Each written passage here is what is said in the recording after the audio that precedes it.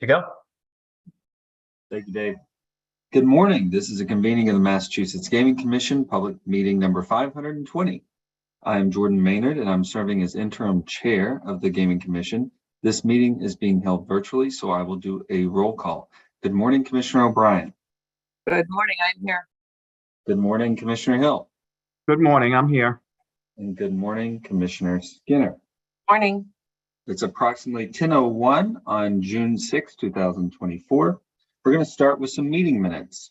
Commissioners, have we had time to review the minutes in the packet? I know that Commissioner Hill and the legal team finalized those from 2022. Okay. So we were all present at those meetings, so I'm going to move them together if that's okay with everyone.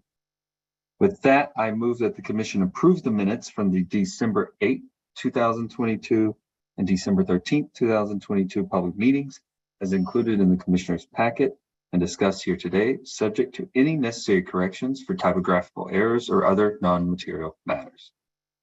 Second. Thank you, Commissioner Hill. Commissioner O'Brien. There are just a couple typos that I think we need to go back and clean up, but other than that, I'm aye.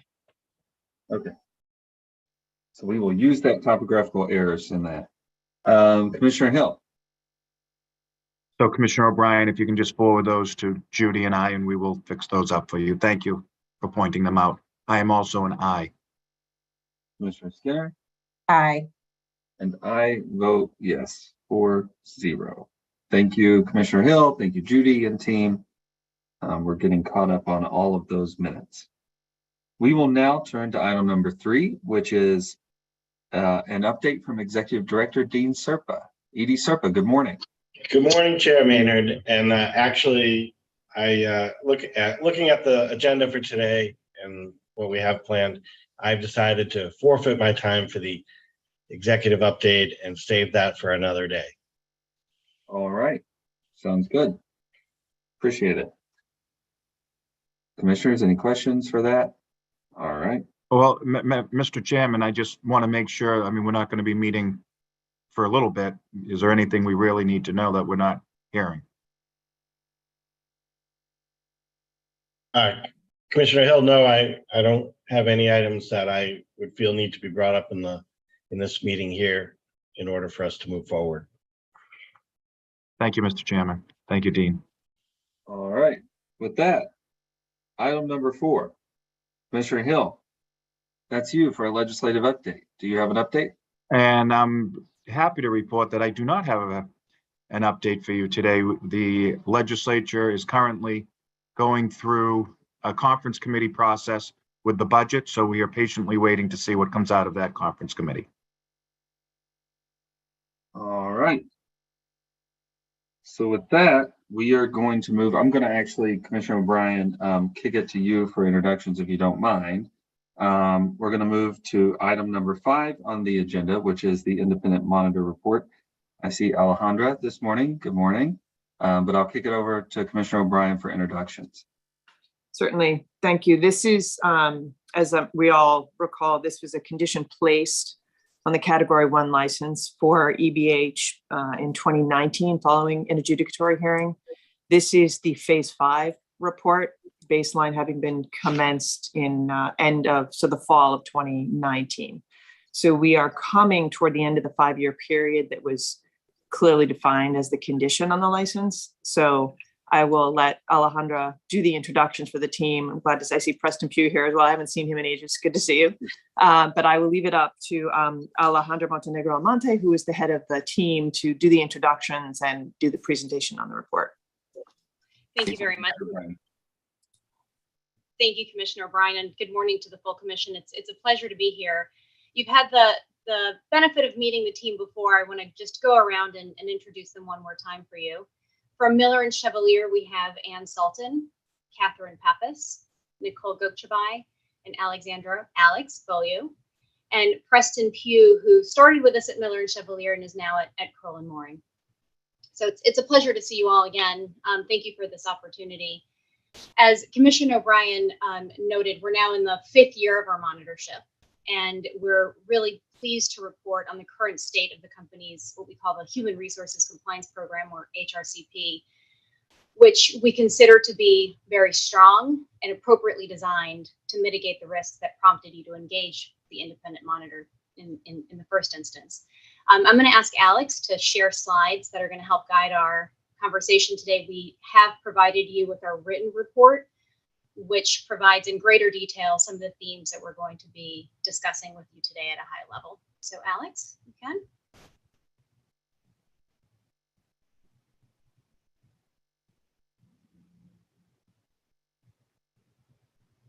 I think it's the double screen sometimes has us sharing in different views. So I think, Alex, if you just move it. But in the meantime, I'll just preview to say that as this is the 5th year of the monitorship, we thought it was important to take a look back at the company's journey from where we began. We've done that with you in the past.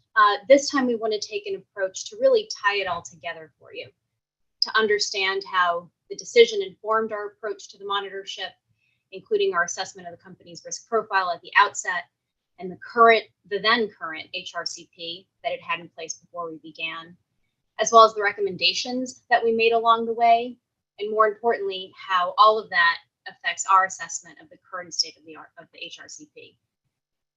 Before you have the agenda of what we're going to cover with you today, we're going to start with a very, very short look back at the decision in order. We're going to talk about our baseline assessment and some of the key risks that we identified through that process, what the company had already done prior to the start of the monitorship in enhancing its own HRCP. We're going to talk about the monitorship process, goals of the monitorship that we set out when we first met with you 5 years ago. And then we're going to go through high-level findings of what we call hallmarks, which are all the components that comprise the HRCP as we know it. And then we'll have concluding observations. Of course, along the way, we invite questions. We have left some room for questions at the end. But, as you've heard me say before, as much as I do like to talk, I really do enjoy discussion. So please interject and ask us questions as we go along. Alex, the next slide, please.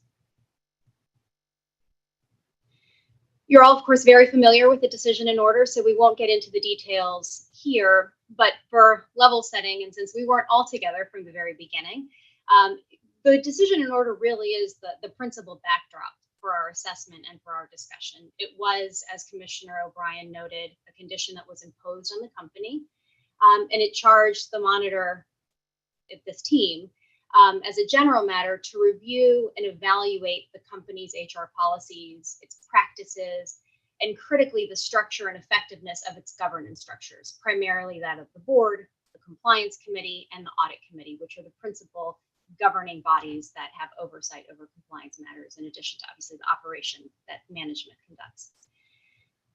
As you've heard us say along the way, an effective compliance program is designed to mitigate the very particular risks that its organization faces. So for that reason, the very first step that we took was to understand WIN's specific risk profile as informed by its operational footprint, by the industry in which it operates, and of course, some of its historical background.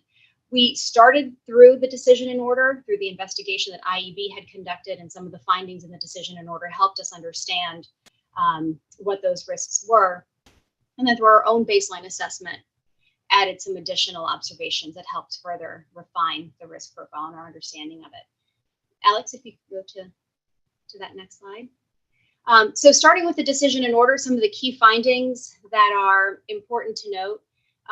One, of course, the MGC had found that senior executives had been aware of allegations of sexual misconduct that had been raised against the then founder and CEO.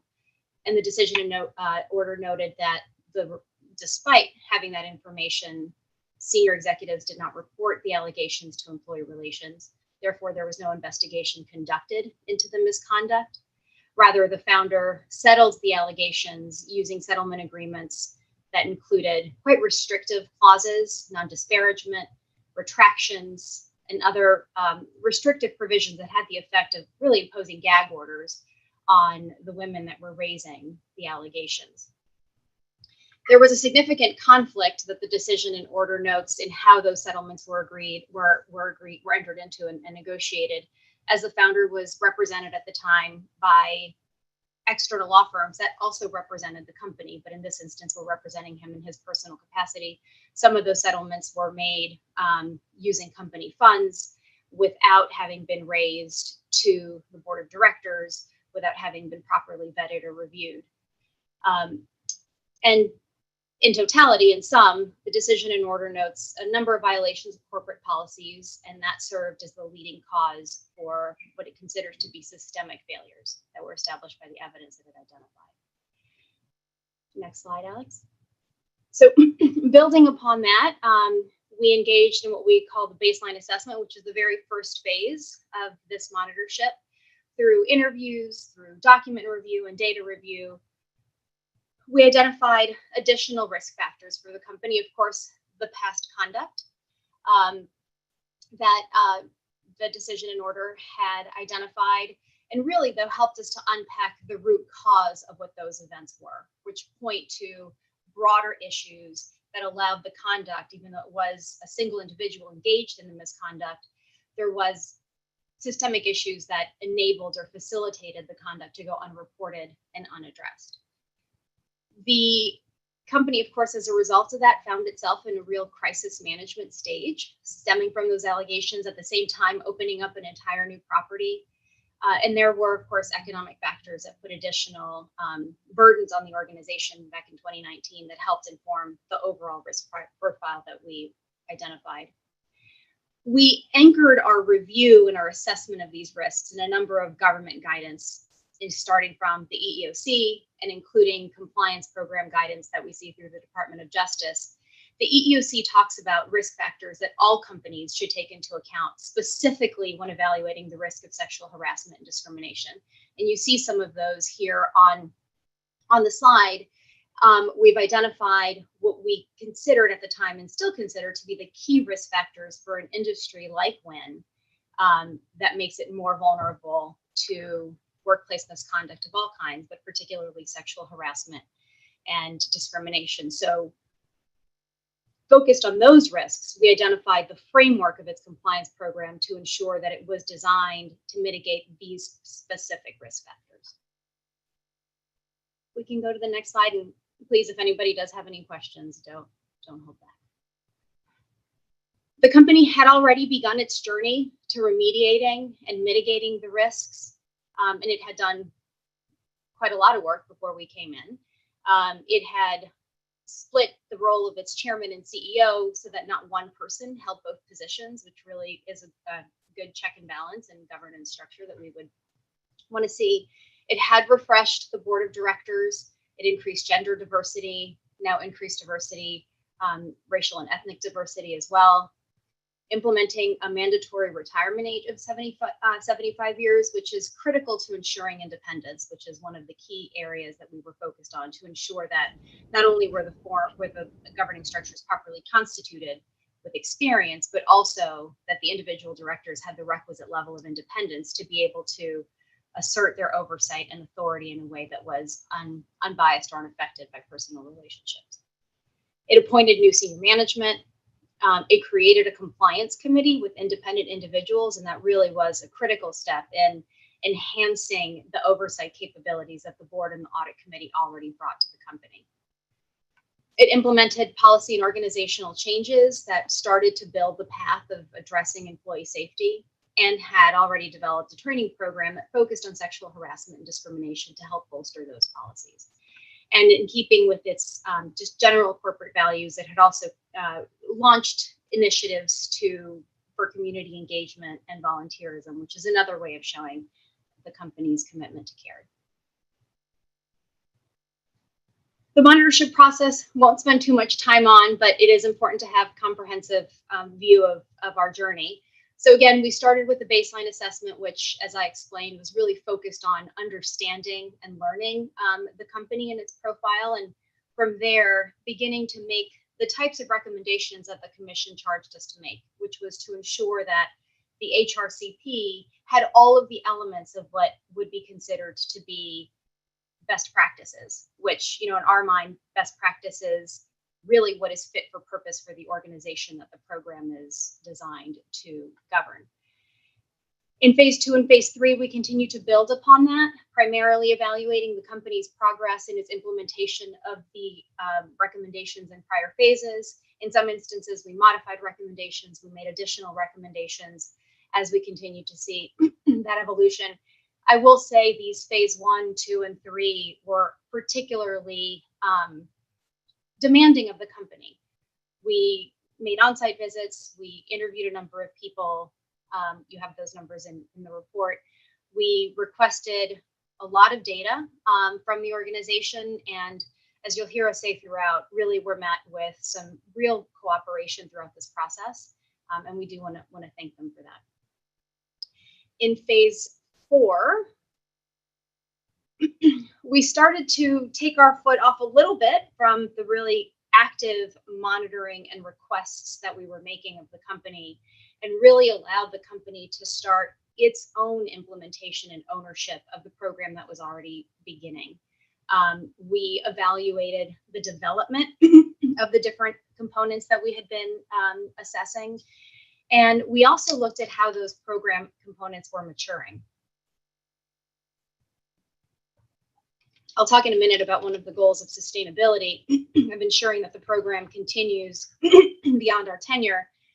And part of that measure is how the company is not just building, designing, but also maturing its program. That was really the focus of phase 4.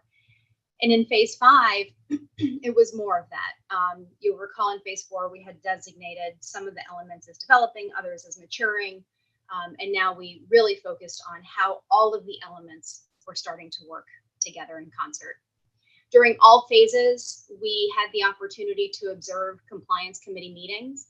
We also had the opportunity to observe other select company meetings, and that included case review meetings that started to take place at EBH, so in Boston and in Las Vegas. ER comes together periodically to discuss active cases, as we will hear, you heard in the report, and we will talk about later. And throughout the monitorship, we also had the opportunity to attend various trainings.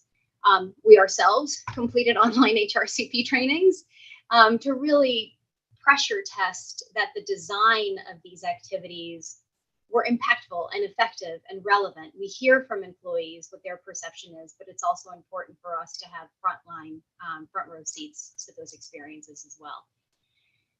And throughout, we actively reviewed investigation case files. The investigations protocol was a key focus of the MGC, particularly at the outset, how the company responded to and managed sexual harassment and discrimination investigations.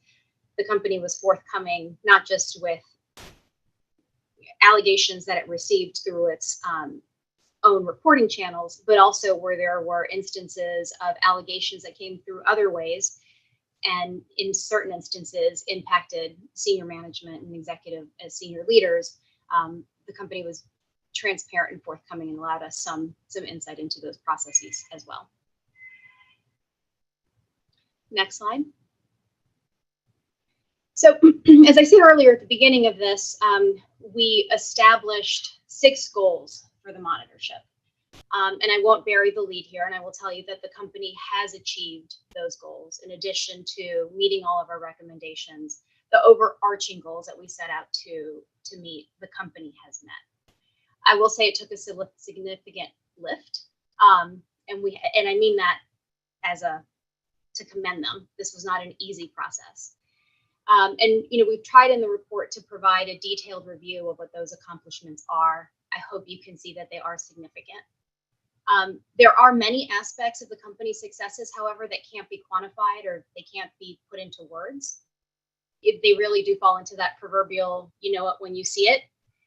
And we do see it, particularly in this last phase. As we have in the past, we're going to provide you just particular developments that we have seen in the various components of the HRCP. But as this is the 5th year, I do want to go back and reflect on how all of the pieces come together under the goals that we set out for the monitorship. So I want to start with the first goal, which is to ensure that the company has in place human resources, policies, procedures, and corporate governance structures that are designed to prevent, detect, and respond to violations. And I want to break that down. So starting with prevention, the company now has in place a comprehensive risk-based policy and procedure framework that not only addresses the general risks of sexual harassment and discrimination, but now also takes into account department and function-specific guidance that's directed to employees in roles that the company has identified as being at higher risk for harassment and discrimination. And these groups, of course, include cocktail servers, spa attendants, and housekeeping, just to name some of those positions. The policies that are designed both generally and for these particular higher risk groups are reinforced through comprehensive and risk-based training programs, and they're buttressed through ongoing communication of the core lessons that are embedded in those policies and trainings. And I really want to put a little bookmark on there because that's where I think you'll start to see a lot of the company's creativity and ownership that it's taken over these particular components of the program. These efforts, of course, are central to the overall mission of preventing sexual harassment of any kind from occurring, responding to it when it does, and critically ensuring that the events that brought us here in the first place aren't repeated. The second element of the first goal is detection. Anne's going to talk about the ways in which the company has strengthened its culture, specifically with regard to empowering employees to speak up. When we first started, that was a critical mission of the MGC, was to ensure that the company had in place a culture of transparency where employees felt empowered and confident in speaking up. And I want to pause on the word empowering, because that is really an idea that has now been articulated, not just through this process, but also by the CEO and the COO, who we have witnessed personally and directly promote principles of empowerment and proprietorship for employees at both Boston and Las Vegas. And it's, our sincere view that when employees feel empowered and they feel a sense of ownership over their workplace, they are more likely to speak up to protect it. So even if we're not hearing words like speak up, report constantly, the values that we're seeing leaders at the company promote, we see as being central to furthering the goal of creating that speak up culture. And as they do that, of course, the likelihood of detection is also increased, especially because the company has, particularly in this last 1 and 2 phases, really focused on managers and supervisors to ensure that they understand their responsibility when faced with either observing or hearing of misconduct. And of course, the efforts of the security department, which are very often the front line of defense in this regard. Focus training on them as well. Finally, in the response element of the goal, a key focus, as I said earlier, of this monitorship has been the company's internal investigation processes. And over the course of the monitorship, we've seen a vast improvement in this regard. When we started, the company already had in place an investigation protocol, but through enhancements to that protocol, through ongoing training of investigators, through these case review meetings that I mentioned earlier, which allows ER teams to share experiences, to share learnings about open matters, all of that has really strengthens the company's ability to respond to allegations in a prompt and nimble manner and makes the investigation process itself much more effective.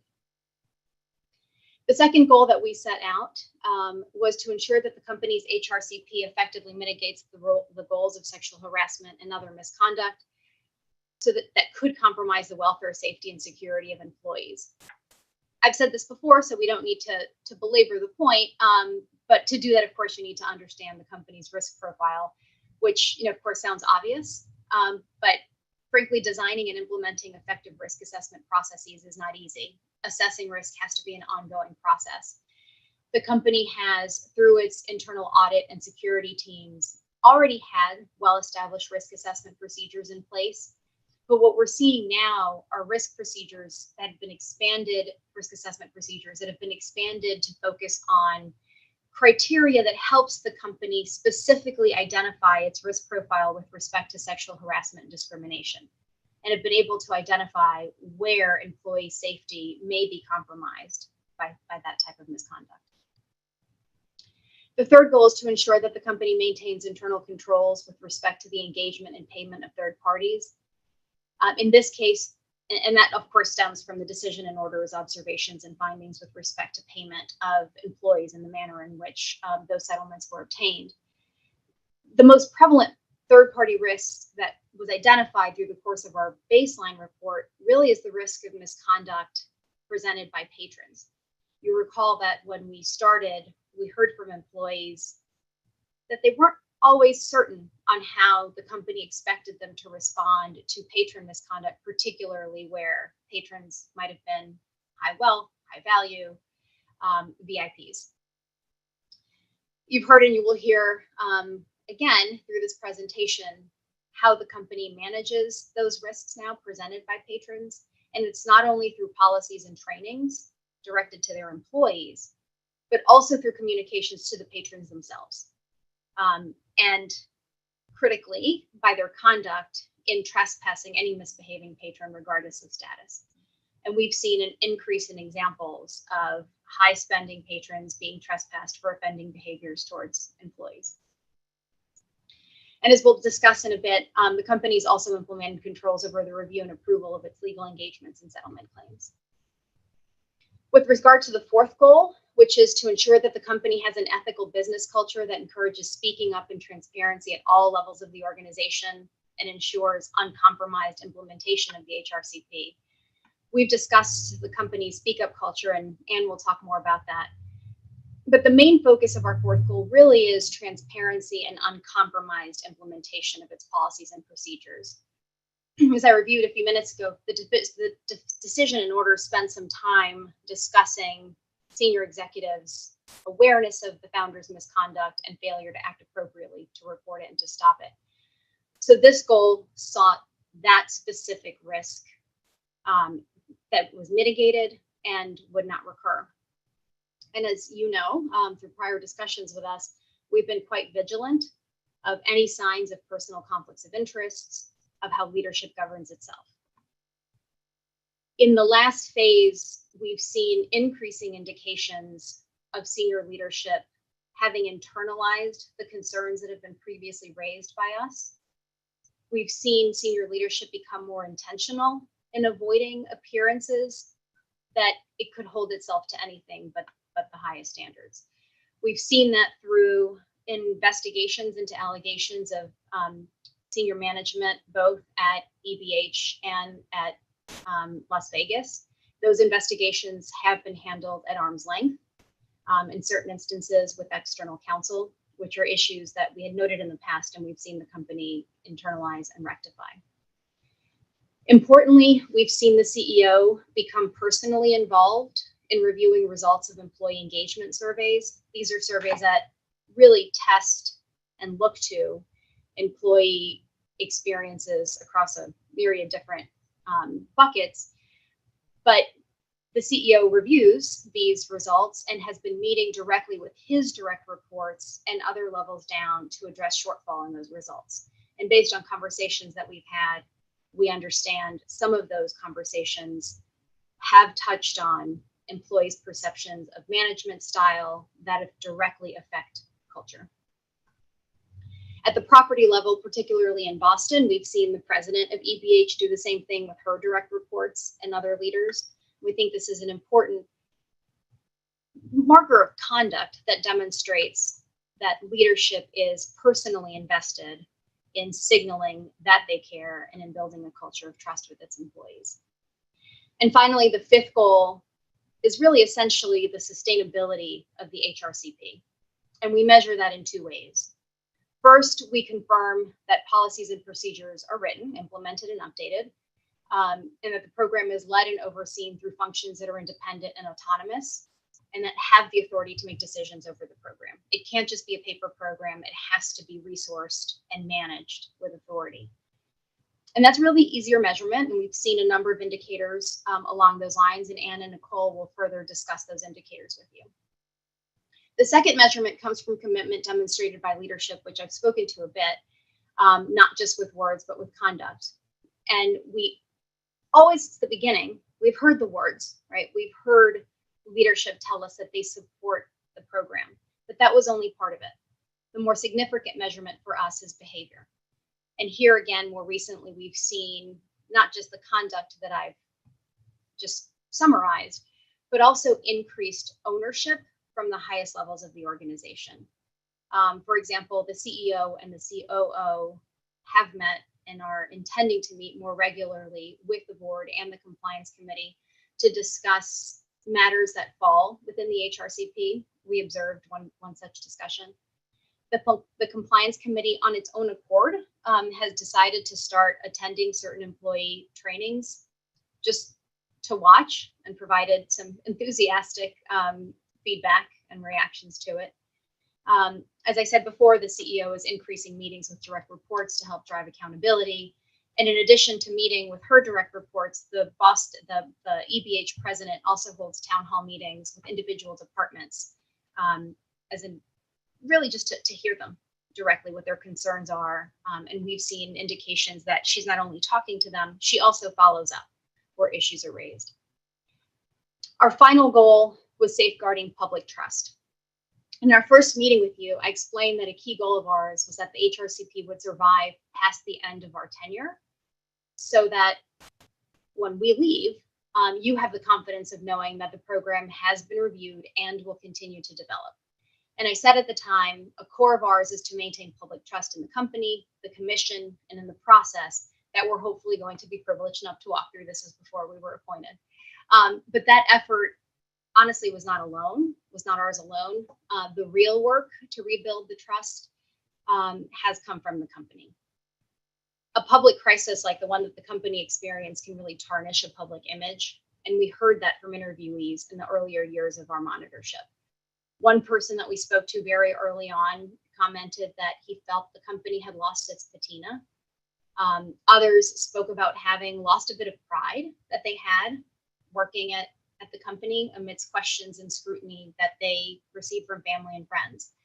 But in most recent years, at all levels of the company, we've seen that pride return in spades. As one senior leader who told us in this phase 5, and I really think what he said brings it all together for us. And so I want to share his words with you because I think captures it better than I could. The public impression that emanated from 2018 and 2019 was not consistent with the company's broader culture. But much like many aspects of our business, it's about the things manifesting themselves in an organic way more externally. For years, we did amazing things in the buildings, but the only people who knew about them were in the buildings. We reoriented in 2021, 2023, through 2023. It's about better hiring, communicating what's important to us at the beginning of the process, and reinforcing. That furthers institutionalization of culture. You're telling people what you expect and value, and then you hold them to it. And that captures precisely what that process is about. And so I think this is a perfect transition to turn it over to Anne, who's going to talk to you a bit more about how that culture of compliance and conduct at the top has manifested itself. But first, I want to pause to see if anyone has any questions about some of the background that we've just walked through. Thank you, Alejandra. Any questions, commissioners? So this is Commissioner O'Brien. And not a question, but just also for context, this was the monitorship of one of several conditions that was placed on the licensee in 2019 as a result of that adjudicatory hearing. And I did also want to note the company, and Alejandro, correct me if I'm wrong, had already separated CEO and president by the time we issued the decision.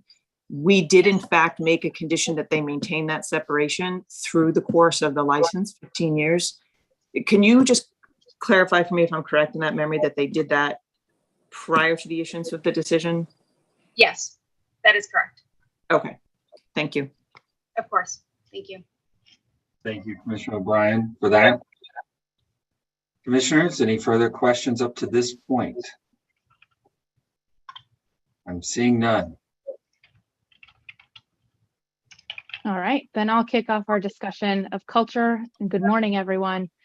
Many of the hallmarks that we'll talk about today and that we've talked about throughout the term of the monitorship are difficult to precisely quantify in measurements. So during the monitorship, as you heard, we took a holistic approach to evaluating the company's progress, relying on observations, interviews, documents, surveys, to name some of the avenues for our observation.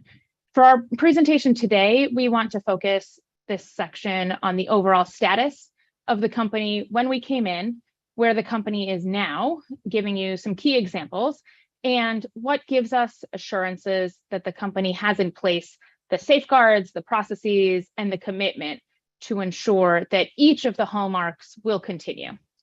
So starting with culture, the company has now a very strong culture in place that supports the HRCP, both as the program is right now and also in terms of future enhancements and continuous improvement of the program.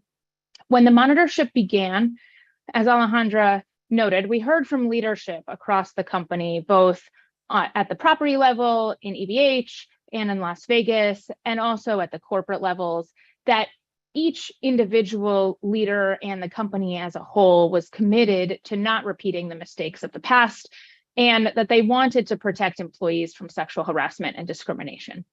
At the same time, we observed a tension between the company's desire, on the one hand, to ensure employee safety, and on the other hand, its messaging, or at least the way that its messaging was perceived by employees, on ensuring a premier experience for guests and patrons. So at the time, many employees who spoke with us explained that they perceived the company's service and brand focused message as the paramount value held by the company, to the exclusion or to supersede any HRCP focused values. Over the years, the company has intentionally worked on its messaging to employees to project to the employees that the company is committed to their safety and well-being, and that the value of premier service does not trump that commitment. The company has done this in various ways, which you'll hear about from the rest of the team as well, but I'll highlight two of them in particular now. First, the company engaged in very targeted messaging of its values to both employees and guests. They did so straight from the hiring and onboarding process, having anti-harassment and anti-discrimination training as part of new hire orientation for everybody coming in as an employee, and having multiple members of leadership emphasize values and HRCP compliance throughout that onboarding process, and then through a constant stream of communications via various platforms and taking various forms that kind of hit employees throughout their employment with the company. The communication stream was specifically designed to promote a culture of compliance. And the HR department took the lead in designing and executing on what appears to us, by all accounts, to be an effective multi-year communications plan that responds to the identified risks and is thorough. We have heard about this in interviews, and we've also conducted anonymous surveys of employees, and the company has conducted anonymous surveys of employees on this point. And I'll give you an example of some of the survey findings because I think they're fantastic. In the baseline assessment, we asked in surveys, do current senior executives at each of the properties support a culture of compliance, which includes a culture of speaking up against harassment and discrimination? And at the time of the baseline, only 54% of respondents at Encore Boston Harbor and only 67% of respondents in Las Vegas indicated yes to that question. When the survey was rerun in 2023, this time led by the HR department as part of their assumed ongoing monitoring of the program, they asked a very similar question. Do you feel that leadership supports the company's culture of speaking up against harassment and discrimination? And this time, employees at the Boston property indicated yes at a rate of 97%, and employees in Las Vegas indicated yes at a rate of 92%. So a really sharp and meaningful increase at both properties. The company has also, as Alejandra mentioned, shared its message on behavioral expectations externally with patrons and guests, including by installing signage at locations across the properties and noting expectations on multiple pages of its website. And as we'll talk about in a moment, the Compliance Committee is instrumental in the oversight of the company's HRCP. And this is the second area that I want to highlight where they've made incredible improvement. So, And then Anne, yes, Commissioner Bryan, can I just stop you for 1 second? I want to ask a question. One of the concerns that we had early on and led to this condition and your work on this, when it came to communication, had to do with the fact that some of the most vulnerable employees were in an area of the company, housekeeping and spa, that did not have either emails assigned to them or access to emails during the day. Maybe they didn't have a computer, maybe their English was not their first language. And so when you're talking about the communication that the HRCP has had and been embraced, can you, I couldn't see the answer to that in the report. Can you guys speak with more specifics in terms of how they addressed that vulnerability? yes, absolutely. I can give you a couple of examples right now. One is that the communication seeps throughout employees' employment. So it's not just, posters on the wall that might be only in English, but it's also leaders and folks from HR and employee relations coming to daily pre-shift meetings and talking with employees. And there we've seen accommodations that the company has made more informally, I would say, than formally in terms of language. So they will have folks translating during those meetings on an as needed basis. And Alejandra, I see you nodding your head. Do you want to jump in with more? I'm affirming what you're saying. That's exactly right. Okay, great. And as Nicole will talk about later, the company's also worked on translating some of its key HRCP related policies into both Chinese and Spanish to make those more accessible to employees. I guess the more specific pointed question I have is the deficit where they were relying on email to communicate certain things. Has that been rectified in any way beyond what you've just described? I believe so. The company has computer portals available in back of house for employees who maybe don't have access at home or whatever to be able to access during work. And I believe they also have communications by phone with people. Okay. And those through are apps. the employees that had not been given work email addresses. I'm assuming from this that has been rectified as well. I believe so.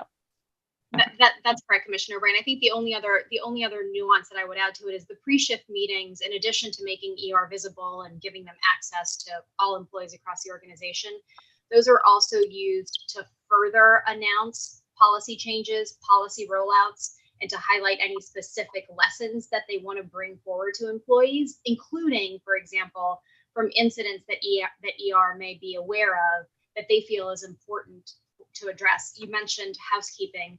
We had a conversation with that department in Boston where there had been an incident that had occurred in one shift. That incident was shared with other leaders of other shifts and was used to message to all employees what had occurred, what the company's expectation was, and what measures needed to take place to ensure employee safety in that particular context. So it's another example of them not just relying on email on a formal standpoint, but just even more impactful on a day-to-day basis, reinforcing the messages that we were only seeing more periodically. Great, thank you. And I'll just add very quickly, in terms of the portals that I mentioned in back of house where employees can access information, I think all employees are granted login to the company's intranet, which is called The Wire. And that is the key way that the company communicates with employees as to policies, and there's big kind of announcements. So it's not necessarily email dependent. And would those policies be on the intranet? This is Commissioner Maynard. Yes, all policies are posted on the internet.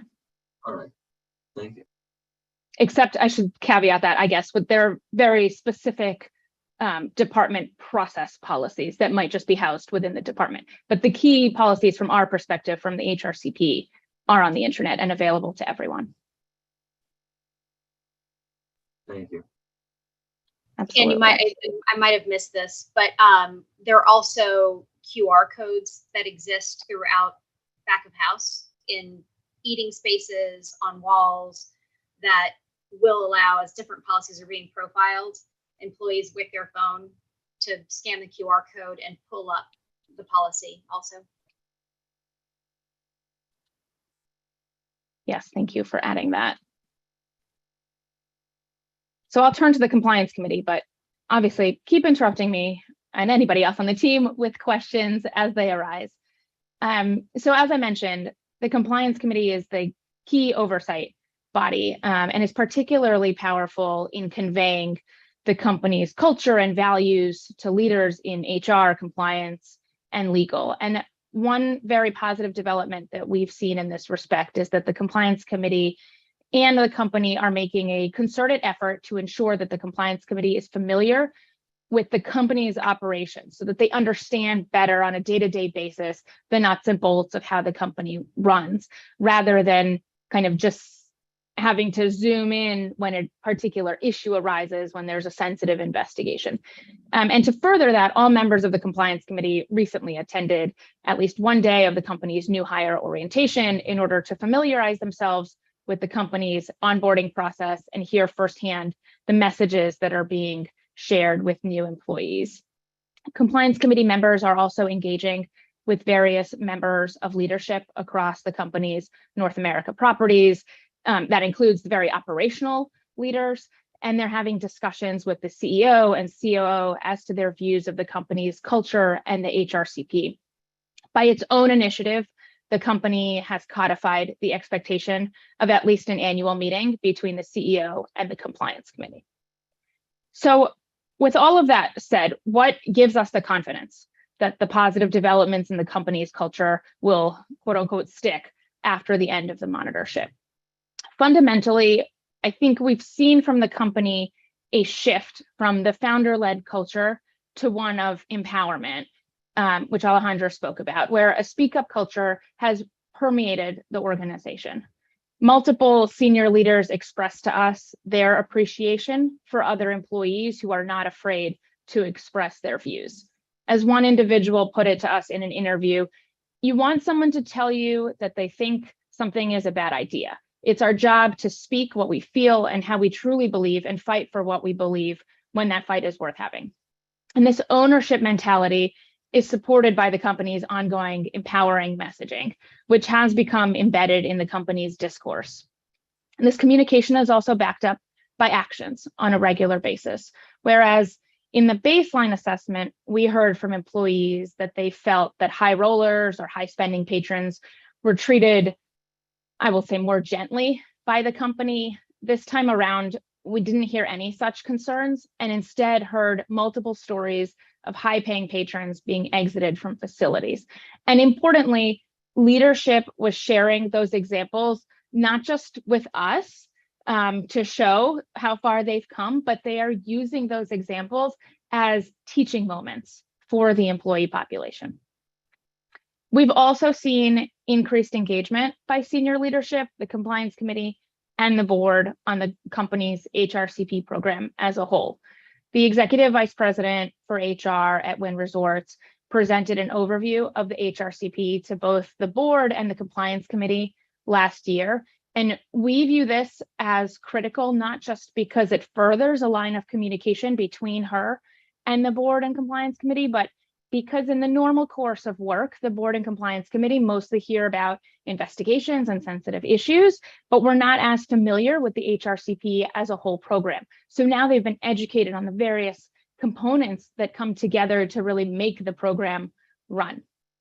And lastly, to tie this together, we've seen, especially in the last 18 months, a demonstrated application of the HRCP principles throughout the organization, whereas there were previously concerns about an in-group at the company that has really dissipated on our end based on examples of how difficult issues have been handled over the last 18 months. Moving on to proper authority, oversight, and independence. So a division of responsibilities with proper authority, oversight, and independence over a compliance program is essential to its success. When you have not enough cooks in the kitchen or too many cooks in the kitchen, obviously it doesn't run well, there isn't appropriate accountability. The commission noted in its decision in order, and I'll just quote that language, Wynn Resorts was a founder-led company. In addition to some benefits, there are often complications implicit in that operating model, notably the concentration of power, as there were here. The reticence of those in positions of authority to push back against the founder is one such example.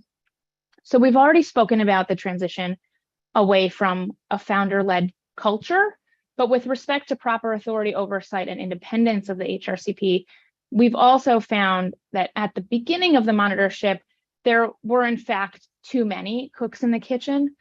A lot of groups had a piece of the HRCP responsibilities, legal, compliance, HR, the compliance committee, but the division of responsibilities among those different groups wasn't crystallized. And what we've seen in the intervening years is a formalization of various roles in a truly helpful way. The two most significant areas of growth in this respect have been as to the compliance committee's responsibilities and as to HR's responsibilities, each kind of functioning within their own responsibilities as well. So the company's top level document for compliance is, of course, the compliance plan, and that plan guides high level responsibilities. When we came in, when the monitorship started, it seemed that the board had delegated responsibility to the compliance committee for HRCP, but this wasn't fully documented in the compliance plan, nor did the compliance plan formally acknowledge that ultimate responsibility, and nor did the board really acknowledge that ultimate responsibility was held by the board still for HRCP. In August of 2022 and February of 2023, the board adopted resolutions to formally delegate to the compliance committee certain oversight responsibility for the HRCP, and also clarified in its February 2023 resolution that the delegation did not supplant the board's ultimate responsibility for the company's risk. We view this as helpful to empowering the compliance committee to act on HRCP matters and to raise concerns to the board as the compliance committee feels is needed and appropriate. At the moment, 3 board members attend every compliance committee meeting. 2 are ex officio members of the compliance committee, and 1 is the chair of the audit committee. And one of the ex officio members is specifically tasked with reporting back to the full board key takeaways from every compliance committee meeting. So the board and the audit committee have very good visibility now into what's going on at the compliance committee level and what the issues are that are being handled there. In terms of the mechanics and the running of the compliance committee itself, the company added a member to the committee a few years ago who specifically has significant HR expertise. This has been a very positive addition that we've spoken about in prior years. But one of the ways in which it's been that positive force is that committee discussions have deepened, and the committee has simultaneously also been able to zoom out from the individual cases to a trends level analysis, to be able to really take a look at overseeing the program and seeing if it's working, if there are certain hotspots that need to be targeted more than they had been in the past, where it was kind of at an anecdotal level based on their observations of particular investigations that they were reviewing and wanted to discuss. And with respect to the HR department, so last year, the company created a new role, the EVP of HR at Wynn Resorts level. This is a strategic, long-term, goal-oriented role, which enables the company to have someone constantly thinking about big picture issues, and this has been effective from an HRCP oversight perspective. So within this leadership framework, we view the HRCP to have the proper oversight, authority, and independence. On a design and implementation level, HR is empowered to take charge and consciously and strategically relies on its partners in legal and compliance for support.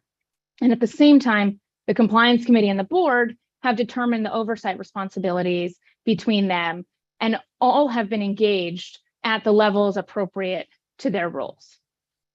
So I'm happy to take questions on that, and otherwise Nicole will take us away for policies and procedures. Questions, commissioners? Thank you, Anne. Thanks, Anne. Good morning. So here we are at Policies and Procedures. Anne just spoke about the company's efforts to build a strong speak up culture and to reinforce to employees its commitment to protect employee safety and well-being. And at the core of upholding that culture are HRCP policies. The company has strengthened its policy framework in significant ways, not just by providing more tailored guidance on acceptable behaviors, but also by using its policies to reinforce the values and the principles of respect and safety. The company's efforts to communicate themes from policies and to keep content fresh, have been remarkable. Many people that we spoke to during phase 5 spoke not only of what policies instructed, but about the values that those policies stood for. Much of that success is owed to the visible support from management at all levels of seniority, from the chairman of the board to the CEO to other senior leaders, managers, and supervisors. In phase 5, as Anne and Alejandra have previewed, employee after employee took notice of the company's leadership's engagement in trainings, videos, or We Shift messages, and in other company efforts to spotlight the policy. Of course, the strength of that message is born from the foundation laid in the policy framework itself, which, as explained in our report, has significantly matured. For example, the company revised its preventing harassment and discrimination policy to more directly address risks identified by the MGC in its decision and order. That risk-based approach is actually seen across a number of other policies. And in this way, the company has shown that it is tuned into function-specific risks by employees of certain department and is able to respond to and mitigate those risks by empowering employees with relevant knowledge and guidance. Recently, the company rolled out its enhanced code of business ethics to encourage employee engagement and awareness.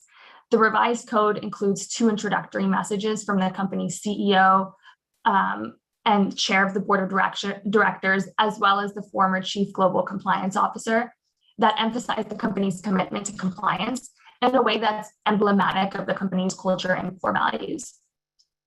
These compounding messages from the company's senior leaders underscore the company's commitment to building a culture of compliance. Next slide, please, Alex.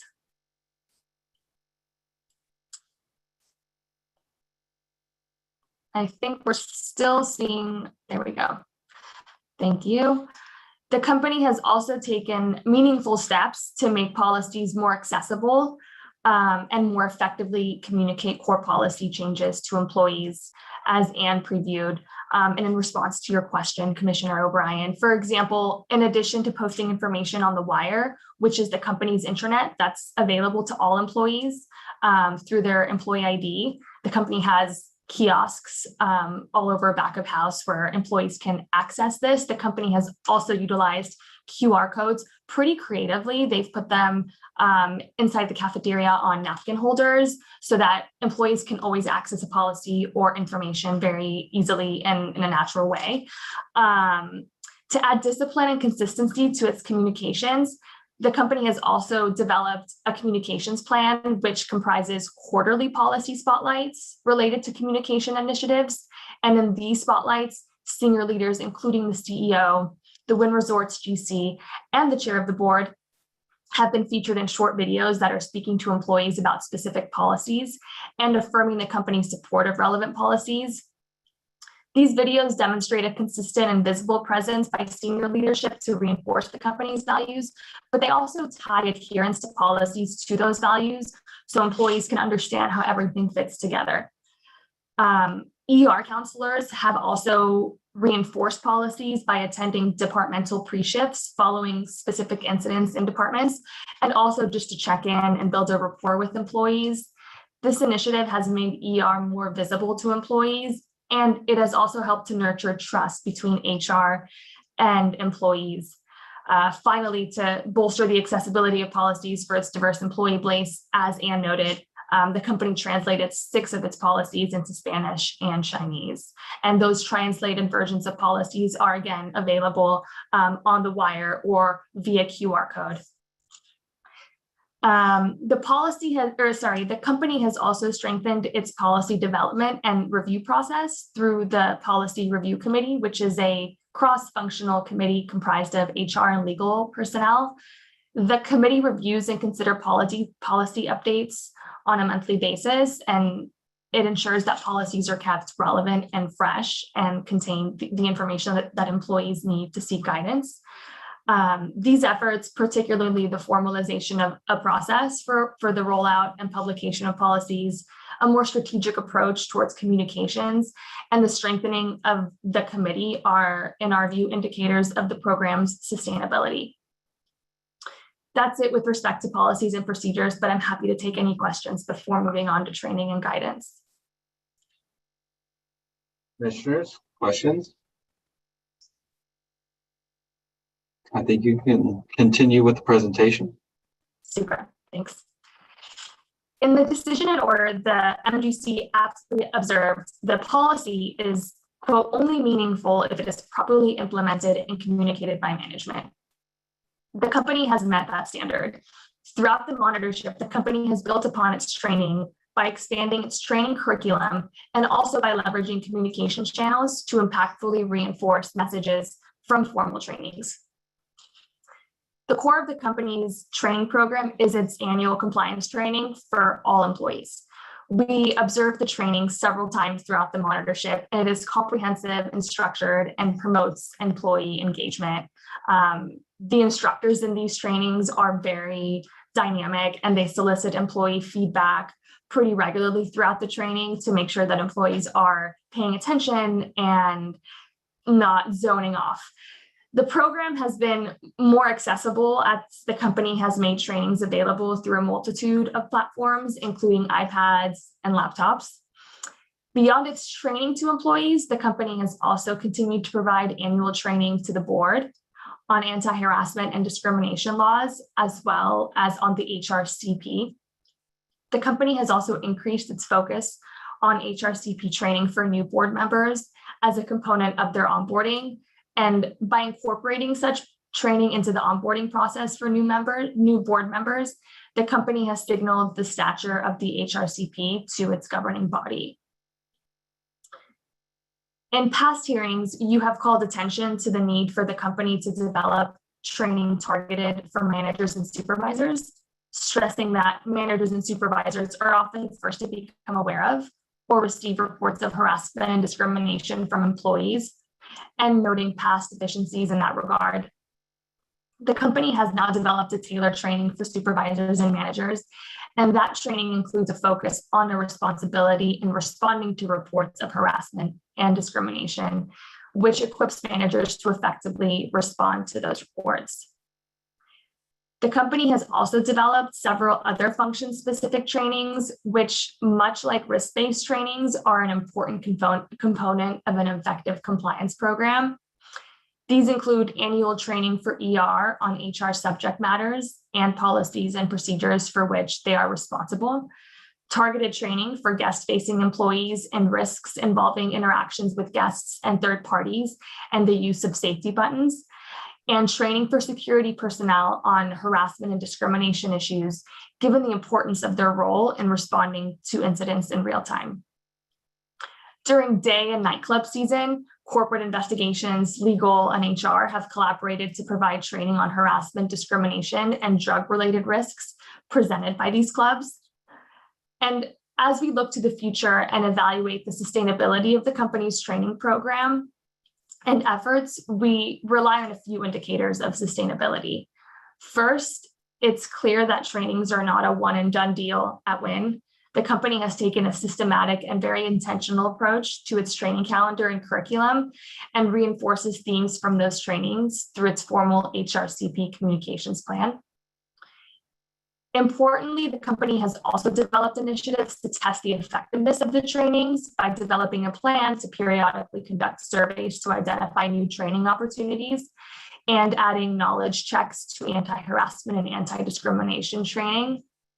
In doing so, the company has demonstrated that trainings are not a check-the-box exercise at WIN. Employees are expected to show that they have paid attention and understood trainings, and in turn, the company commits to ensuring that those trainings are fresh and relevant. And of course, perhaps the most significant indicator is the support of the program that the program receives from senior leadership in training and guidance activities, and participation and support from the compliance committee and board of directors. For all of these reasons, it was unsurprising to hear employees talk about WIN's program as a source of pride. We view that the company's training program has truly become emblematic of WIN's culture. And that's it on training and guidance, unless there are questions. Questions, commissioners? Thank you. On to you, Alex. Thank you. Thank you, Nicole.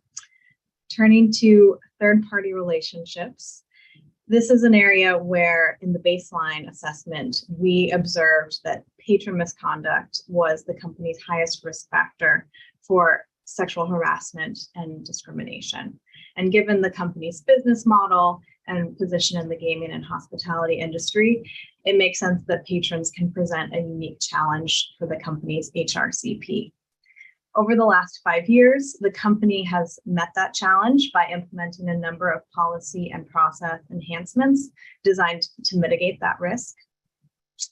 For example, at the time of the baseline assessment, the company had developed a basic policy for employees on guest misconduct, a few variations of that for different employee constituencies, and we identified some opportunities for enhancement, including streamlining into one policy document and enhancing some of the policy provisions to make clear to employees that the company did not tolerate misconduct from patrons of any kind. This now forms the bedrock for the company's approach to addressing offending behavior from third parties. And that's supported by a variety of training and communications initiatives as well, which help to familiarize employees and management with the company's expectations, remind them of the procedures for addressing guest misconduct if it does occur, and also empowering employees to speak up and report that misconduct. The company, as we noted earlier, has also communicated behavior standards to guests directly, which is a step we consider to be critical for mitigating harassment and discrimination risks on property. And it's a clear signal to employees as well that the company has their backs. The guest behavior standards are posted on the company's websites, both for Encore Boston Harbor and Wynn Las Vegas, and then in various other locations online, in hard copy documents, nightclub signage. So they are visible to guests in a variety of ways. These and other efforts have strengthened employee and management understanding that the company will not tolerate misconduct from patrons, regardless of their status as VIPs or otherwise, which is very important, and established a strong culture against misconduct. In another area, at the time of the baseline assessment, we had observed that the company had undertaken efforts to mitigate risks presented by other third parties, such as independent contractors. And one of the ways they were doing this was through conducting background screenings. And that process included some consideration of sexual harassment related information. In the following years, the company bolstered their screening processes and guidance by updating the procedures to formally require the consideration of any allegations of sexual discrimination or sexual harassment, including in litigation or media results that the screenings might return. And by implementing these procedures, the company was able to formalize a key control, in our view, for identifying third parties that present increased risks in this area, and then, of course, allowing the company to mitigate those risks appropriately. And through these efforts and others, the company has demonstrated a sincere commitment to employee well-being, the company's commitment to removing patrons who engage in misconduct and trespassing them, regardless of their status, has become central to the company's culture around these issues.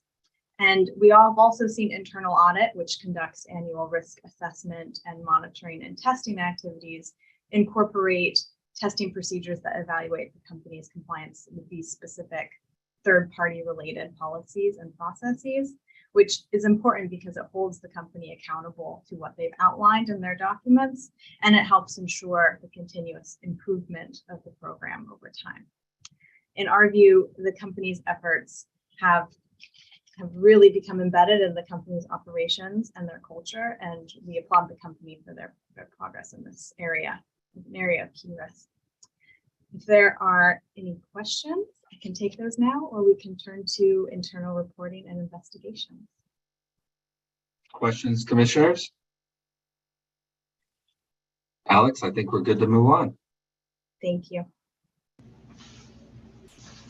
Okay, we can go to the next slide.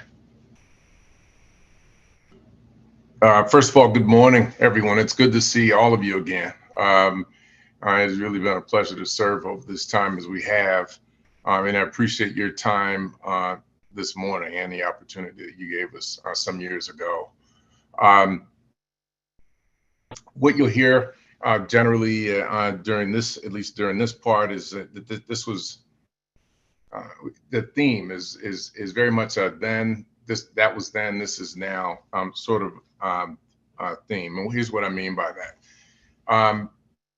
We know, of course, that your decision and order pointed to substantial evidence that the company neglected to follow its own corporate policies, including reporting and investigation protocols.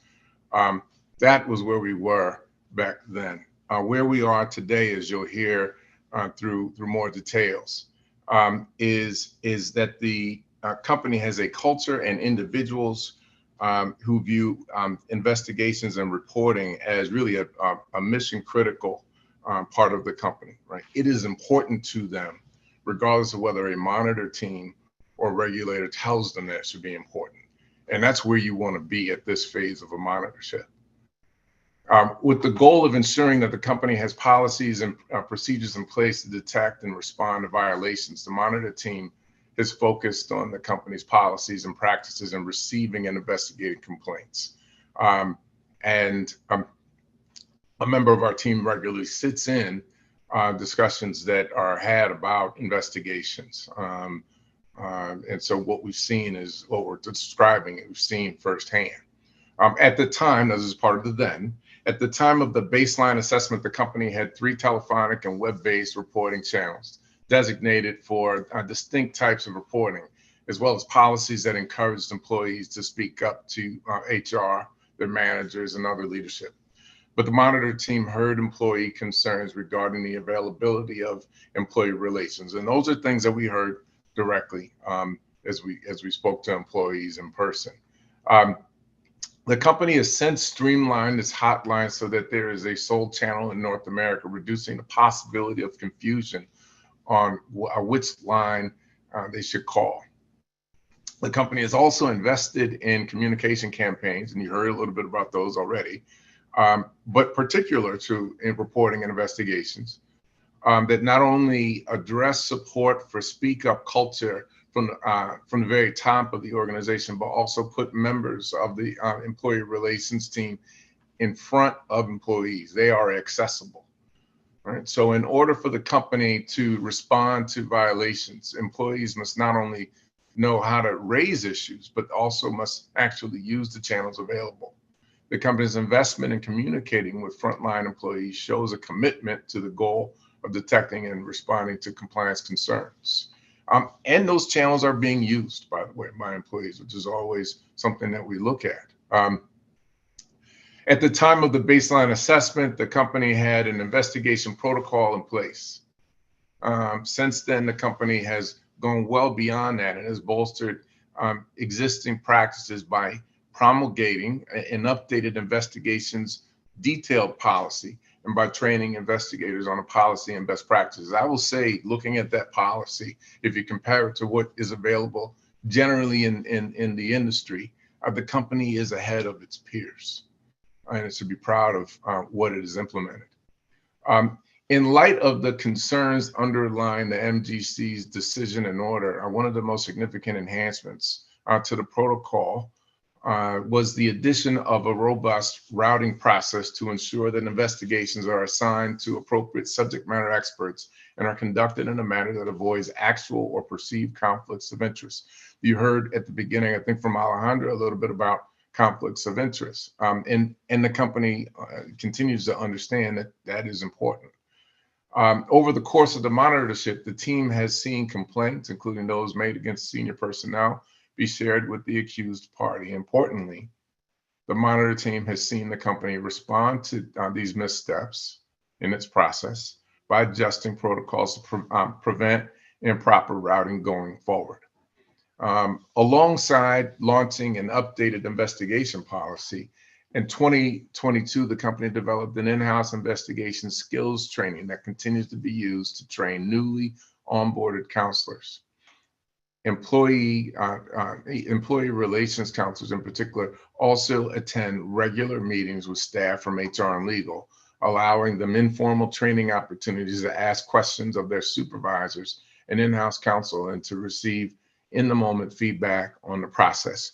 As some of you may be familiar, just from your own day-to-day jobs, that process of employee relations, having the ability to learn from their peers on the job, on the spot, right, outside of formal training is critical, right? Because what that does is it elevates the employee relations investigations capacity and skill sets, right, that they're showing so that they come to more accurate findings at the end of an investigation. And that is again, what we're seeing. All of these accomplishments, in particular the efforts of the company to train counselors and best practices, are indicators of sustainability. And you heard from Alejandra about the importance of that as the program moves forward. Further, employee relations has taken ownership over their role by communicating with frontline employees, not only during the course of investigations, but also at compliance pop-up events and at pre-shifts, ensuring they are visible to employees. And just one last note, one of the things that you may recall we pointed out in our baseline review was that we wanted to see investigations be conducted with more sophistication, credibility assessments, and other things that regulators such as the EEOC and to some degree the Department of Justice tells us need to happen in investigations. We have seen that, and we continue to see them get better, as we've described today. And again, I do commend the company on the progress that it's made over these several years. Are there any questions from any of you? Commissioners? All right, appreciate your time, and we will go to the next section, which is incentives and discipline. Thanks, Preston. So keeping in mind the goals that you heard earlier articulated by Alejandra, particularly ensuring that the company has policies and procedures in place to prevent, detect, and respond to violations, and that the company should mitigate the risk of harassment. Over the last few years, we've tested the company's incentives and discipline framework. So at the time of the baseline, the company was providing guidance on discipline, but our testing activities showed confusion over who really owned discipline decisions as between HR and the business. And some employees that we spoke to at the time viewed the approach as binary. Either someone got to stay or they lost their job. And there was no sense of an in-between.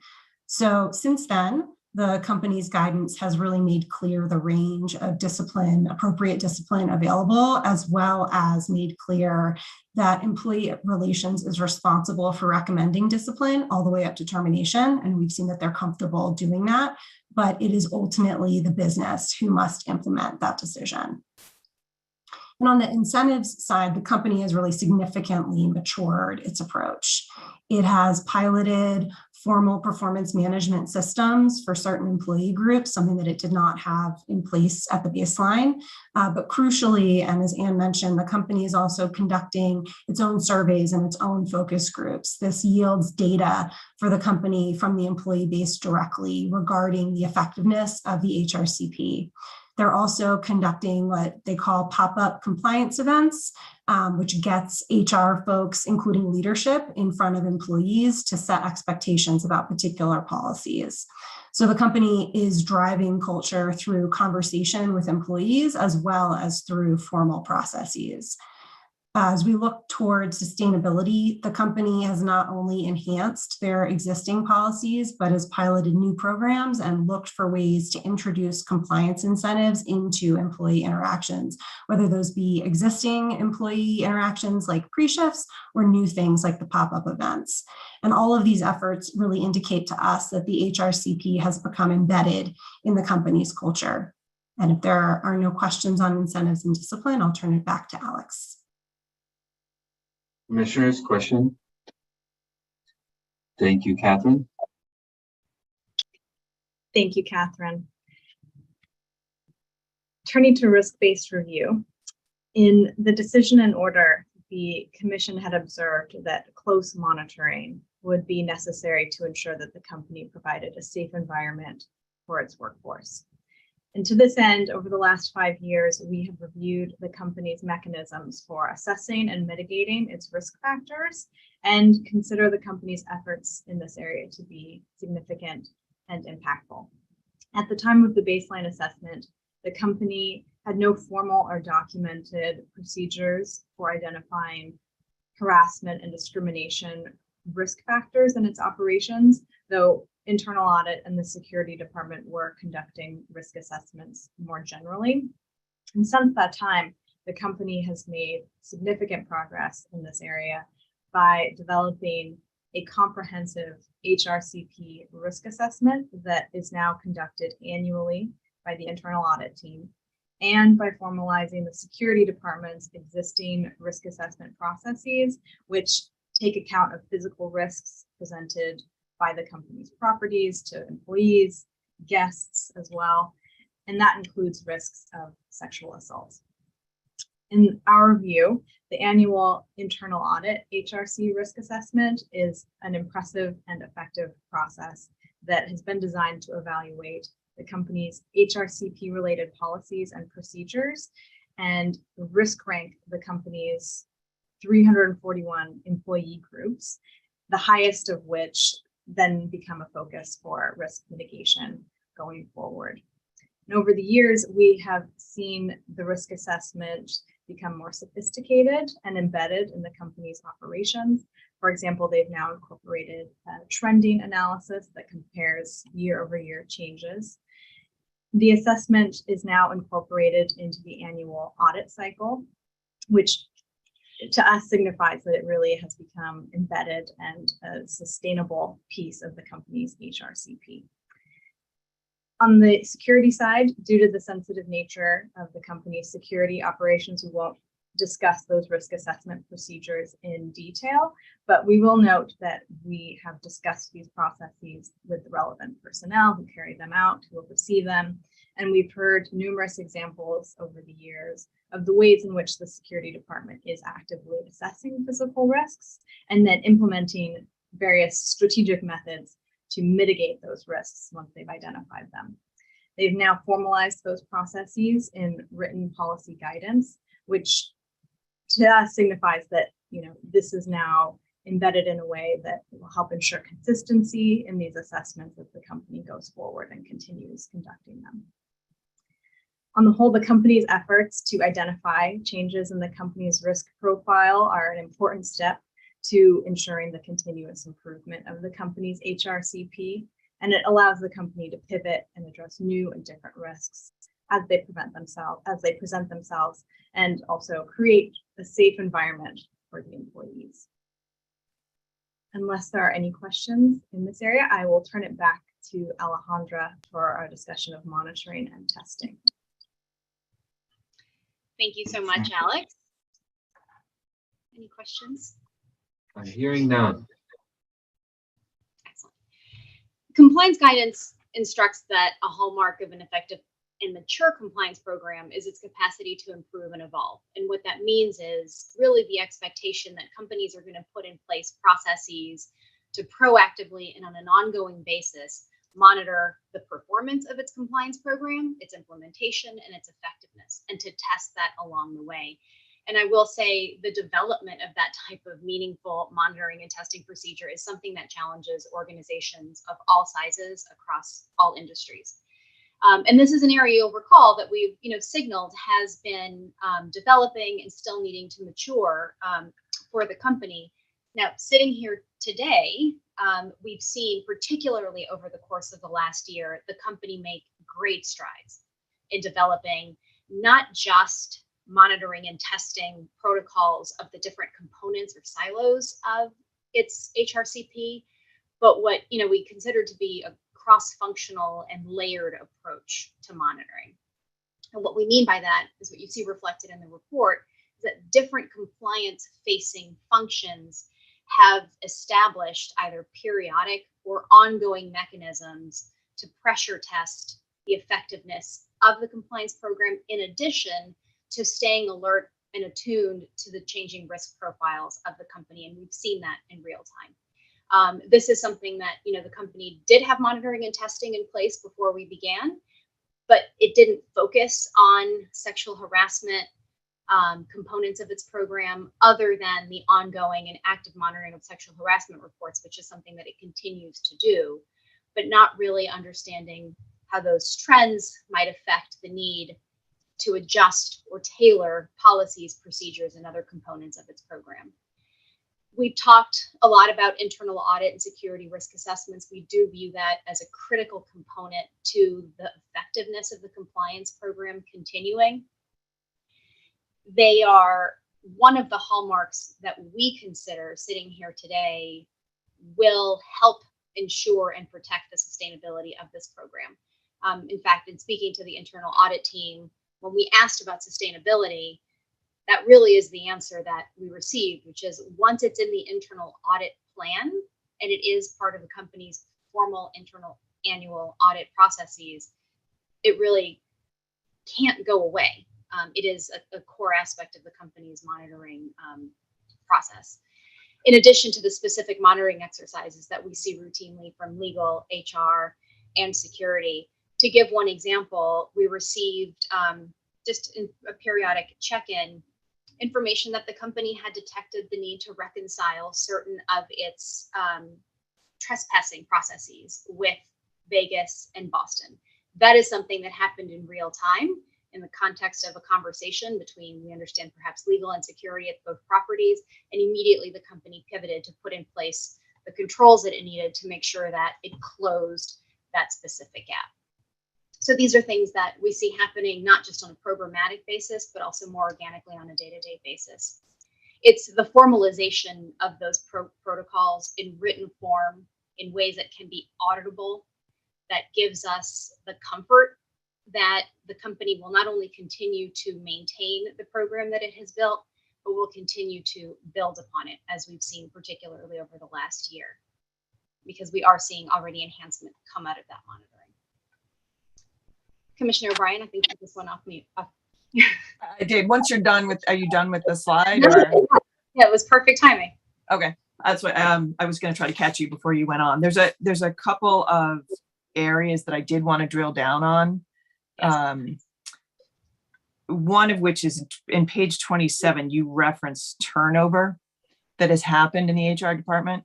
And I know that was, they elevated the position and there was some level of turnover. There was no comment in the report on whether that was a cause for concern for you guys going forward in terms of sustainability. Can you speak to that?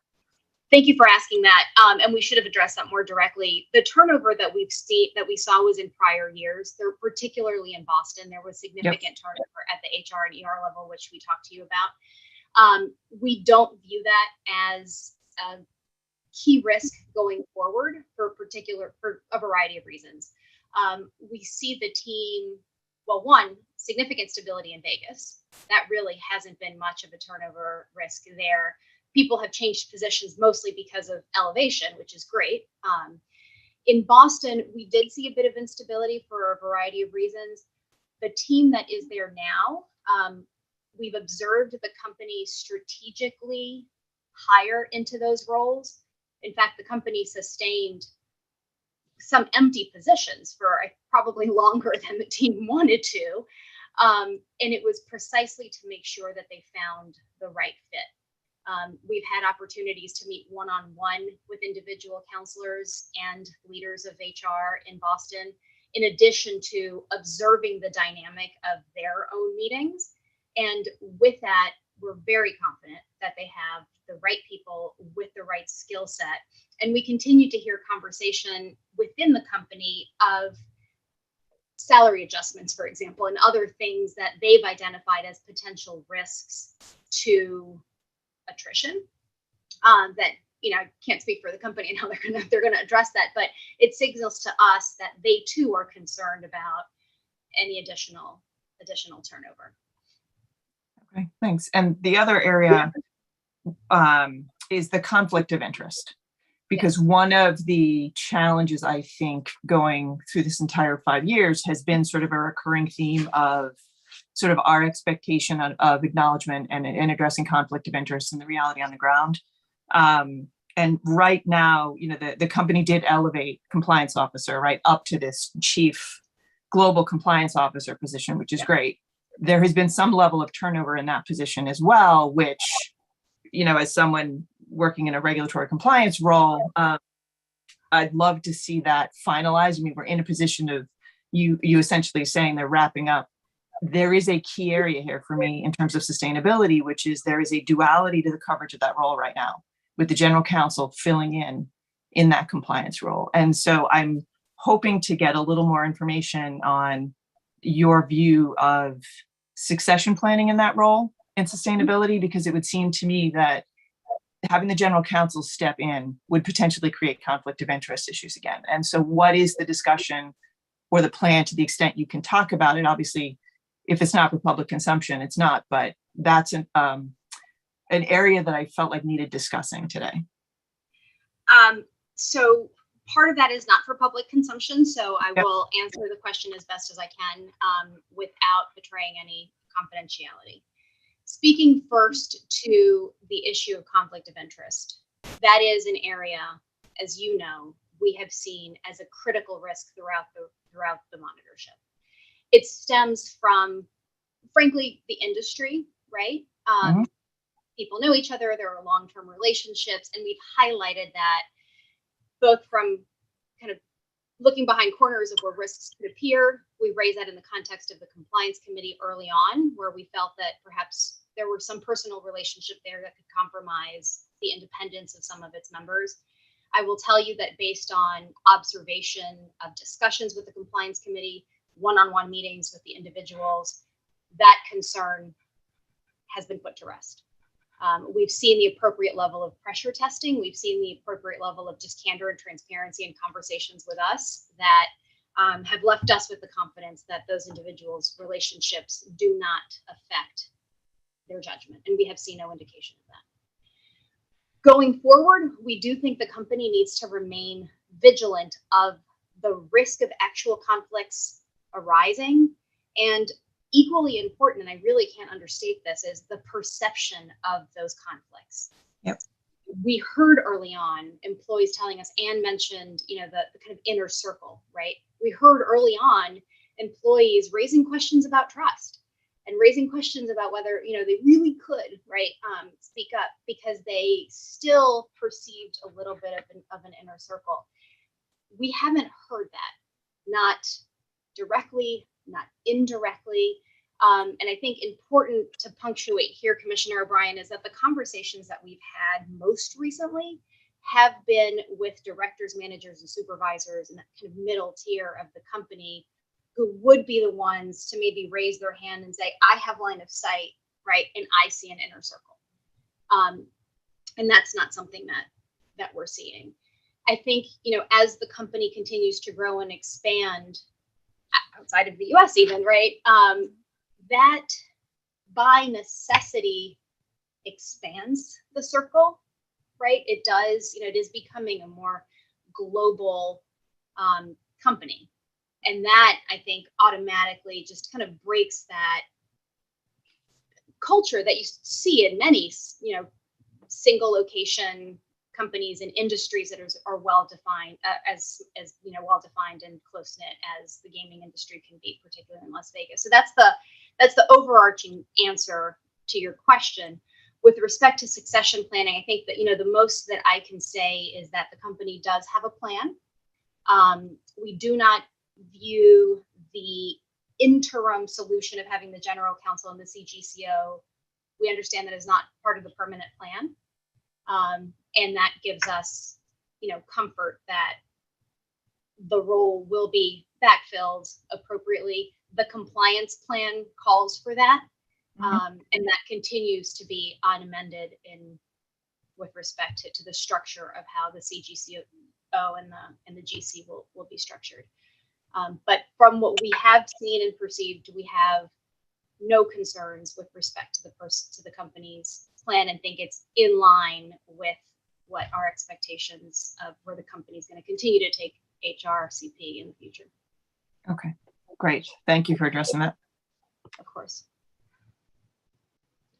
Any other questions with respect to that? We have one more slide. Well, actually, two more slides, I guess, but one more hallmark, which is the controls environment. And here, of course, the MGC tasked our team with specifically looking at the use of redactions, mandatory arbitration provisions, gag orders, confidentiality clauses, and non-disparagement provisions of employees.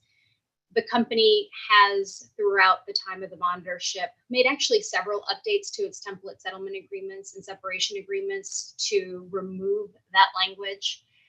They've made changes to ensure consistency between the templates that were used in Vegas and the templates that were used in Boston. We've seen internal audit test those templates and highlight where they have observed some opportunities for improvement, which again goes to that sustainability. They have applied the 4 Eyes principle, if you will, to settlement and separation agreements with employees, particularly related to sexual assault, harassment, and discrimination, and that is having a layered review and approval process that creates that segregation of duty, further mitigating the risk of conflict of interest, further mitigating the risk of these types of settlements not getting elevated. By its own accord, in this last phase, the company took 2 steps that we consider to be quite important in this regard. One is, it sounds simple, but to us it's quite meaningful. It's the creation of a cover sheet to accompany each settlement agreement that goes to review and approval. We've seen it. We've seen samples of how it's filled out. It explains what the underlying issue is. It explains what the rationale for settlement is. And we've seen in those agreements kind of a rationalization of why the company is coming out where it is with respect to settlement amounts. It's a formal process, again, making it auditable and therefore greater likelihood of sustainability. In addition to that, it's expanded the definition of material settlements with respect to what goes to the compliance committee on a quarterly basis. So all of these settlements are now formally required to go to the compliance committee for further review.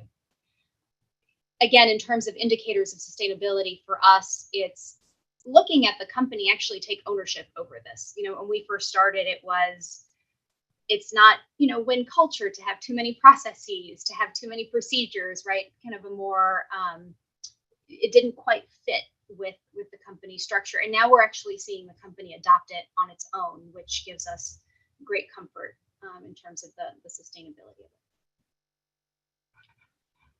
So that's the last slide with respect to the hallmarks. And so now we will leave you with some closing remarks that are important for us to think state, even though you did see it in our report. First of all, the company has satisfied our recommendations and implemented an HRCP that we consider to be correcting the deficiencies that were identified in your decision in order, in the baseline assessment, and in subsequent phases.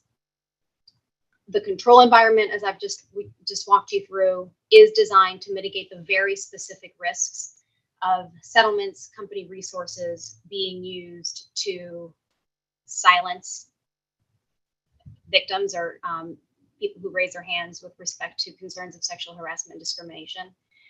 We've seen, as you've heard throughout this presentation, not just words, but actions in the way that the company has demonstrated that it encourages and supports a company-wide speak out culture.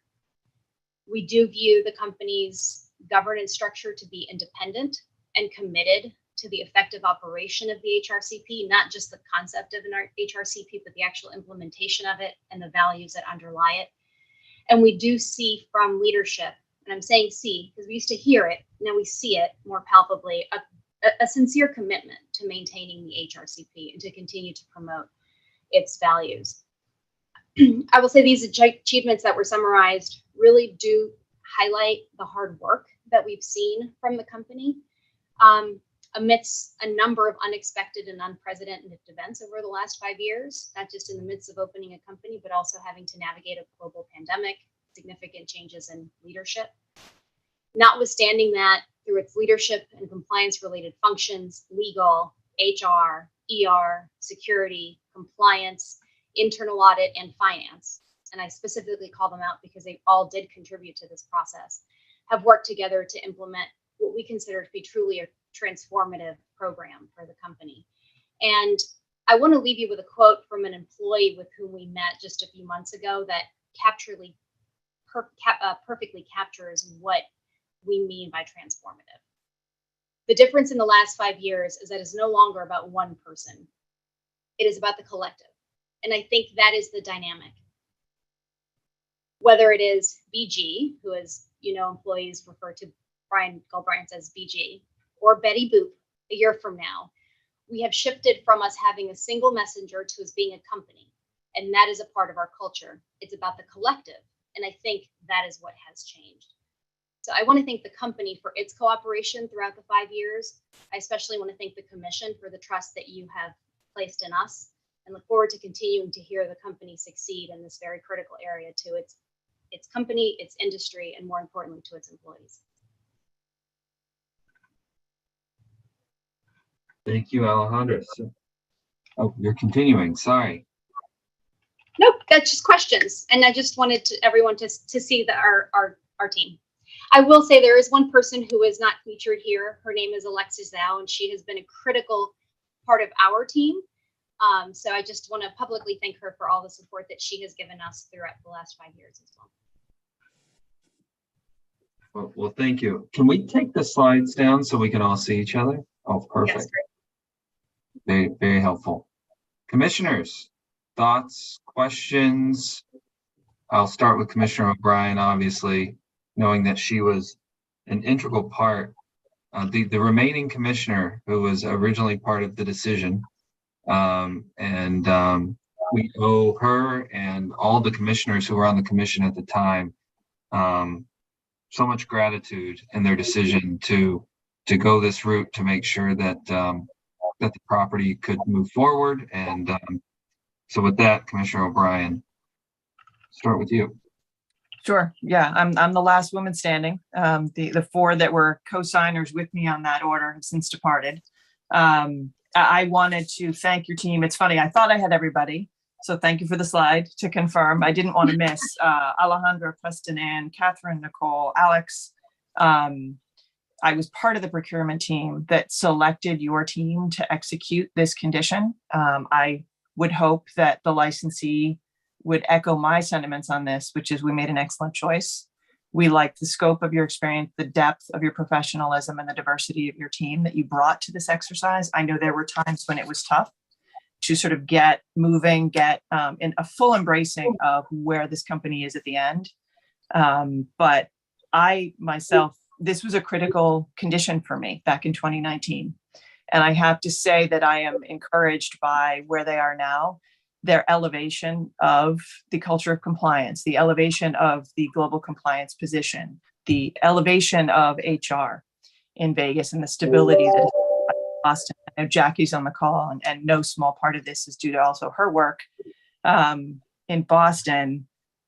The board, the compliance committee, the growth of that, the clear delineation of responsibilities was something that in my view was deficient back in 2019 and is made tremendous strides in that regard. I happen to know Ed Davis going way back to his days in Lowell even. So I happen to have a personal view on sort of the excellent choice of him being on that compliance committee and heading it up. Preston, your experience in terms of assessing their investigations protocol and where they stand today compared to the personality culture that was there back in 2018, 2019, that allowed a lot of this to happen. I think this company has come a really long way. I think we commented during the pandemic how this company was a leader in terms of how it treated its employees during that time and led the way for our licensees and probably others in other jurisdictions in terms of how to be at the top in terms of how you treat people. I think it's fair to say that they are leading that way again when it comes to compliance. I am relying on what we've seen from you and your team and your recommendation today that they have concluded what we've set out and what you set out as requirements for completion of the monitorship.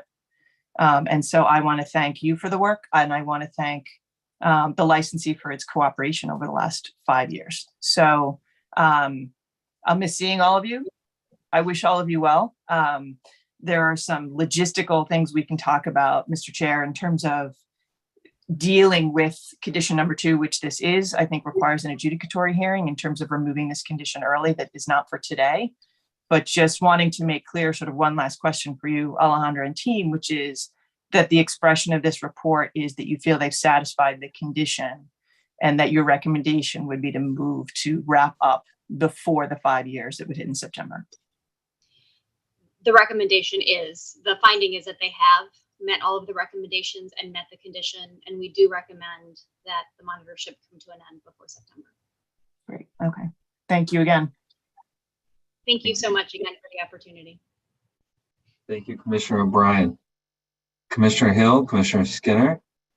Mr. Chairman, I'm not sure that I could add anything to what had just been said by Commissioner O'Brien, except a big thank you to the team and for the work that you've done over the last 5 years and the partnership that you have had with our friends in Vegas and Boston to ensure that what we recognized before our time, has changed in many ways in the right direction. But I think Commissioner O'Brien has said it perfectly for the whole commission of the thanks that we have for your team and the work that has been done. Thank you. Thank you, Commissioner Hill. Thank you, Commissioner Skinner. Anything to add? Nothing to add, aside from, once again, a thank you to the team presenting to us today and conducting this work over the past several years. I'm sure there were times where you probably thought there was no end in sight, but pleased at the report that your recommendation is one that we can adopt with great satisfaction in knowing that, and that's, there's a formal process for that, so I don't want to speak for the entire commission, but I think we can be satisfied that that is a strong recommendation that's supported by the fantastic work and the diligent work that your team has done over the course. Thank you. And kudos to the company for meeting and in some areas, perhaps exceeding, the goals that have been put in place. I would agree with that, Commissioner Skinner. In many respects, they have exceeded our recommendations and some of the goals that we put in place. Thank you, Commissioner Skinner. I will only add that as I was reading the report, the big question in my mind was, the second the monitorship is moved back, is there enough in place to continue the great work? And the answer that I got from the report from you today and how I feel is the answer is yes. And so we appreciate Encore Boston Harbor and all the great work that they've done. We appreciate Miller and Chevalier for all the work that you've done.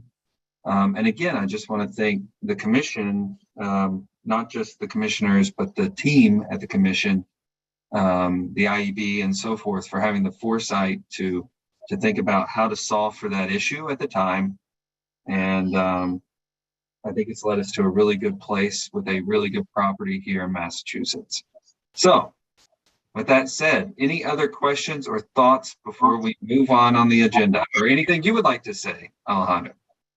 Nothing further, Commissioner Maynard. Just again, thank you very much again for the opportunity, and I affirm that we have seen enough to give you the comfort that this will continue.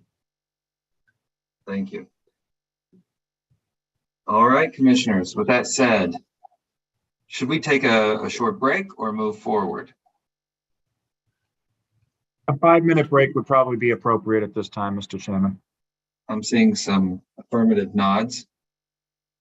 So 5 minutes. Does that work for everyone? All right, we will reconvene around 11:56. Thank you.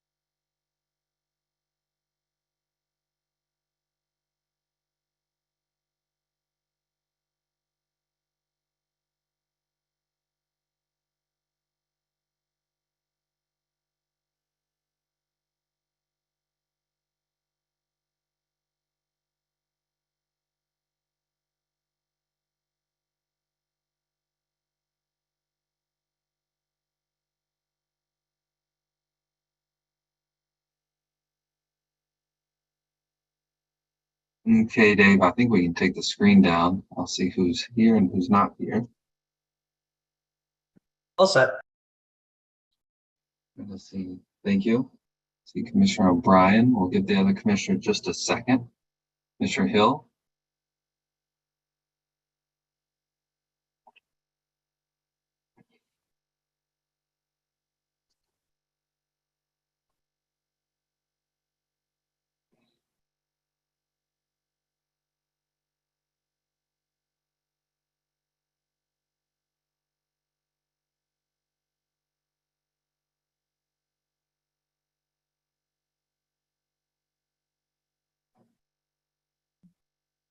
All right, Commissioner Skinner. This is a reconvening of the Massachusetts Gaming Commission. We are conducting this meeting virtually, so we will take a roll call. Good morning for 2 more minutes, Commissioner O'Brien. Good morning. Good morning, Commissioner Hill. Good morning. And good morning, Commissioner Skinner. Morning. All right. We are going to move to item number 6 on the agenda. It has a couple of sub items, and for that, we are going to kick it over to Chief Delaney. We're going to be starting with some quarterly reports. Chief Delaney. Yes, thank you, Chair and Commissioners. So today we've got starting out with quarterly reports from all of our licensees. So first up, we have Plain Ridge Park Casino, and with us from PPC is North Groundsel, the General Manager, Heidi Yates Akbaba, Vice President of Finance, and Kathy Lucas, Vice President of Human Resources. And with that, I will turn it over to North for PPC's presentation. It's still morning by 1 minute. So good morning, Chairman Maynard, and good morning, Commissioners. Plain Ridge Park is pleased to present our Q1 update for 2024. As Chief Delaney said, I'm joined by our Vice President of Finance, Heidi Yates Akbaba, and our Vice President of Human Resources, Kathy Lucas. I will now pass the presentation over to Heidi, and she's going to walk you through the financials. Heidi? All right. Good morning, Mr. Chair and Commissioners. I apologize, my video is not working this morning. We've had a couple hiccups this morning and my video is not wanting to cooperate all of a sudden. I'm going to start with our retail sports wagering. And as you can see, we had taxable sales of $1,026,000 with sports wagering taxes, and this is in our retail sector, of $154,000. In prior year, which I did not have in here, but I'm going to update my slide for next time to be like what we do on our gaming information. Last year was $973,000 in revenue and $146,000 in taxes. So gaming revenue, just our slot revenue. For Q1, we were at $40,478,000. That generated 16.19 in state taxes. On the race side, we were able to contribute 3.6. Total contribution in taxes is 19.8 million. In our lottery sales, you can see we are up over our same quarter prior year at $618,943. We surpassed prior year at by 30,150. A lot of this can also be attributed to the fact that in both Mega Millions and Powerball, there were billion-dollar jackpots in each one of those. Our spend by state. So total qualified spend was $1,099,000. You can see 70% of that was spent inside the state of Massachusetts and 331, excuse me, in states outside of our Commonwealth. Of that 768,000, 36,719 was spent in our host and surrounding communities of Plainville, Rentham, North Attleboro, Foxborough, and Mansfield. And vendor diversity. So we're pleased, of course, that we have exceeded our overall goal. Our minority spend looks great. Veteran spend looks great. We have a little shortfall on the women's side, and I will remind you that at the end of Q4, we had lost a very important vendor to us that left us no time to recover that spend right at the end of Q4, and that left us at 9% of the 12% goal. So in Q1, we have been able to regain 2% of the 3% that we had lost. And we are, without giving too much away for Q2, because we're going to be doing this again in a few weeks for Q2, we are well on our way to being in a really great place to end our Q2 in terms of women's spend. And then the hard dollars on this, and you can see that total diverse spend is down 53,000 over where we were at in the prior quarter, and qualified spend is down 808. The decline on the WBE is that was entertainment that was for our leading up to New Year's and our New Year's Eve weekend band, and that was something that did not repeat in Q1 of 2024. And on the veteran side, the veteran spend, that was a capital project, of course, that did not repeat in Q1 of 2024. Great. Thanks, Heidi. In Q1 of 2024, PPC prevented a total of 134 guests from entering the gaming establishment. And of that group, 10 were minors, 31 were underage, and 93 had expired, invalid, or no identification. There was one underage patron who was escorted from the gaming area, but there were no instances of underage patrons playing slots, wagering, or found in the sports wagering area, and there were no instances of underage alcohol service. With that, I'll pass the presentation to Kathy, who will walk you through the employment and community relations information. Thank Kathy. you, Nora. Good afternoon, commissioners. Looking at our employment sides, during Q1 of 2024, we employed 424 team members. Looking at our goals for diversity, we actually exceeded our diversity goal of 15% in Q1, with 29% of our team members being diverse.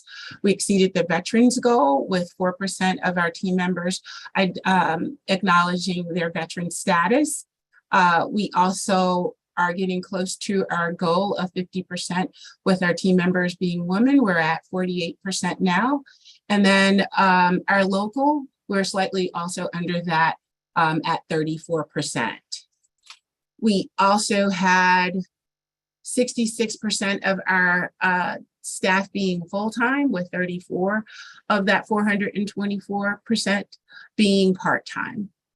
And we had no seasonal employees. Looking at this slide, it represents our team members in the sports book.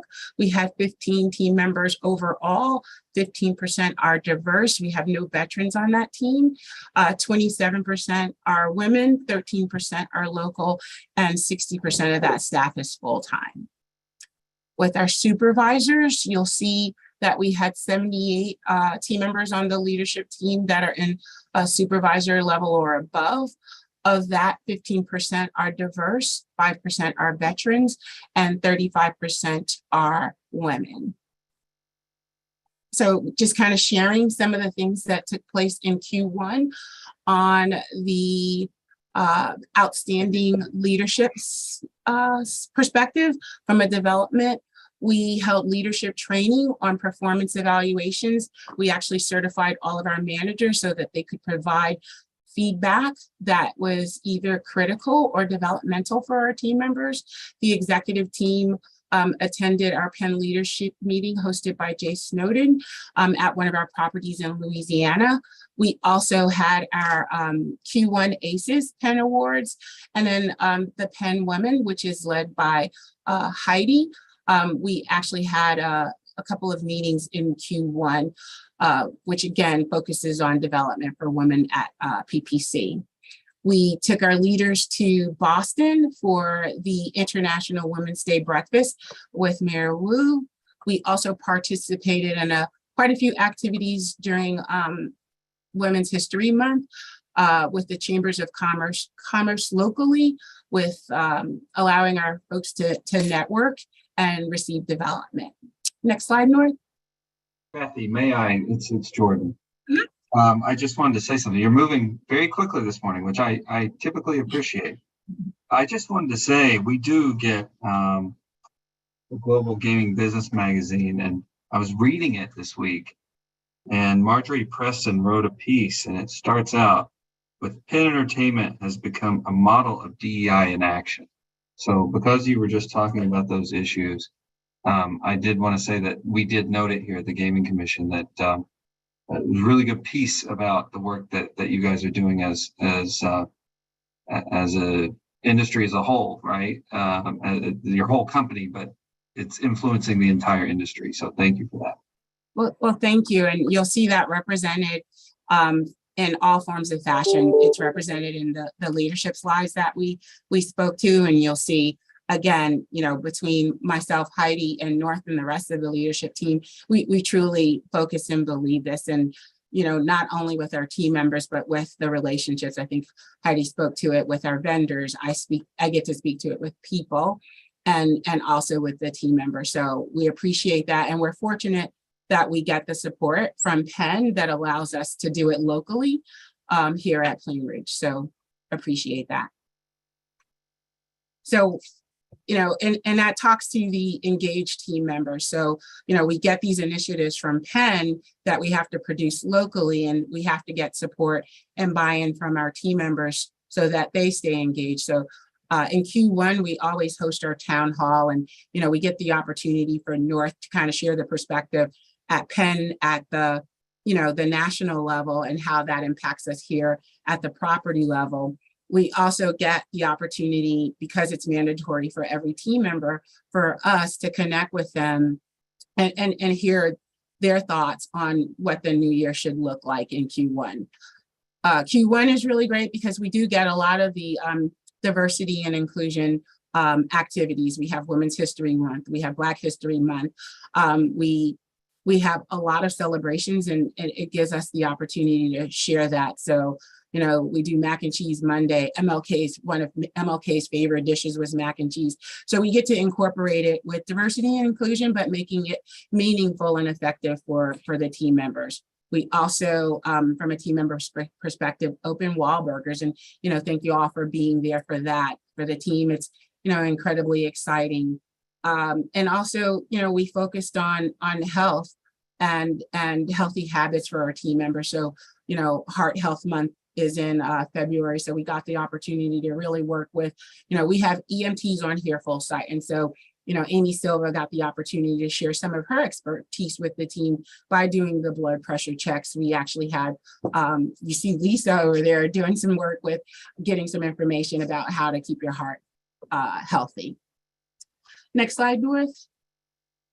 So we talked about leadership, we talked about the team members, and then, we can't do it without the community relations. So, we partner with our local towns to ensure that we're being, good with our fellowship. So we hosted the Mansfield Police Department, Bentley, their dog, who is their assistance dog.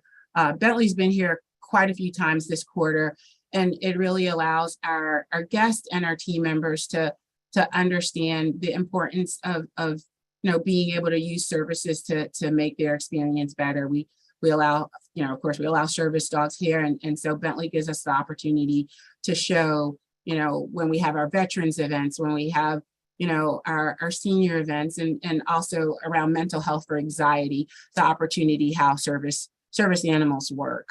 We had the opportunity to work with Johnson & Wales on culinary internships and bringing those team members in. We have quite a few team members have come through JWU, and we had a couple that just graduated recently. So we're incredibly proud of that partnership.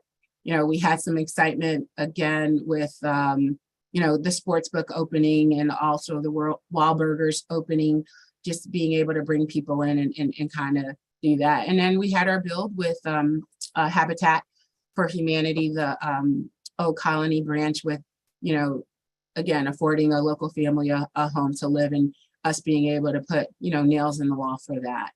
So we continue to leverage those relationships with our community partners, and, each quarter you'll see, how we do that. So I'll turn it back to North, and I know he's going to open it up for more questions. Great. Thanks, Kathy. That concludes our presentation, and we're now ready to take any questions you may have regarding our update. Thank you, North. Commissioners, questions for the Q1? Nate from PPC. Seeing none, again, just thank you for the great work that you guys do. And Kathy, I know you're always on top of it. Heidi, we hated not seeing you, but it was good to hear from you. Oh, there she is. Heidi's here. it caught me by surprise when it didn't come up. So while Kathy was talking, I went and looked at my settings. So it reset itself before I was able to catch it this morning. But howdy, folks. Perfect. All right. Well, North, I think that's it from us for now. So thank you. Thank you so much. We appreciate the opportunity to update you this morning. Chief Delaney, I think we're going to turn it over to MGM. Yeah, so next up we have MGM Springfield, and from MGM we've got Daniel Miller, Compliance Director, Gus Kim, Vice President and Legal Counsel, Arlen Carvalho, Vice President of Finance, and Beth Ward, Director of Public Affairs. I guess I'll turn it over to you, Daniel, to start, or to you, Gus. Sure, thank you, appreciate it. Good morning again, everyone. I'm sorry, good afternoon by now. Good afternoon, commissioners. Good afternoon, Chairman, or good afternoon, MGC staff. Thank you again for the opportunity to present our Q1 reports. And, we've got some exciting information that we're going to share with you. So I will turn it over to, I believe, Arlen to kick us off. Mr. Chairman, Gus, I'm going to say to you, I'm having difficulty hearing you. Your sound is muffled on my end, so I don't know if there are any settings you could adjust to help with that. It's a little muffled. I was hearing you, but I was really straining, so I'm glad Commissioner Skinner brought that up. Can you hear me better? Maybe worse. Okay. I'll turn it over to Arlen then. All right, I got that. Good morning, Arlen. Hi, good morning. Can everyone hear me okay?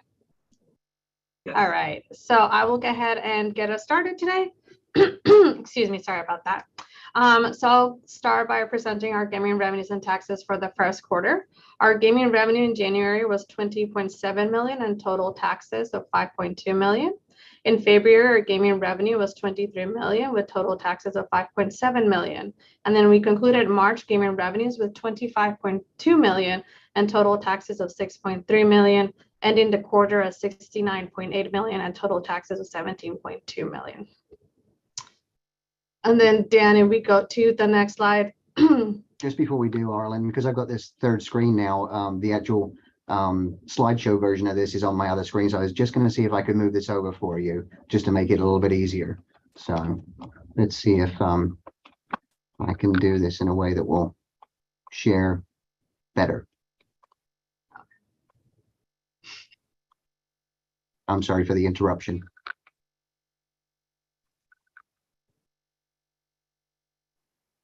Are you guys seeing that now? Yes. It's working. Okay. Did I get to the right one? Yeah, but I think we can move on to the next one. This is just with just a quarter, it's the same summary. Okay. For sports wagering, our sportsbook generated 462,000 in taxable revenue and total taxes were 69,000. BetMGM generated 10.1 million in taxable revenue and total taxes of 1.7 million. And then if we moved on to our lottery sales were 111,000 in January, up 16% year over year. Our February lottery sales were 128,000, up 5% over prior year. And March sales were 176,000, up 27% from prior year, ending the quarter at 415,000 in sales and up 16% year over year. And then we can move on to the next slide. We can discuss our spend. One more. Dan, thank you. No, too far. Our total minority spend was 463,000, making up 7% of our total biddable spend. Our veteran-owned business, we spend about 322,000 or 5% over total biddable spend. And our woman-owned business, we spend 544,000 or 9% of our total biddable spend, ending the quarter at 1.3 million in total diversity spend, which made up about 21% of our total biddable spend. And then for reference, last quarter, we had spent, our diversity spend had made up 19% of the total. Our local spend was 3 million. Making up 40% of our total biddable spend. And our Massachusetts spend was 3.3 million, making up 53% of our total biddable spend. If there are no more questions, I would pass it on to Dan for compliance. I can continue. We're good to move. I do have a question. I'm sorry, Mr. Chairman. Commissioner Skinner, sorry, I missed you. No, I was a little delayed. Afternoon, Arlen. Just a question about your diversity spend. Just can you identify any initiatives you have in place to increase those numbers to move closer to your goal? Particularly, obviously, the minority and women business spend.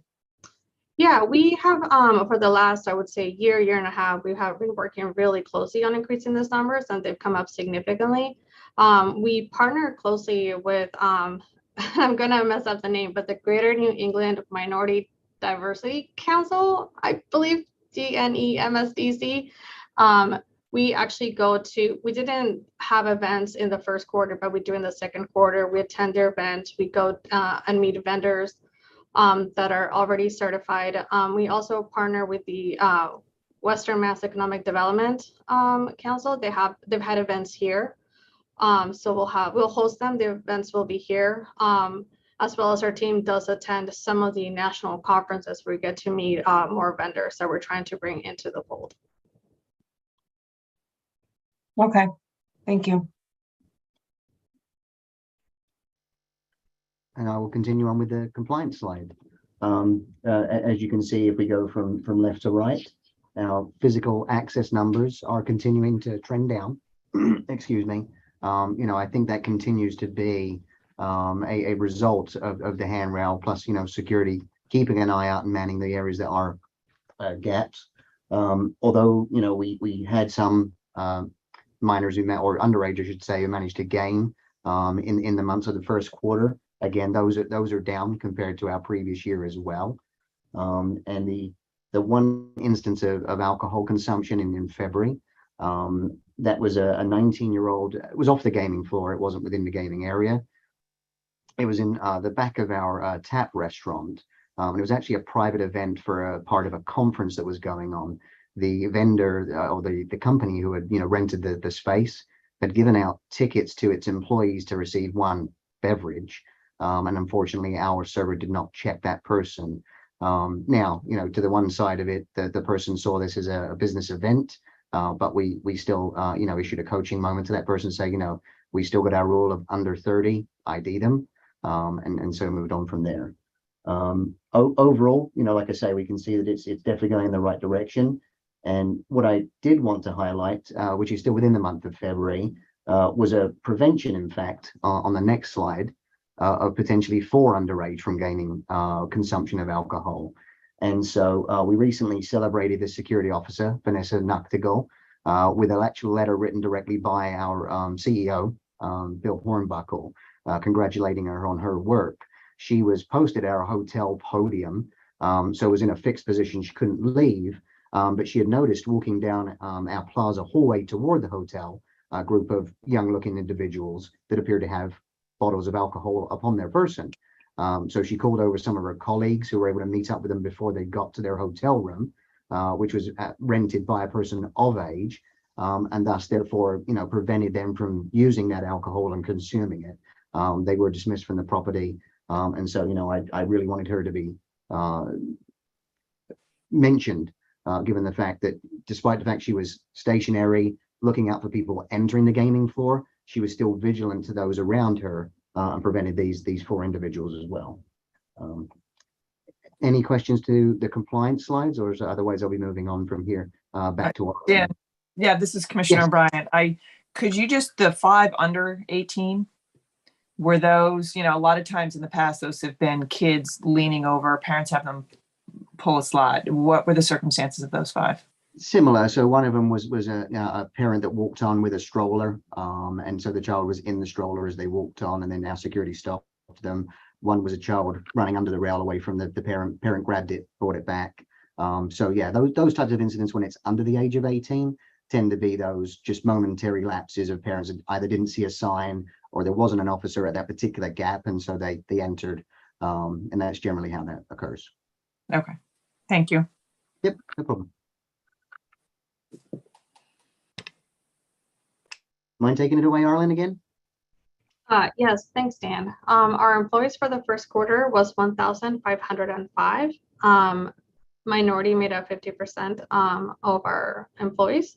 Veterans made up 4%, and women made up 41%. And in the next page, we can talk about some of the efforts for hiring. So we continue to partner and do property tours and career presentations. This first quarter, we had Holyoke Community College, Putnam Bog Tech, and Westfield Academy. We also continue to have our property hiring events. They are bi-weekly in the first quarter, as well as attending several job fairs throughout the area, including Johnson & Wales, UMass Amherst Hospitality Management, Wayfinders, and Mass Hire, as well as partnering. We attended the Springfield Partners for Community Action in partnership with one of our diversity advisors. And if there are no more questions, we can move on to the next slide. Questions, commissioners? Feel free to move on. And Beth, I think this is you. Hello, everybody. Great to see everyone on this kind of rainy afternoon. I am happy to report a very busy first quarter when it comes to community outreach and special events. Our team hit the ground running in January. Who am I kidding? We are always running, it seems, but in the best possible way. I've mentioned in the past our SIS Council, which is a group of MGM Springfield employees who volunteer to serve on what is a volunteer council to plan volunteer initiatives in the community and within our own team. Very busy in Q1. We are a group of cheerleaders who really love to rally our troops in a meaningful way. In Q1, you can see that we spent a lot of time at several local nonprofit groups, Springfield Music School, a longtime community partner, pitching in at our adopted school this year. It's part of a partnership with Springfield Public Schools. Our chefs and volunteers put on a school family night of food and celebration and a Valentine's appreciation lunch for staff. That was a really big hit. Bottom left, you can see a big group who took part in Dr. Seuss Reading Day, which coincided with the book donation, 500 books that were collected in a gently used book drive back of house among our employees. That was a big hit. We took part in the local Children's Miracle Network Radiothon and continue our partnership with the local Friends of Homeless organization. That's a group that's located right up the street from property, and we have volunteers who serve lunch there several times a month, which has been just a tremendous partnership. If we could go to the next slide. So we served hundreds of boxed lunches that we prepared as part of a celebration for local seniors. That was also part of a Westfield School initiative just down the road from us. In the upper right, you can see pictures of our participation in a local career day event, again, at our adopted school, our K-9 unit. That was a huge hit there, as you can imagine. Employee Appreciation Day, a fantastic event here where all team members were celebrated in a real fair-like environment throughout the day and for all shifts. That was a lot of fun. We continue our partnership with Bay Path University as well, and we have a longstanding partnership with them. This is their annual and very popular Women's Leadership Conference, where in addition to supporting the day, we're also proud that our workforce development leaders were hugely popular in promoting careers at MGM Springfield. So it was a great day and a lot of interaction there. If we could go to the next slide, please. Here's just a snapshot of community impact in Q1. We served over 1,800 meals to those in need, donated more than 500 books, as I mentioned, to local schools, supported our local children's hospital, and again, just very proud to continue our support of existing and identifying new community partners as well and getting our team involved, which we are, as I've said 12 times, and I say it every time, we're just so proud at all of the involvement that we get. Well, let's move on to entertainment, if we could. I have the pleasure of presenting that as well. We could go on to the next. You'll see here over at Mass Mutual Center, we had Red Sox Winter Weekend. That is just such a hugely popular event that we have partnered with the Red Sox over the years, where the community is invited to come in. It's a huge activation. We get thousands of people down to meet current and past Red Sox players and have interactions with them as well. So it's a great event, very well attended. We were very proud to be part of the NCAA hockey regional tournament for the first time in the MMC's history. That was televised on ESPN. We had over 500 hotel rooms in Springfield, 11,000 tickets sold. So that was a huge boon for not just MGM Springfield and MMC, but for the city as well. The Springfield Thunderbirds continue to sell out, 14 straight Springfield Thunderbirds sellouts this season. So they continue to just rock the Thunderdome there. It's so fun. I would like to say, if you haven't been to a game, please come and check it out. Some of the highlights Q1 also include Paw Patrol shows, which are just incredibly well attended. Globetrotter and Disney on Ice continues to be sellout, so it's just a win-win for the MMC. We could go to the next slide, please. Just before we do, Beth, I just wanted to take a quick moment, and obviously, if we look at all of this programming being very, very family oriented, and yet I just refer back to the slide that I produced showing that, the compliance numbers didn't, significantly jump based on all of these, underage visitors, et cetera. So, but I'll continue. Sorry. No, I'm glad you brought that up. I mean, we continue to provide parking at our garage, which we think is a great service to the community. And so it's been well used in Q1, that's for sure. All right, let's move on to on the campus proper at MGM Springfield. Free Music Fridays Winter Edition, taking our incredibly popular Free Music Fridays summer concerts on our plaza, moving them into our ballroom. This is something we've done before. It's so popular that we brought it back in to our ballroom this winter as well over Q1. We had at capacity crowds for all of the shows, which was incredible.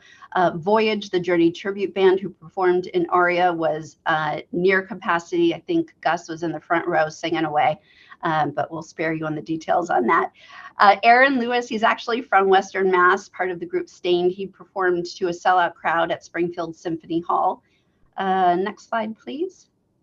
And just wanted to accentuate that we continue to boast a really robust lineup at Roar Comedy Club each weekend. Shows fill our historic armory both Friday and Saturday, and that continues to be just such a huge hit on property. If we could go to the next slide, please. A quick look at what's ahead. I know this is past, but only just. So we had a sellout Teresa Caputo show. She's of Long Island media fame. That was at Springfield Symphony Hall. I mean, sold out long in advance of the performance date. Psychic medium Matt Frazier. I guess we love our psychic mediums. Coming in July, we anticipate a sellout as well. He always sells out. Free Music Friday Summer Concert Series on our plaza for the summer. That has already kicked off. We have already 2 shows under our belt, great feedback and just tremendous attendance from the community. Killer Queen, we have coming back this fall. That will sell out. And I can't let the opportunity pass by without mentioning that we have Maroon 5 coming to Springfield and the Mass Mutual Center. And we are thrilled and just can't wait for them to come. It's going to be great, again, for Mass Mutual Center, MGM Springfield, and just for Western Mass as a whole. And I think that brings us to the end. Thank you so much for your time and attention. Commissioners, any questions for MGM Springfield?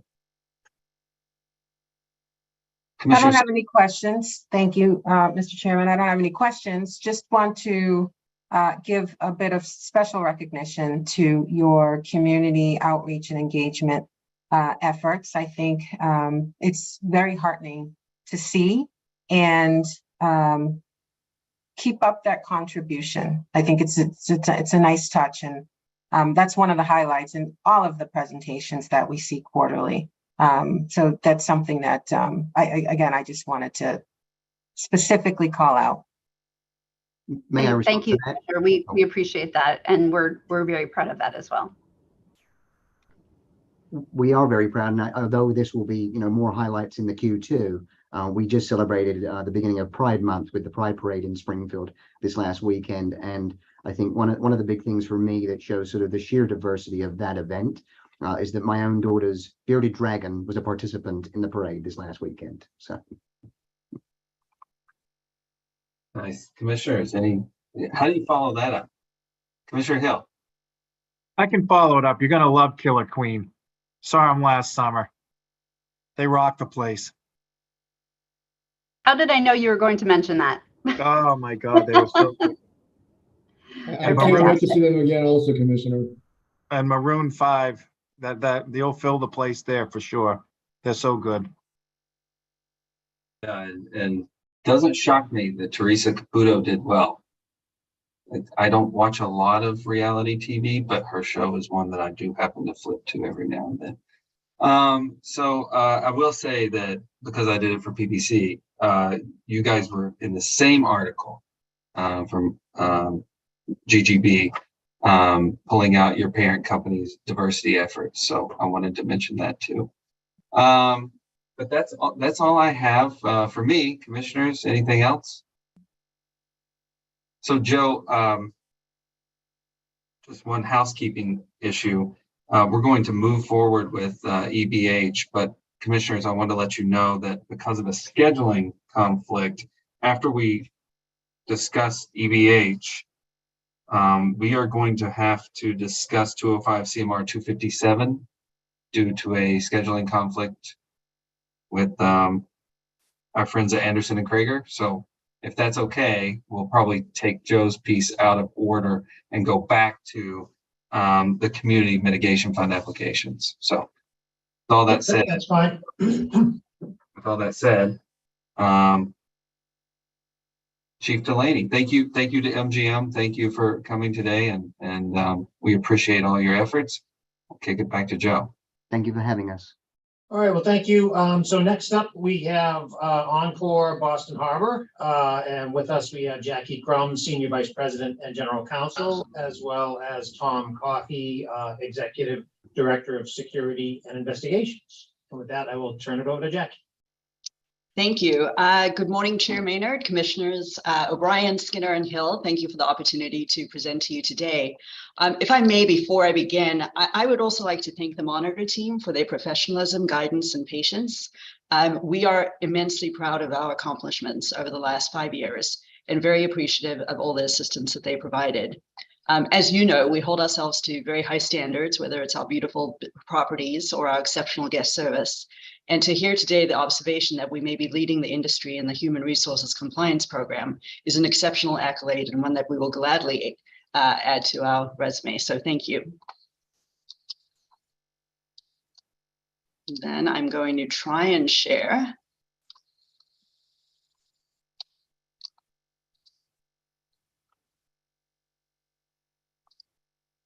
This is what happens when Juliana isn't joining us.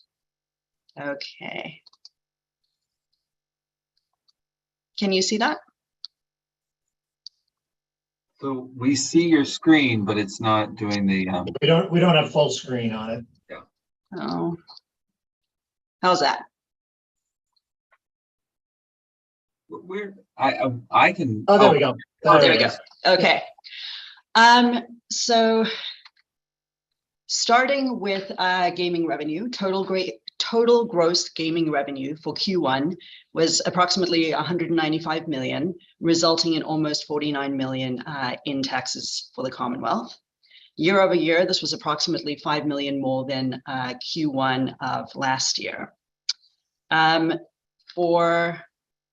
that's year over year. For sports wagering revenue and taxes for Q1, it was approximately 1.2 million of monthly win, resulting in 176,000 in taxes for the quarter. Lottery sales for Q1 were 1.58 million, about 500,000 more, or a 47% increase from Q1 last year.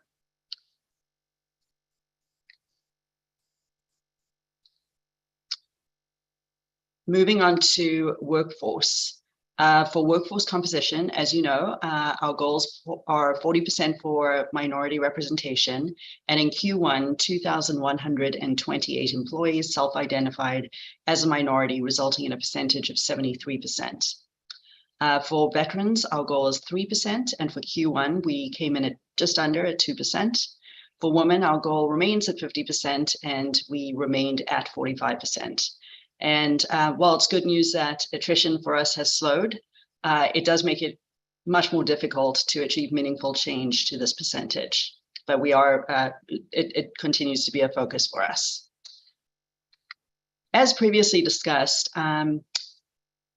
we had about 572 employees in Q1 who did not self-report to whether or not they were a minority. And we reduced the total number of employees the total number of employees, 3,482 by that amount. However, if you assume that none of those who did not self-report are minorities, the percentage would be reduced from 73 to 61%. So I just wanted to point that out. For supervisory employees, for managers and above, 40% of our employees identify as a minority, 42% are women, and 6% are veteran. For supervisors and above, 58% of our employees identify as a minority, 41% are women, and 4% are veterans. If there are no questions, I can move on to operating spend. Questions, commissioners? I think you're good, Jackie. Thank you. On operating spend, our goal of 8% for minority business enterprises was achieved, and we achieved 12% of our discretionary spend, or 2.5 million, was spent with minority business enterprises. For veteran business enterprises, our goal was 3%, and we spent 113,000, or approximately 1% of our discretionary spend. For women-owned businesses, our goal is 14%, and we achieved 17%, or almost 3.6 million in Q1. And comparing to the previous quarter, it's just a little less than Q1 last year. As you are aware, we also committed to annual goals in our host and neighboring communities, and continue to look for opportunities to utilize businesses in these communities. Notably, almost 60% of our discretionary spend in Q1 was with businesses located within the Commonwealth. Year over year, there's a reduction in the amount of local and Massachusetts spend, largely as a result of less spending on our part. And moving on to compliance, Tom will walk you through our results. Good afternoon, Chairman Maynard and Commissioners. I'd like to do a brief overview of protection of minors and underage youth. So we had 9 minors intercepted on the gaming floor and prevented from gaming. Excuse me. I'm happy to report no minors were able to game in the first quarter. We did have 2 individuals underage or minors that did consume alcohol. One was at the club and one was at one of our outlets off the gaming floor. We did seize, excuse me, 22 fake IDs during the first quarter, and we continue to stress to our officers and our entire team the importance of protecting minors and underage youth. And I just want to commend the team based on the volume of guests that we have for their continued diligence. And like I've stated in the past, we always want to get better. And someday I hope to be on this call and say 0, 0, 0. So, and certainly open for any questions. So Tom, this is Commissioner O'Brien, the 2 hours, 50 minutes? That was in the club. That was a fake passport. That not a fake passport. A passport that did not belong. It didn't belong to them. Yeah, and they were in the club, and that was one of the consumptions of alcohol as well. Okay, thank you. And one of the things that I noticed in MGM's report was they recognized an employee who did actually card a minor that they discovered, and we had an instance of that as well. Tom, I don't know if you can recall this, but we did actually recognize an individual who saw I believe it was 3 minors hanging out at Duncan, and went and determined that they were there inappropriately. Yes, and they were given a gift card. So yep. Okay. People are policy. I've always been a big believer in that. Yeah. Human resources initiatives. So on Martin Luther King Jr. Day on January 16th, we developed an information commemoration program for our employees. Our In the Moment program is a continuation of our company's 2023 culture campaign. And the purpose of the In the Moment program is to drive behaviors through continual positive reinforcement of our values. So leaders receive In the Moment cards to hand out to team members who demonstrate our values. And team members drop their cards in the Moment boxes throughout the heart of the house to be entered into a quarterly raffle. We continue to recognize our employees who receive the Commission's quarterly Game Sense Championship Awards or Champion Awards. And these are employees who have successfully incorporated responsible gaming into their daily roles. So not only do they receive something from recognition from the Commission, but we also promote it in our heart of house as well. Service and sales training has continued with our outside consultant, Kate Bueller.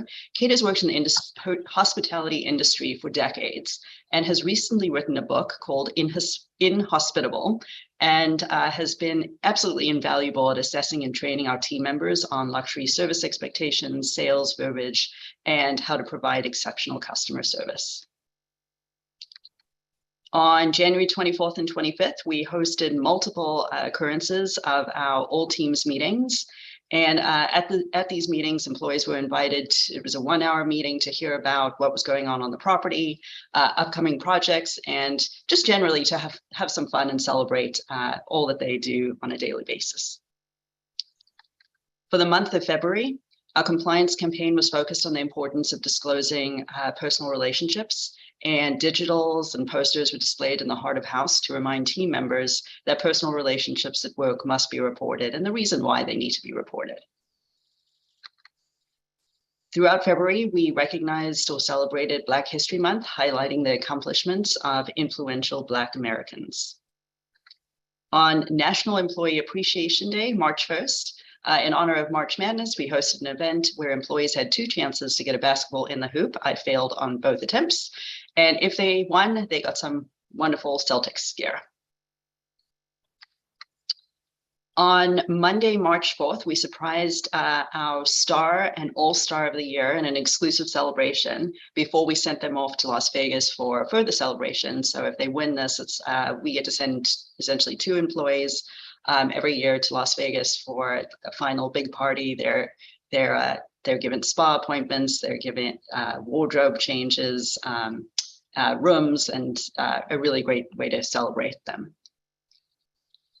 We also had a stars reception in Rare Steakhouse where each executive spoke about their team members' achievements and every honoree who throughout the year was recognized. In March, we partnered again with GameSense to bring awareness to problem gaming. GameSense staff was available in our heart of house for employees to test their knowledge, skills, and understanding of responsible gaming. In March, we launched a new diversity and inclusion training to improve the knowledge, skills, and understandings of our leaders. It was really well received and very well attended. And finally, during Women's History Month in March, we highlighted the contributions of women to events in history and contemporary society. Moving on to special events. During Q1, we continued our volunteer efforts. Employees volunteered almost 1,000 hours doing meal packing events at local food banks. We also raised money for the Boston Celtics Shamrock Foundation and donated nearly 1,000 pairs of socks to Pine Street Inn.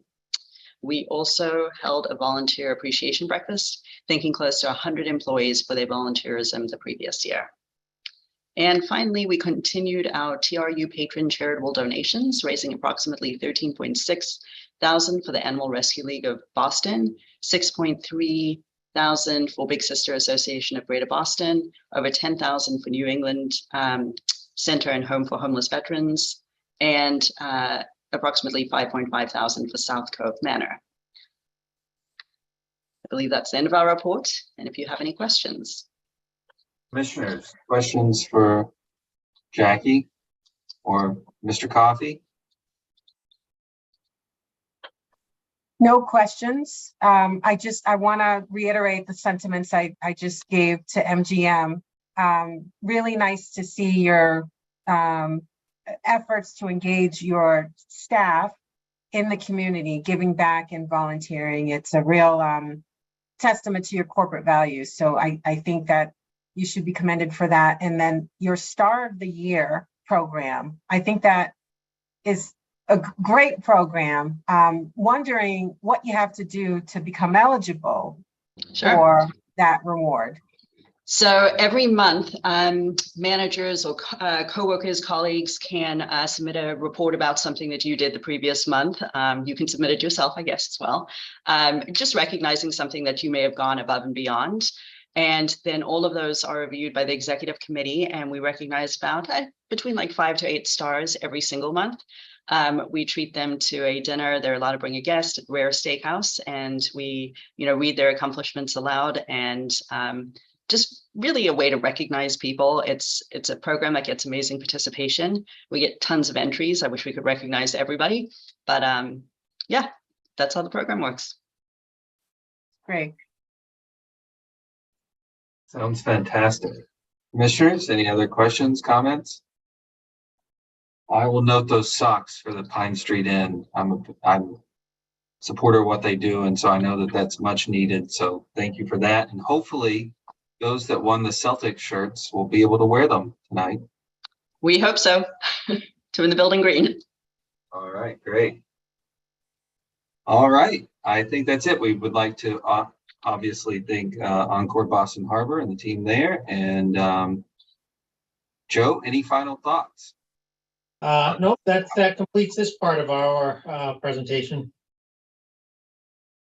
All right, so commissioners, as I previewed before we went into EBH's presentation, we've been asked to take 205 CMR 257, which is item number 9, sub item B, up, which we will do so to accommodate a schedule if everyone's okay with that, and then probably go into lunch right after, if that's okay with everyone.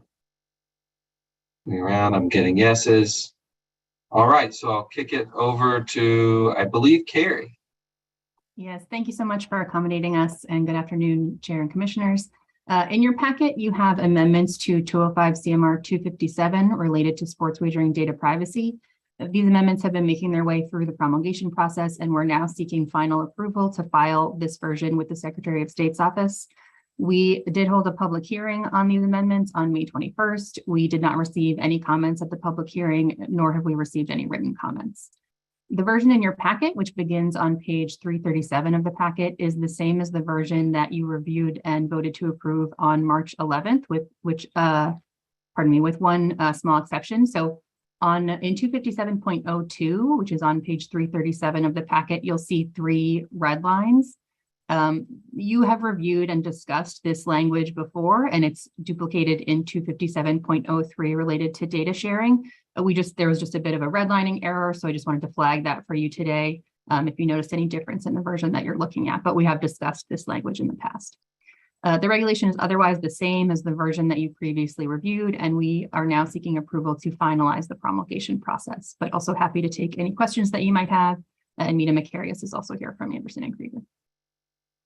Commissioners, I know I had to scroll down my packet, right, because I was in a different place. Thank you, Carrie, for pointing out those page numbers. Commissioners, any questions, comments on this reg?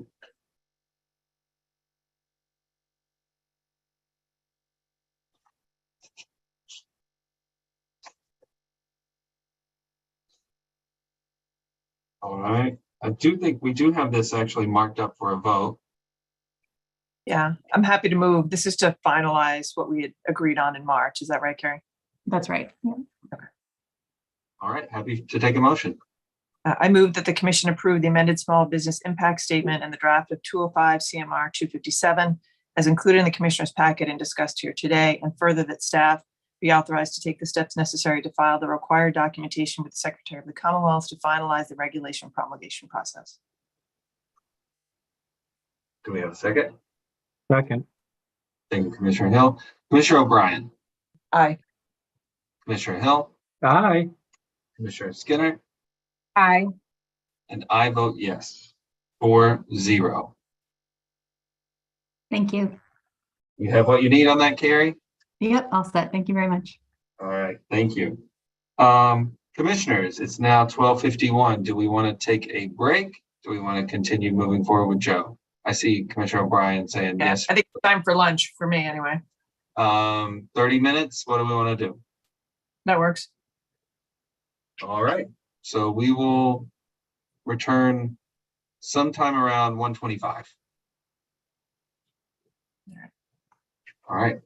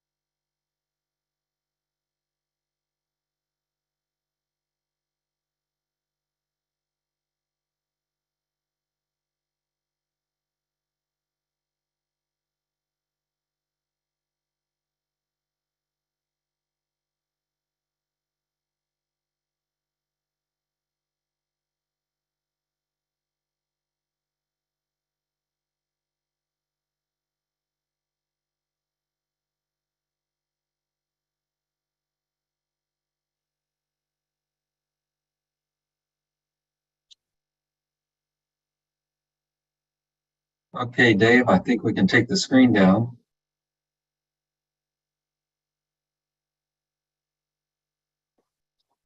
Commissioner O'Brien, Commissioner Skinner, Commissioner Hill. All right, and I see the CMF team here. Yep. Everyone ready to go? All right.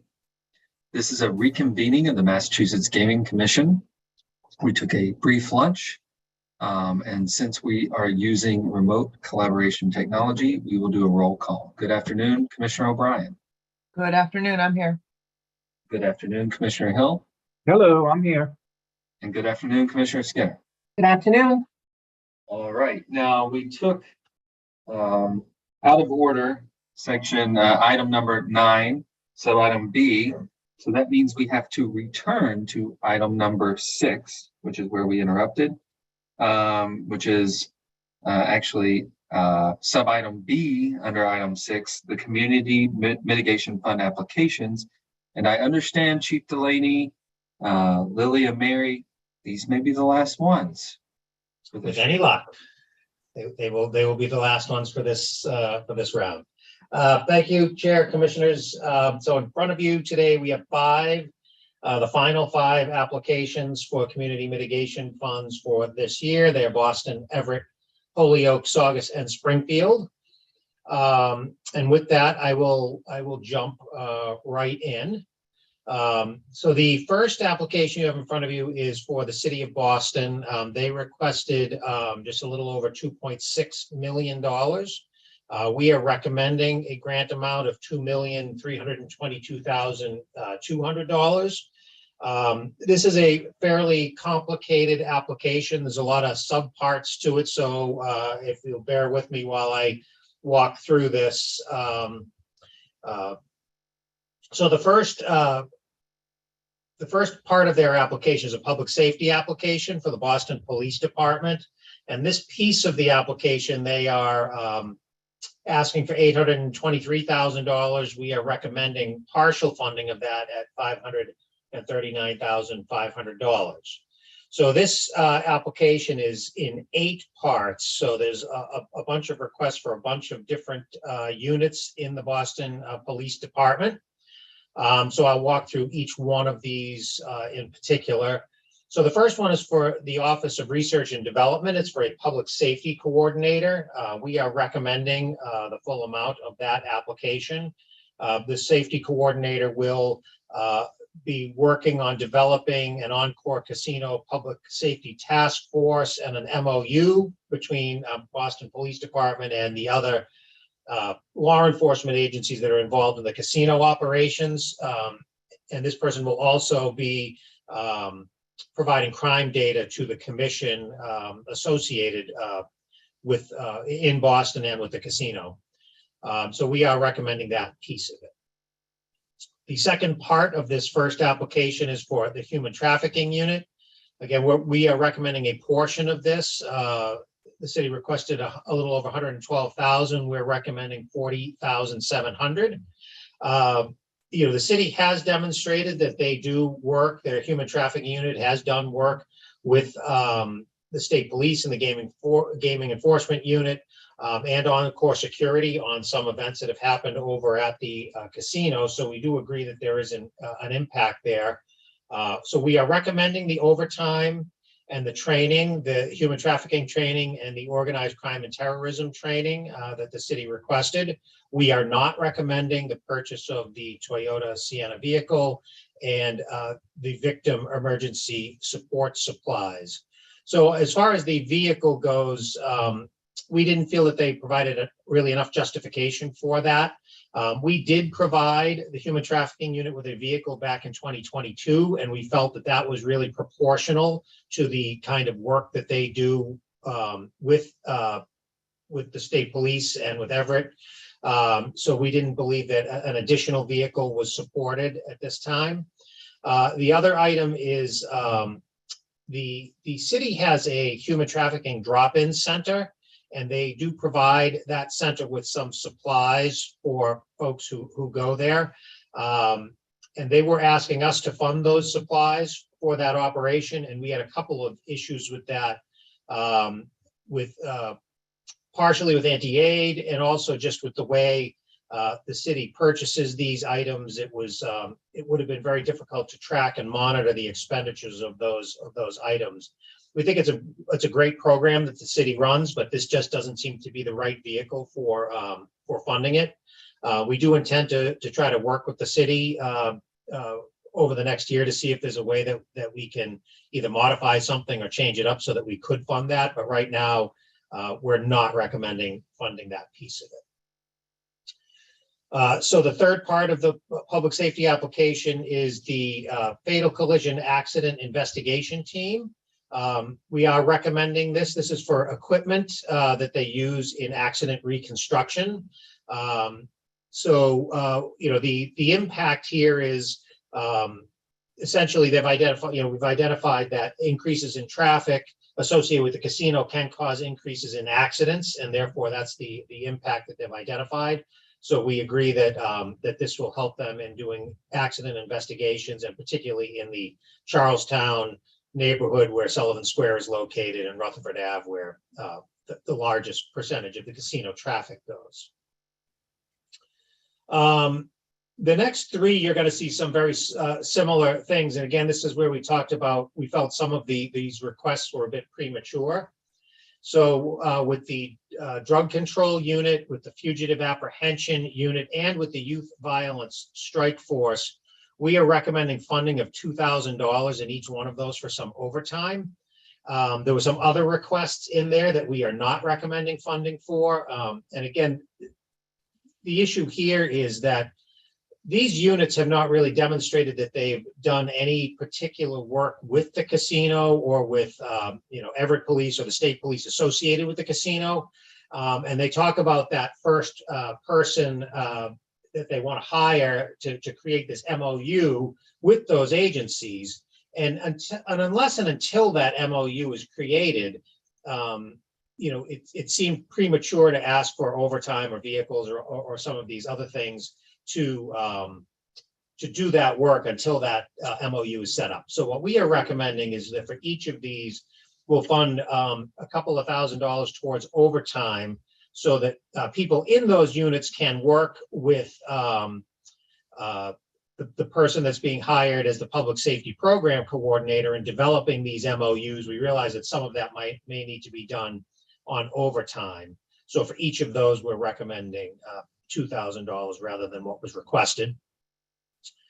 The next piece of the public safety application is funding for districts A1 and A15 in the amount of $375,000. We are recommending that full amount.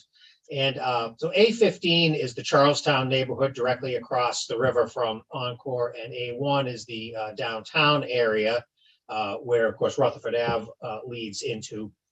And so what they're asking for here is overtime for some targeted patrols on Fridays and Saturdays from 4 p.m. to 4 a.m.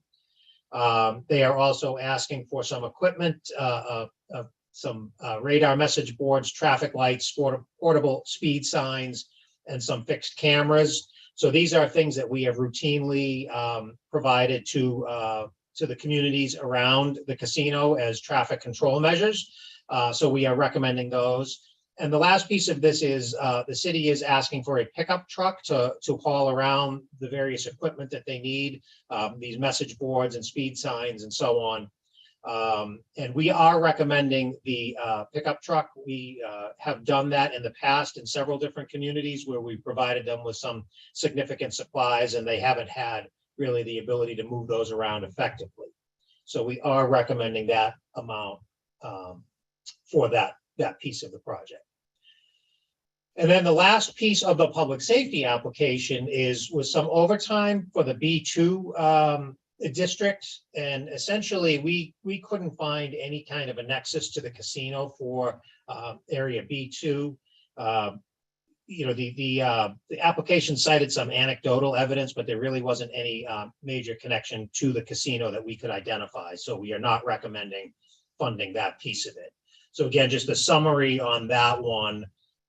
is we're recommending $539,500 for that piece of the overall Boston application.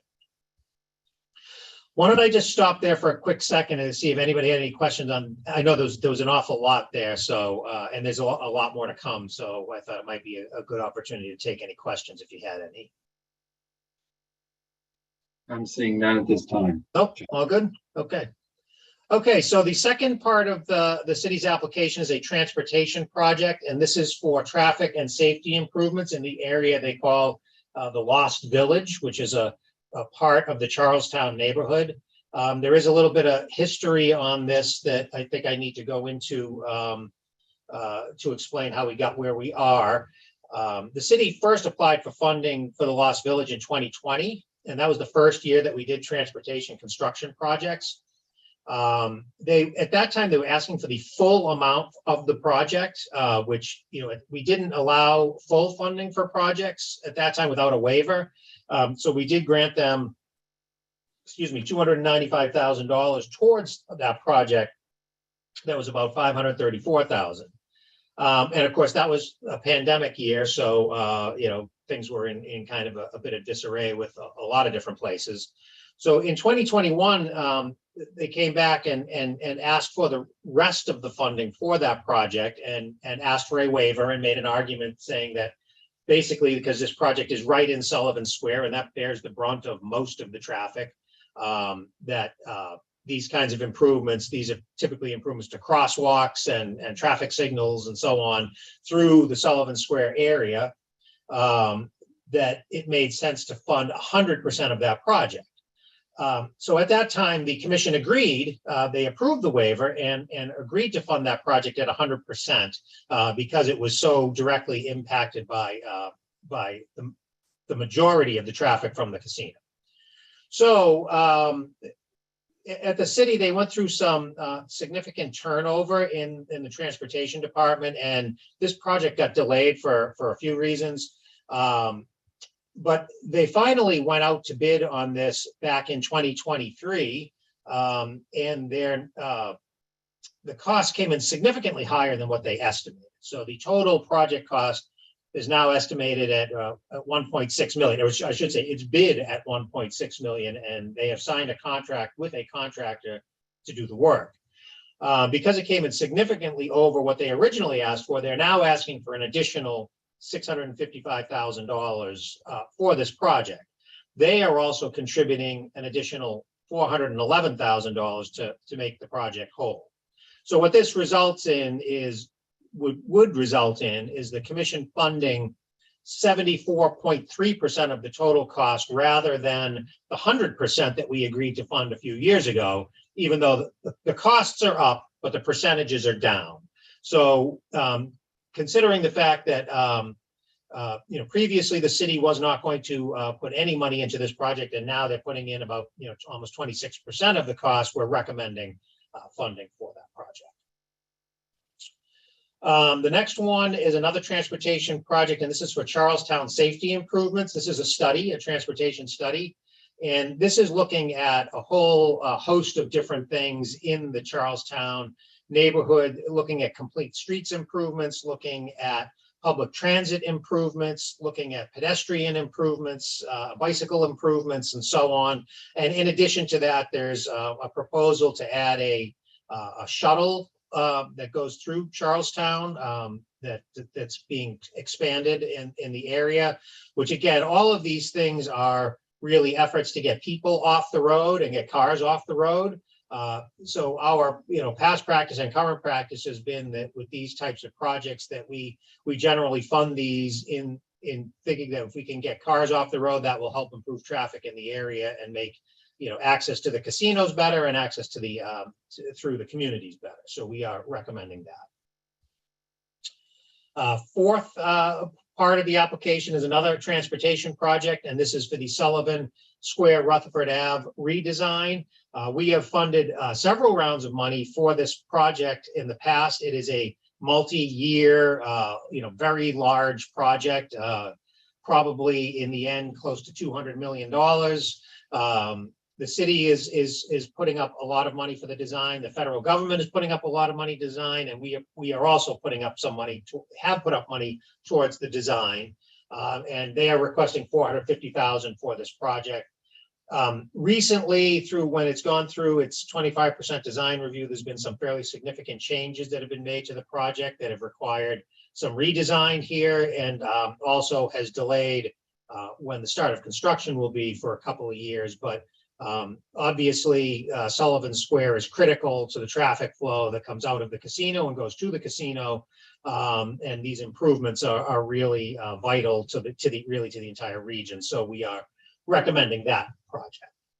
And then the last piece of the Boston application is a gambling harm reduction application, and this is for a youth gambling study, particularly in the Charlestown neighborhood. Bonnie took a look at these. Dr. Andrews took a look at these and agreed that this was a good project. We particularly like the fact that it was looking at Charlestown and how close that is to the casino. And we think that this will give us some really good, well, it will give the city some really good data to work from, but it will also give us some really good data to support our own research. So we were in favor of funding this project. So with that, that completes the City of Boston discussion. If you had any questions on that, I'd be happy to answer them. And I think as we've done in the past, we would recommend voting on each one as we go. Thank you, Chief Delaney. Commissioners, any questions? Mr. Chairman, I have no questions, but I am ready to move. Commissioner Hill.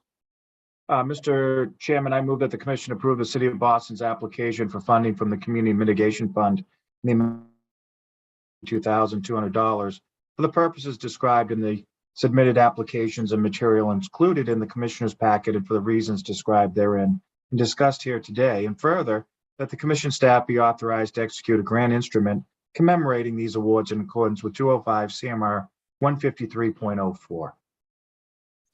Second. All right. I do want to, my computer may have just cut out. I want to make sure everyone heard that when you got to the amount. Yeah, the dollar amount was a little garbled through for me as well. Can you just repeat the dollar amount, please, Commissioner Hill, for the record? $2,322,200. Thank you. And we have a second from Commissioner O'Brien. Commissioner O'Brien. Aye. Commissioner Hill. Aye. And Commissioner Skinner. Aye. And I vote yes. Congratulations to the City of Boston. Joe. All right, thank you. So the next application we have up is Everett. Again, this is a fairly complicated application. There are a lot of subparts to this one as well.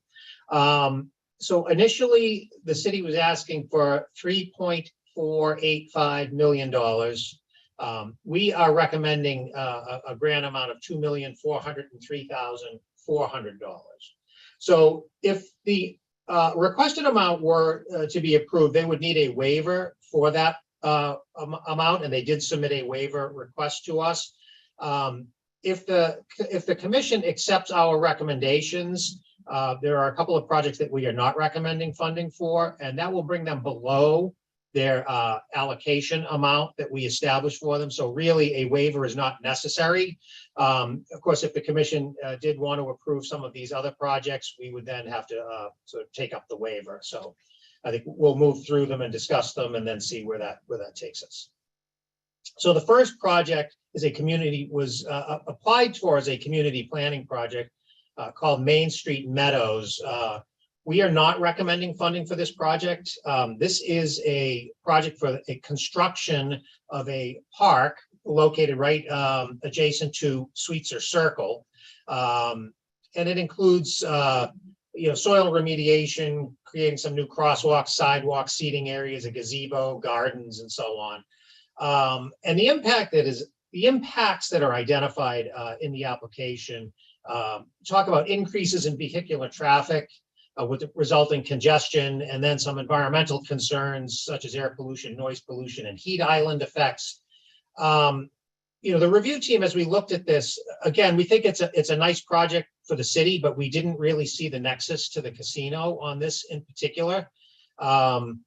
the the first part of the impact that they identified was increases in vehicular traffic resulting in congestion. And this project does not do anything to help resolve congestion. It provides certainly a green space where people could sit or so on, but it doesn't really have anything to do with the traffic from the casino or trying to relieve congestion in that area. Some of the other pieces that they talked about, such as air pollution, noise pollution, and heat island effects, we do talk about air pollution in our guidelines as being eligible. But this project here of the $404,000, only about, I think about 30,000 of it was spent on vegetation of any kind that you could say would help address air pollution. These were really largely for hardscape kind of things, sidewalks, a gazebo, lighting, irrigation, things of that nature.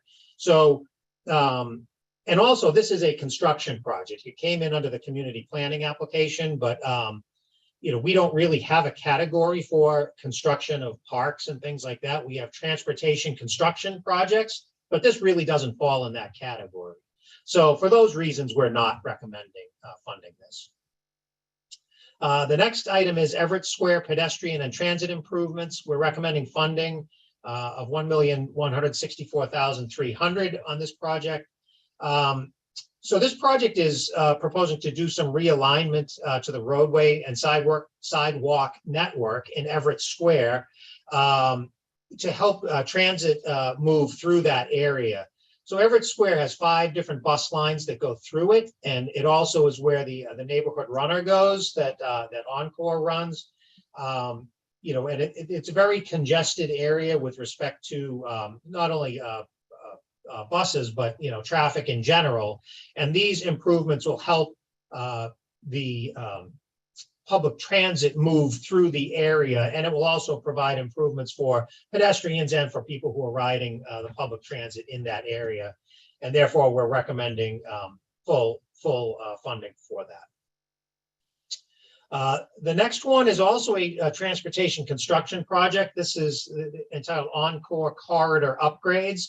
And this is proposing upgrades to traffic signals along Broadway, all the way from the Encore Casino right up through Everett Square.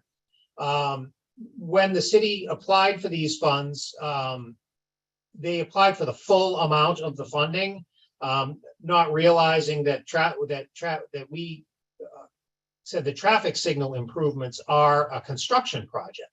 So we applied the formula that we use for our subsidies to this project, and that gave the magic number of the $360,500. We talked with Everett about that, and they were fine with that. Said that they would come up with a source of funding for the remaining portion of that. So that has the potential to decrease travel times along Broadway. The company that makes this equipment says it can be up to 10% improvements in travel time. So we do agree with that's appropriate and addresses some of the traffic related impacts of the casino. The next item is the Lower Mystic Transportation Management Association. The TMA was established a couple of years ago, and Encore is a member of that TMA. They are required to be as part of their MIPA permitting. So when this TMA was set up, it was not only for Encore, but for all of the area businesses in Charlestown and in Everett, and they've signed up a number of businesses to be part of that.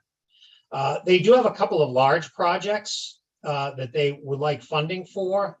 One is a customer relationship management system that will help them keep track of all of their members and all of the commitments that they have to transportation management and so on. It's a fairly complicated system and it's rather expensive. And then the other major thing is that they are looking to revise the routing of the neighborhood runner service to stop at some of their other members and so on. And again, that's a study that they need to do that's will be fairly expensive to do. So while they are generating some good money from their current members and will have some new members coming in, these are sort of large single expenditures that they need to do to really get the program up and running. So we are recommending that. The public safety application, the next one is for police overtime. This is an application that you've seen before. The city has typically asked for overtime for really like Thursday, Friday, Saturday nights, late night patrols to during the peak hours. And that's 150 of those during the year. So 3 days a week. In this one, they have also asked for some additional maritime patrols between Memorial Day and Labor Day. There has been an increase in boat traffic to the property. As we understand it, Encore now allows folks to tie up there for some period of time to go to the casino. It used to be just a touch and go dock. They need to sign up, I think, to do that. But the city has reported that there's, increases in boat traffic down there. And of course, Memorial Day to Labor Day would certainly be the peak time for boat traffic use out there. So we are recommending that those patrols be allowed as well. The next one, also a public safety application. The city has asked for some hardware and software upgrades with respect to radios, cameras, and also their shot spotter system. So these include the purchase of 10 radios for their supervisory staff. As some of you may remember, we funded some radios earlier. Due to the construction of the Encore Casino, the city had some difficulty with their older radio systems actually communicating inside the building to outside the building, and these will help with provide some radios for their supervisory staff. Also some cameras, closed circuit cameras on Lower Broadway. And also the city uses the shot spotter system currently and has it throughout the city, except in the area of Lower Broadway. And, their argument is that having a large facility that brings, often north of 10,000 people a day to the area, that it makes sense for them to have the shot spotter in that location. So we reviewed those applications and agreed that those are appropriate for funding. Item number 7, another public safety application. This is for active shooter training. Yes. Mr. Chairman. Oh, yes. Thank you. I just wanted to raise for my fellow commissioners what I raised during the 2x2. Chairman Maynard has heard this already. A little concerned with the shot spotter portion of this grant request. I know that there is some current controversy relative to the use of shot spotter. There's some allegations, very public allegations, that software, or I don't know if it's software or hardware, but I think it's both. Thank you. But the allegation is that it violates civil rights of individuals and communities of color, and certainly has a disparate impact in that regard. Again, those are allegations.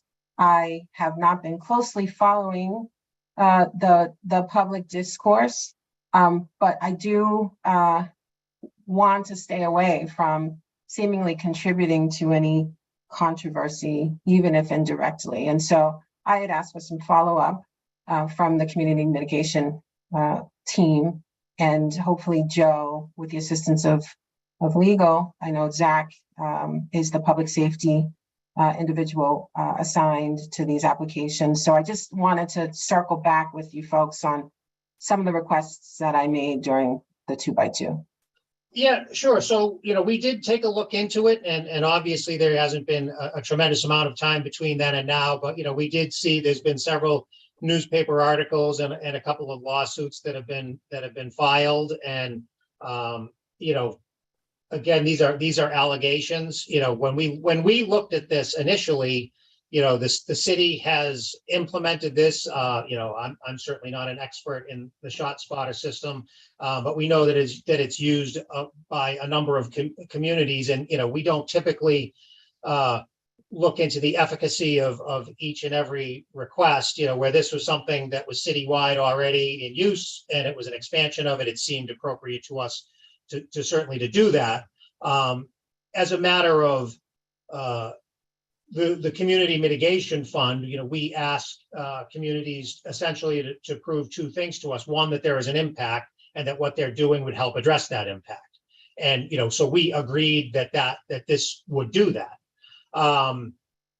If the commission is concerned about funding it, we can certainly eliminate the funding for it. It's $55,000. We could subtract that from the amount if you're not comfortable providing that to the city. Again, none of us are experts in that equipment and what it does. What we've heard are allegations.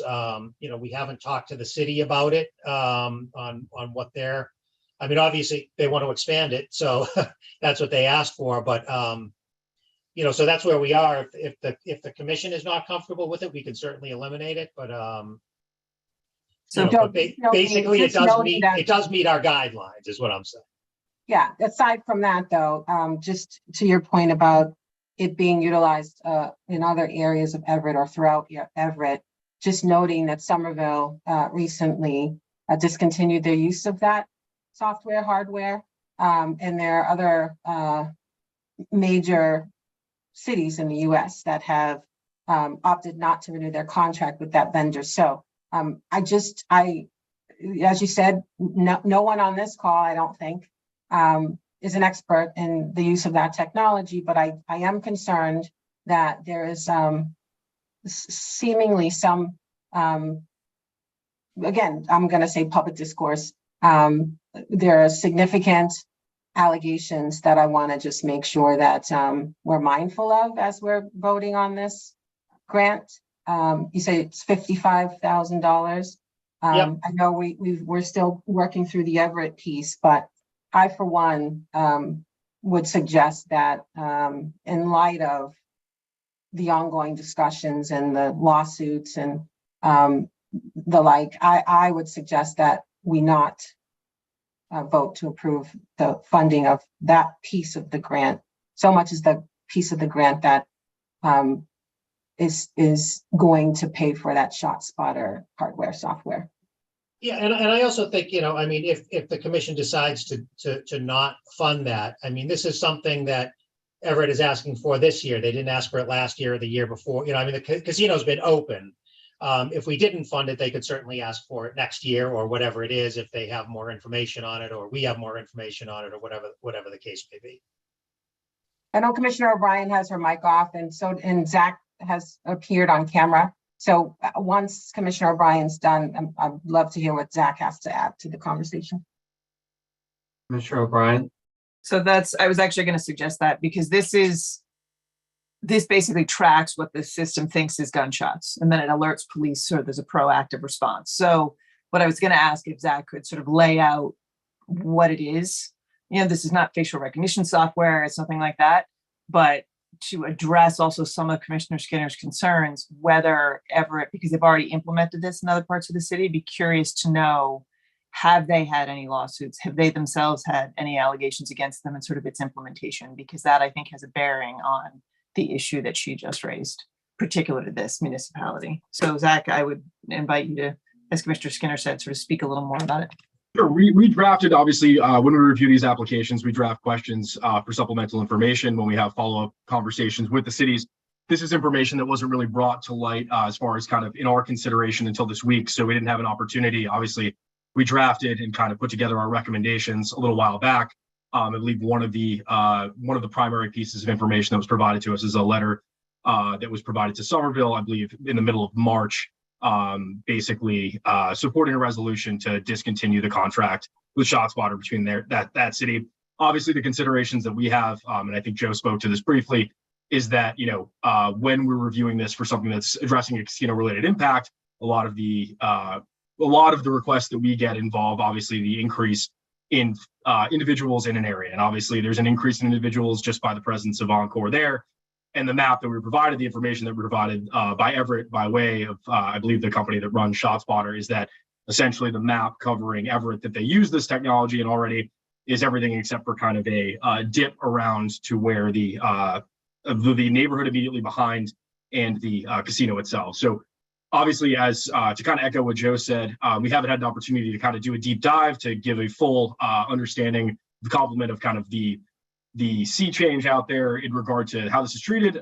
We are aware, obviously, that there are some lawsuits out there and some advocacy in opposition to this, because as Commissioner O'Brien just cited, this is a technology that basically uses sound technology to trigger what's potentially a gunshot. So obviously some of the criticism of that, it could be a car backfire, it could be a loud noise, something to that effect. So obviously when something's been called in response to that, it's a, obviously something that is going to be treated or something that is perceived to be a gunshot. So that brings with it, what it brings with it. So as I said, without speaking further to, I haven't had enough time, nor do I think the team has had enough time to have a full deep dive in kind of the ins and outs of this. And as Joe stated, our review is basically based upon whether or not this addresses casino-related impact. And so that's kind of the lens that we viewed this through at this point. So I don't have anything in depth in regard to the pending litigation, but that is the extent of kind of the discussions we've had on the review team end. Thank you, Zach. Commissioner O'Brien, Commissioner Skinner, Commissioner Hill, any reaction to that? So I will say, Commissioner Skinner did bring that up, and I actually went and looked, saw where Houston added in, not only was there an issue, right, but that, they allege that 90% of these instances are not even gunshots, right? That's what they allege. I've not had time to look into it, nor am I an expert on it either. I would say, without even getting into the merits of whether this technology works or doesn't work or should be used or is used, there's a policy question, I guess, for the commission here that's been raised on, even if it did work, right, or even if it doesn't work, with these questions around it, do we want to put CMF funding behind it? And think back to the riot shields, right? When I first started on the commission, no question riot shields work, right? But there was a policy issue around, whether or not we should be funding riot shields for certain, when casinos don't typically cause riots, typically. Theoretically, they could, right? But it sounds like a policy question here for us, whether we want to pull that 55,000 out or not. Commissioner Hill? Well, I have a question on process, and something that I've never seen us do before, but maybe I would suggest that we do. Have we ever had an applicant come before us to discuss in front of the full board and not just the subcommittee that's been set up, or the Department of Community Mitigation, who sits down with the cities and towns? We don't use it. I get to do it as one of the commissioners, but as a full commission, we don't. Would it behoove us, Mr. Chairman, and through you to the other commissioners, that we actually invite someone from Everett to come in to one of our meetings and actually discuss this? Because I appreciate what Commissioner Skinner is saying, and I truly, truly do. But if you look at the news reports, there actually seems to be some politics involved in this program. It isn't just, the mayor from Houston. If you actually read the article, actually support the program.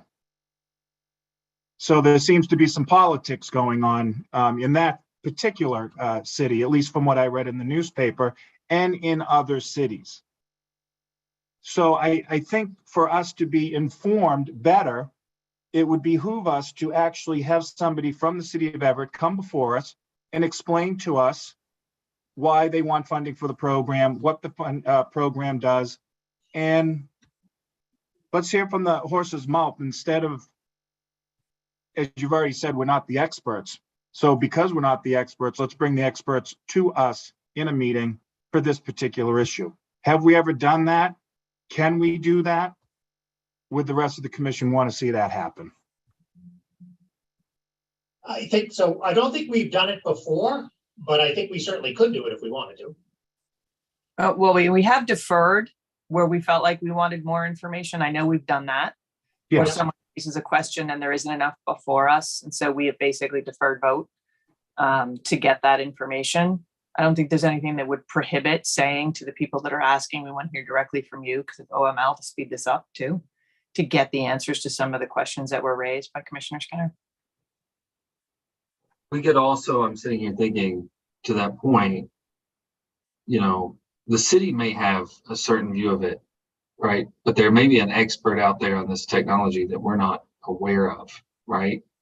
I mean, right? I mean, theoretically, if the city's asking for it, they're gonna want the technology. Could we defer the 55,000, the decision on the 55,000 while pushing through whatever else we want to push through? And if so, I would be comfortable doing that. I mean, I think we could approve a lower amount. I have happened to do the calculation just in case we needed it. You know, so we could approve the lower amount, and then we could ask the city for some more information or whatever it is. And then, you know, I mean, we can bring it back really at virtually any time. We can do all of our paperwork on contracts and things, and, you know, and get that started. And if it happens quickly, we can modify those. Even if it happens later, we can make amendments. You know, there's a lot of different ways that this could happen. I would hate to defer the entire application based on this one item. Okay. I think we've carved out subsections of them before. It hasn't been whole cloth, right? I mean, I think my memory of it, I'm trying to remember which one it was, but we did carve out a piece and defer voting on that. Because yeah, I think it was the West Springfield, the first time they came in, we wound up deferring that and coming back to it, and yeah. Commissioner Skinner, your mic is off. Yeah, that I'm okay with that. That would be my preferred approach. And, you know, I don't know if inviting Everett to this conversation is really going to get me to the level of satisfaction that I need in order to vote positively on this. I think that there's not a question whether the project is advanced to meet a casino-related impact, right? They're not going to. I don't expect Everett to come in and say anything other than that. I don't expect, you know, I don't know what I would expect from Everett along the question of, you know, is this something that the commission should be funding given the backdrop of discourse? So I would like, in addition to thinking about whether we want to have Everett participate in a future meeting, a couple of us to think about, you know, where we could get or have the start of a real conversation as to the nature of this software itself. I don't know if that's, as Chairman Maynard suggested, perhaps an expert of some kind.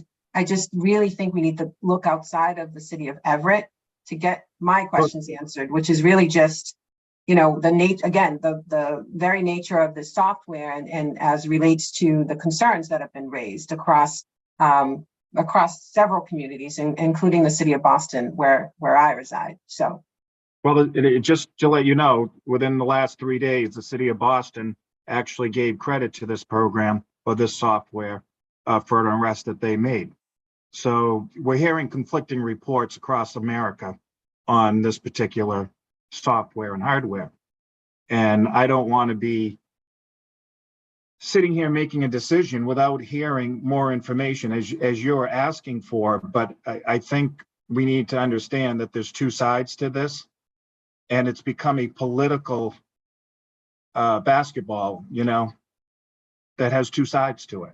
And I want to be very careful that we're not voting against something due to politics, that we actually are getting information that is relevant to us making these decisions. That's all. No, and I hear that, Commissioner Hill. Just historically, communities of color have been disenfranchised based on that very argument. There are two sides to every story. And so I don't think that that's enough, quite frankly. And I want to make sure that, you know, perceived politics aside, right? That if this is something that is seen as having a disparate impact on communities of color, then I want to know that, and I want to base my vote on that. So yeah, I think at its core too, the fact that the CMF team did not ask them the question means at a minimum, they should be allowed to submit materials in response to that question if that's going to be dispositive of a vote. So at a minimum, even if they're not going to appear in front of us, the CMF team should go back to Everett and ask for their response to. Oh, yeah, I mean, I think. And then I should, wait a second, Joe, I'm not done.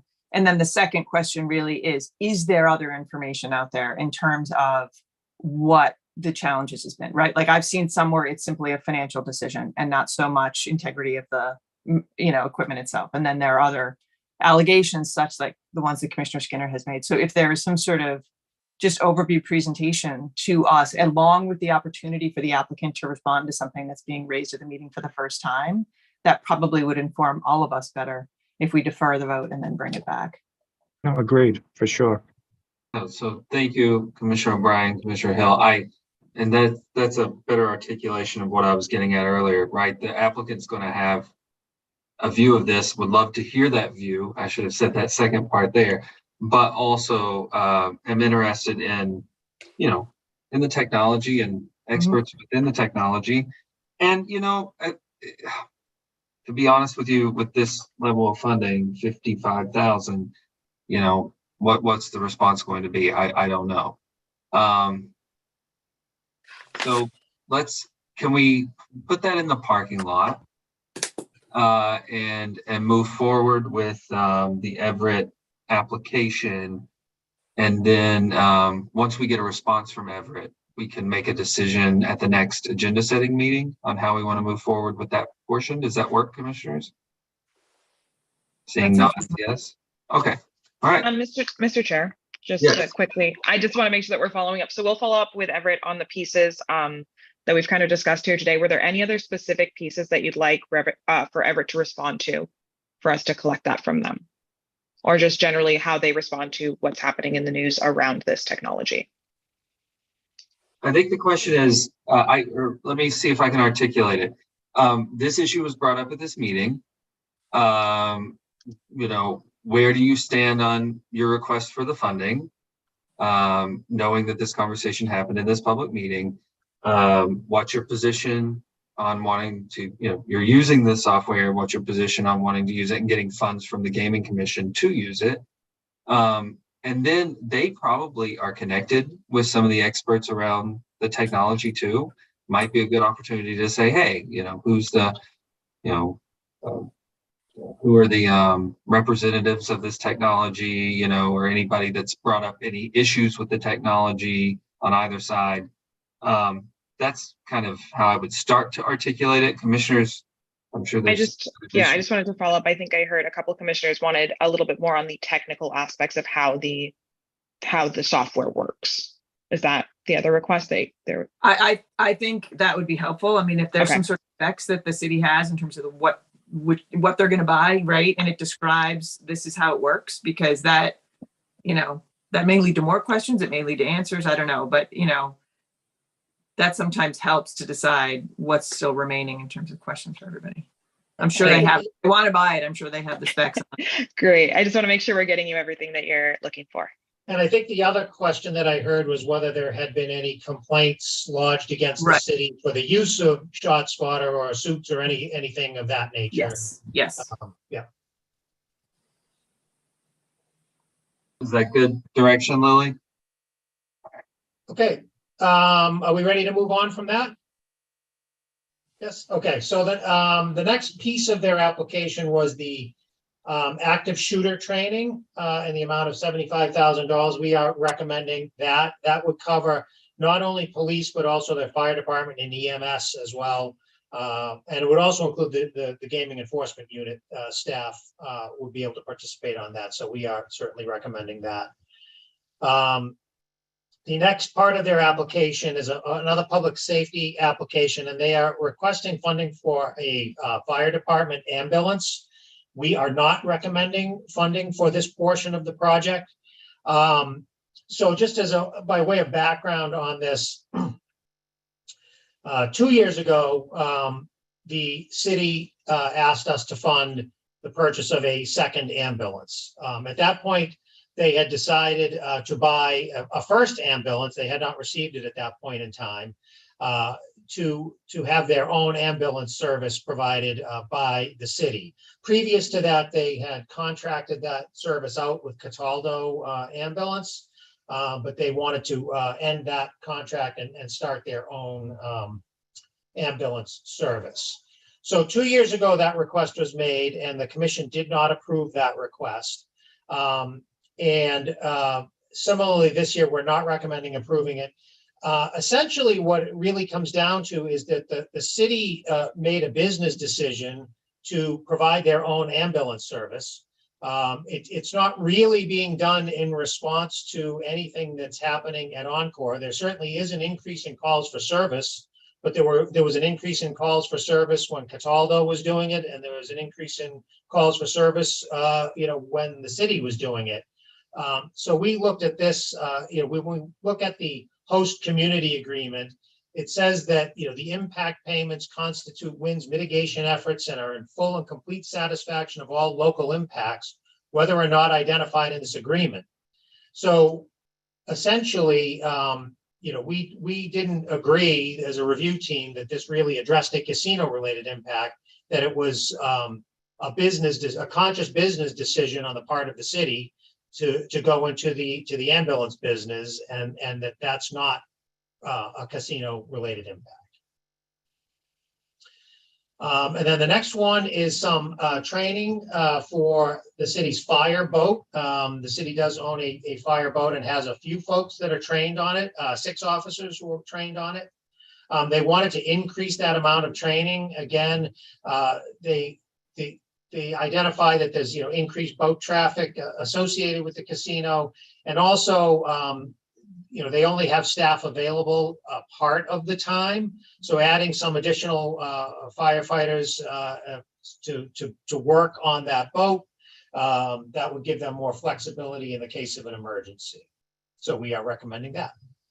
And then the last one was a gambling harm reduction application. The city did ask to withdraw that application. They just didn't feel like they were going to have enough ability to get that done in the next year. So they did ask for that to be withdrawn. So that is it for the Everett application. Any other questions on that one? Questions, commissioners, on the remaining portion of the application?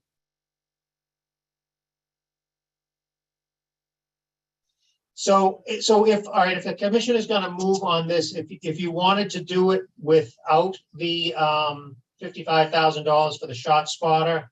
I have it, Joe, ready to go. You got it? Yep. Okay, you got the dollar value there? Okay. Yep. So All right. my fellow commissioners are ready. And I am going to add language that I hope the commission will agree to. So, Mr. Chairman, I move that the commission approve the City of Everett's application for funding from the Community Mitigation Fund in the amount of $2,348,400 for the purposes described in the submitted applications and materials included in the commissioner's packet, and for the reasons described therein and discussed here today. And I further move that the CMF division of the Mass Gaming Commission reach out to the City of Everett for answers asked by the commission regarding the shot spotter detection program. And further, that the commission staff be authorized to execute a grant instrument commemorating these awards in accordance with 205 CMR 153.04. Thank you. Do we have a second?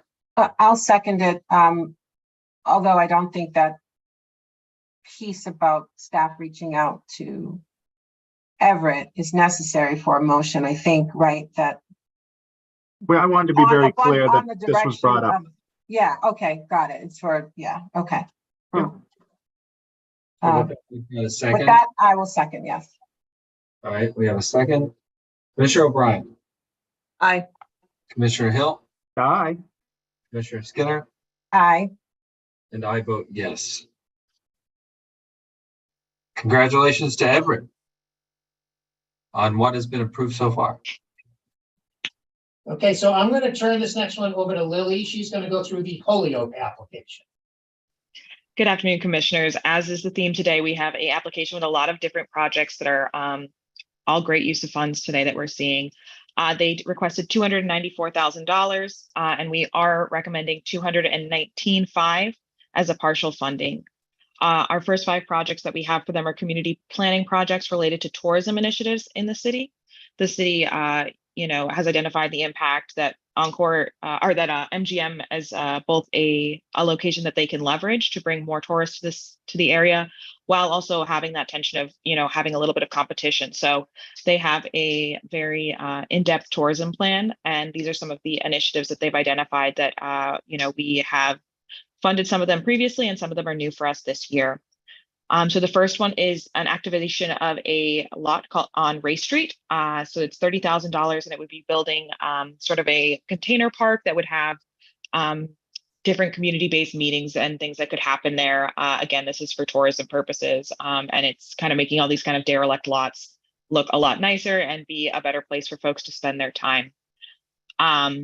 Their second initiative that they'd like is to continue funding their Explore Holyoke website. If you haven't gotten the chance to go on it, it's actually a really lovely website. They have all the different businesses and pieces that you can click through and get a lot of information on the area. So we'd be continuing to fund and help with that. The third initiative is a continuation of their MGM shuttle service, which they had this year as a pilot, and they saw great success of bringing folks directly from the casino up to Holyoke for some of the larger events that they have up there, like the parade. And then the last piece of this is for looking at event marketing support initiatives that they have as they're putting on all these larger events and trying to draw people from the casino and work with MGM. I think one of the nice things is they have mentioned that they've got a really great working relationship with MGM, and MGM's been great in helping folks, getting folks over there and, helping with their advertising piece, which we always like to hear. The last piece of this, we're recommending to not fund just only based on a technicality of the anti-aid amendment. So we did sit down with Holyoke, and this last piece is asking for membership packages for the Greater Springfield Visitors Bureau. And so this would be funding a membership for a private business to be a member of the nonprofit. So we just felt at both levels that kind of wasn't quite in line with anti-aid. We are recommending that we would give funding enough to cover the City of Holyoke's Tourism Advisory Committee, which is a municipal entity, for their membership and their participation. So that's kind of their first chunk around the tourism. They also are looking for $65,000 to contribute towards their Valley Bike Share program. We've seen the Valley Bike in Chicopee and in Northampton already for this year. And again, I think one of the pieces that we've discussed a lot is the importance of having a good buy-in from the entire region to make sure that the Valley Bike system has places to park your bike and places to pick up your bike. And from Holyoke, Springfield is also still a reasonable distance to commute for employees. So we thought that would be another great way to get cars off the road and invest in multimodal traffic. There is a piece of the application that we're not recommending funding, which is the $60,000 request for the Holyoke Police Department. The majority of this request was going to go to overtime. And when we take in applications, we kind of have 3 base level criteria, and one of which is the community must provide a detailed scope of work for what they're going to do with the funds. And particularly with the police, with the overtime, we ask them to really provide very concrete plans of how they're going to use those different deployments. So some of the applications that you've seen earlier today and earlier this session, we have had different, overtime deployments for traffic, for different human trafficking pieces, but they were all very targeted. Unfortunately, we've met with the city a couple times on this, and we weren't quite able to, draw out any specific uses of those funds. So we just didn't feel that we could just give them a large tranche of funding just for overtime generally. So that was kind of the piece why we were not in favor of recommending that funding. The last piece for their public safety, though, they did ask for some money for lighting installations. And I think the review team has historically seen that, increasing lighting does increase public safety. So we are advocating for the $24,000 and saying that we do recommend that funding. The last piece of their application is for gaming harm reduction, to do a base level harm reduction survey. And this is for $15,000. So it's one of our sort of like first level surveys. And we think this will be another, after we've seen the great success of what they're doing in Springfield, we think this will be another great, entry level survey to kind of start understanding how gaming is impacting folks in Holyoke. And I think one of the nice things about Holyoke, a lot of ours have been around youth gaming. They're actually also going to be looking at seniors in a way that we haven't really seen in some of our other communities. So we're excited to kind of see some of that survey data come back, and hopefully, like we're seeing with the city of Springfield, like we saw with the city of Boston, to really create these some kind of interesting program around harm reduction with some really tangible outcomes. So any questions on any of those? Or Joe, you want to jump in with anything either? Nope, all good. Questions, commissioners, for Lily? Thank you, Lily, for that comprehensive review.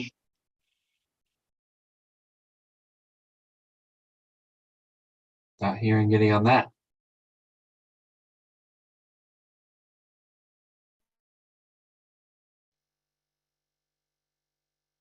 Commissioners?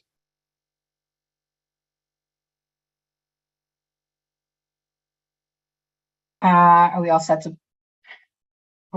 to vote? I'm ready for a motion if you are, Commissioner Skinner. Here we go. I move that the commission approve the City of Holyoke's application for funding from the Community Mitigation Fund in the amount of $219,500 for the purposes described in the submitted applications and materials included in the commissioner's packet, and for the reasons described therein and discussed here today. And further, that commission staff be authorized to execute a grant instrument commemorating these awards in accordance with 205 CMR 153.04. Second. Thank you. Commissioner O'Brien. Aye. Commissioner Hill. Aye. Commissioner Skinner. Aye. And I vote yes. Congratulations to Holyoke. Okay, so the next application we have is the town of Saugus. They're requesting $200,000. We are recommending a grant amount of $90,000. You know, on this application, the application that we received from Saugus was fairly light. It lacked a lot of specificity, so we did need to go back to the town and get additional information from them on really each of the applications. And you'll see here that we are recommending some of these, not recommending others, but with the ones that we are recommending, we want to put some conditions on there where we really do need some more detailed information before some of these things can go out to bid. So the first one is community planning, their Riverwalk. It's for $30,000, and this is to look at economic development opportunities along their recently completed Saugus Riverwalk. You know, projects like this are typically funded by us. Initially, we didn't have any kind of a detailed scope on this. We asked for additional information on that, which they did provide. But again, this is something that we are asking or recommending that they submit their final scope of work to our division for approval before they go out and get either bids or quotes for the work. So we are recommending this one in the amount of $30,000. Similar, the targeted marketing campaign to attract visitors for $20,000. This is a targeted marketing campaign looking at, it's not terribly extensive. And similarly, we got some additional information on this, but we want to make sure that that final scope of work is submitted to us before before it goes out for quotes to make sure we're getting exactly what we think we are. The third application was for some pedestrian safety improvements at Ballard Street. This is for the design and construction of a pedestrian crossing on Ballard Street, which apparently leads to the new Riverwalk that the town has built. Again, there was not a whole lot of information submitted on this. We asked for additional information, but did not receive any back from the town. So therefore, we're not recommending funding of this application. Same thing on item number 4 is a transportation planning application. This project was asking for $30,000 to identify some key intersections that the town would like to study, and then $50,000 to perform a study of those identified locations. This approach doesn't meet with the way our guidelines work. We do require that communities have identified what it is that they want to study and have a scope of work for that. We did ask them to come back with a more defined scope of work for this work. They did not provide any additional information to us on this one, so we are not recommending funding of this project. And then the last piece of it is the enhanced traffic enforcement and education. And this is primarily to fund speed and message boards and create and implement a public education campaign. So much of the others, they did submit some additional information on this, but we were looking to get some cost information from quotes or otherwise, and that information was not submitted to us.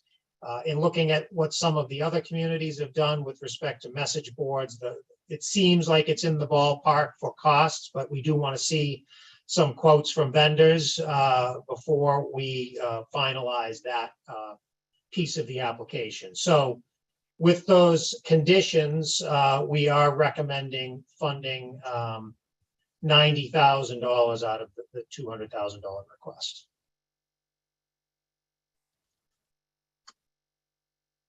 Commissioners, any questions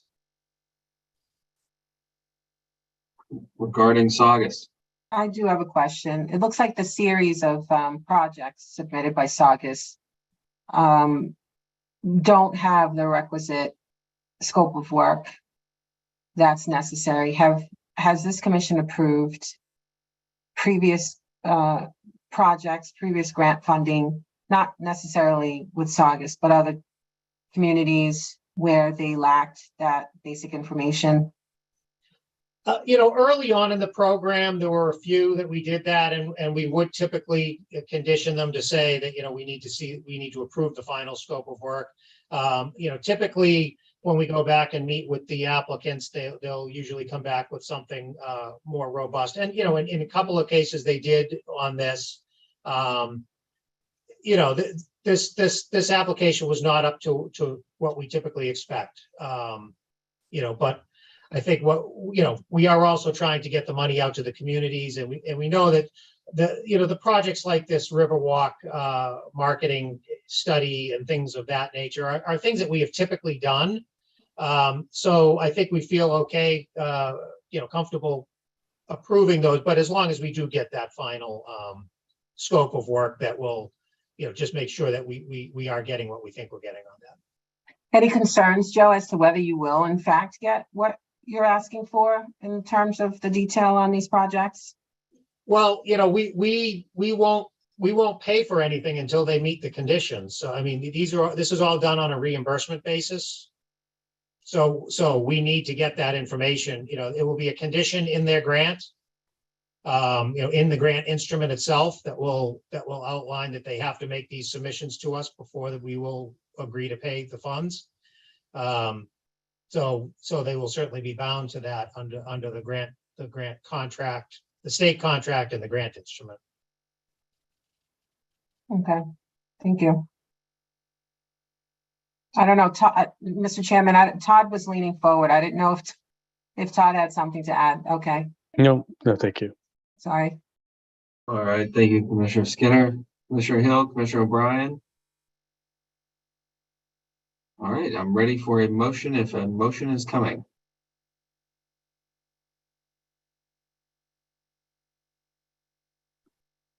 Mr. Chairman, I move that the commission approve the town of Saugus application for funding from the Community Mitigation Fund in the amount of $90,000 for the purposes described in the submitted applications and materials included in the commissioner's packet, and for the reasons described therein and discussed here today.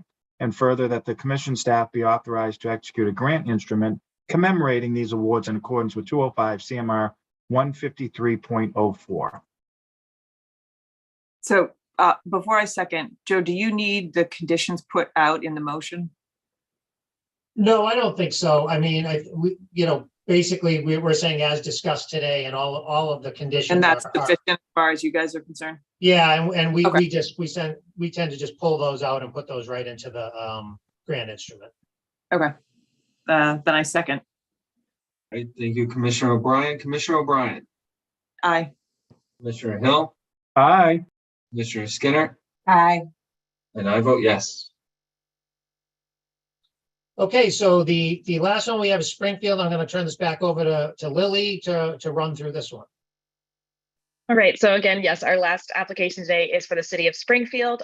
When we proposed their allocation back in the fall, it was $1.4 million, and their requested amount today is $2.9 million. So, Mr. Chair, at your preference, I'm happy to walk through all of the applications, and then we can go back and do the waiver when we discuss the project, or we can kind of start with it and then work forward, whatever you prefer. Commissioners, Lily, I'm happy leaving it up to your preference. Commissioners, we good with that? All right, then I think I'm going to walk through all the rest of the projects, and then maybe we can go back as the waiver is specifically related to one project, and we can kind of talk through it holistically. So the first project that we have for the city of Springfield is a community planning project for some wayfinding, signage, and design engineering right downtown. This is within their public realm master plan, and we think that this will be a great addition to the area. Obviously, wayfinding is always a great addition for tourism, really helping folks to navigate downtown and make sure that the city is, very welcoming and very walkable for folks. So we are proposing fully funding that. The second piece that we have is a $500,000 towards a Main Street and Convention District public realm and connectivity piece of it. And so, again, we have seen this come back. Had this come back up last year. And again, this is continuing to contribute towards making sure that the downtown of Springfield has a high quality pedestrian environment. And it will also add more linkages around the MGM casino area. So again, more contribution towards the business attraction, the tourism piece of it, and continuing on the great work they've already been doing down there. I'm going to skip the central mixed use parking infrastructure project and we'll go back there. And so our next piece is for the public safety request. We are recommending partial funding with conditions of this. They came in for around $310,000 and we are recommending $273,000 for. And again, for just a little bit of a background on this, the original application that came in was filed by a different member of staff who is no longer there. And so we met with the city about halfway through the process and kind of reworked the application with them around what they felt was the priority. So the only piece of it that we're not recommending is going to be 15 factor ballistic barriers. And these are just sort of a protective barrier that we have seen previously for different officers to help, protect them in a situation where there might be like a gun or a blade, et cetera. And we just felt that this is something that the police department is normally supplied by their police department municipally. So we kind of felt it was in the supplement versus the plant, which we are always trying to be mindful of with our public safety grants. But we did feel that, they had some requests for license plate readers, electric bikes, trainings, and some for overtime. And we felt that those were all relevant and mitigation measures. I will say that a lot of the overtime that was requested was for parking. So with the presence of the MGM casino and having a free parking garage right downtown, they've kind of said that, in previous years when they had different options for parking, they would have different folks parking in different places, but with everyone parking at the one garage, it's just led to a lot of extra traffic for them down there. So they really would like to have some extra folks down there helping to corral traffic. And we kind of, we spoke with them, we asked if were these MGM events, and they said, no, these were just other events that were happening at, Mass Mutual or other venues downtown. So we didn't feel that it conflicted with the amounts that MGM should be paying the police department. And we kind of felt this was outside. And luckily they're very organized with how they do their deployments. So they were able to kind of walk us through every kind of deployment that they usually have for these. So moving forward with that piece, we are requiring that they do not use it for anything that is directly MGM related. And they totally understood that.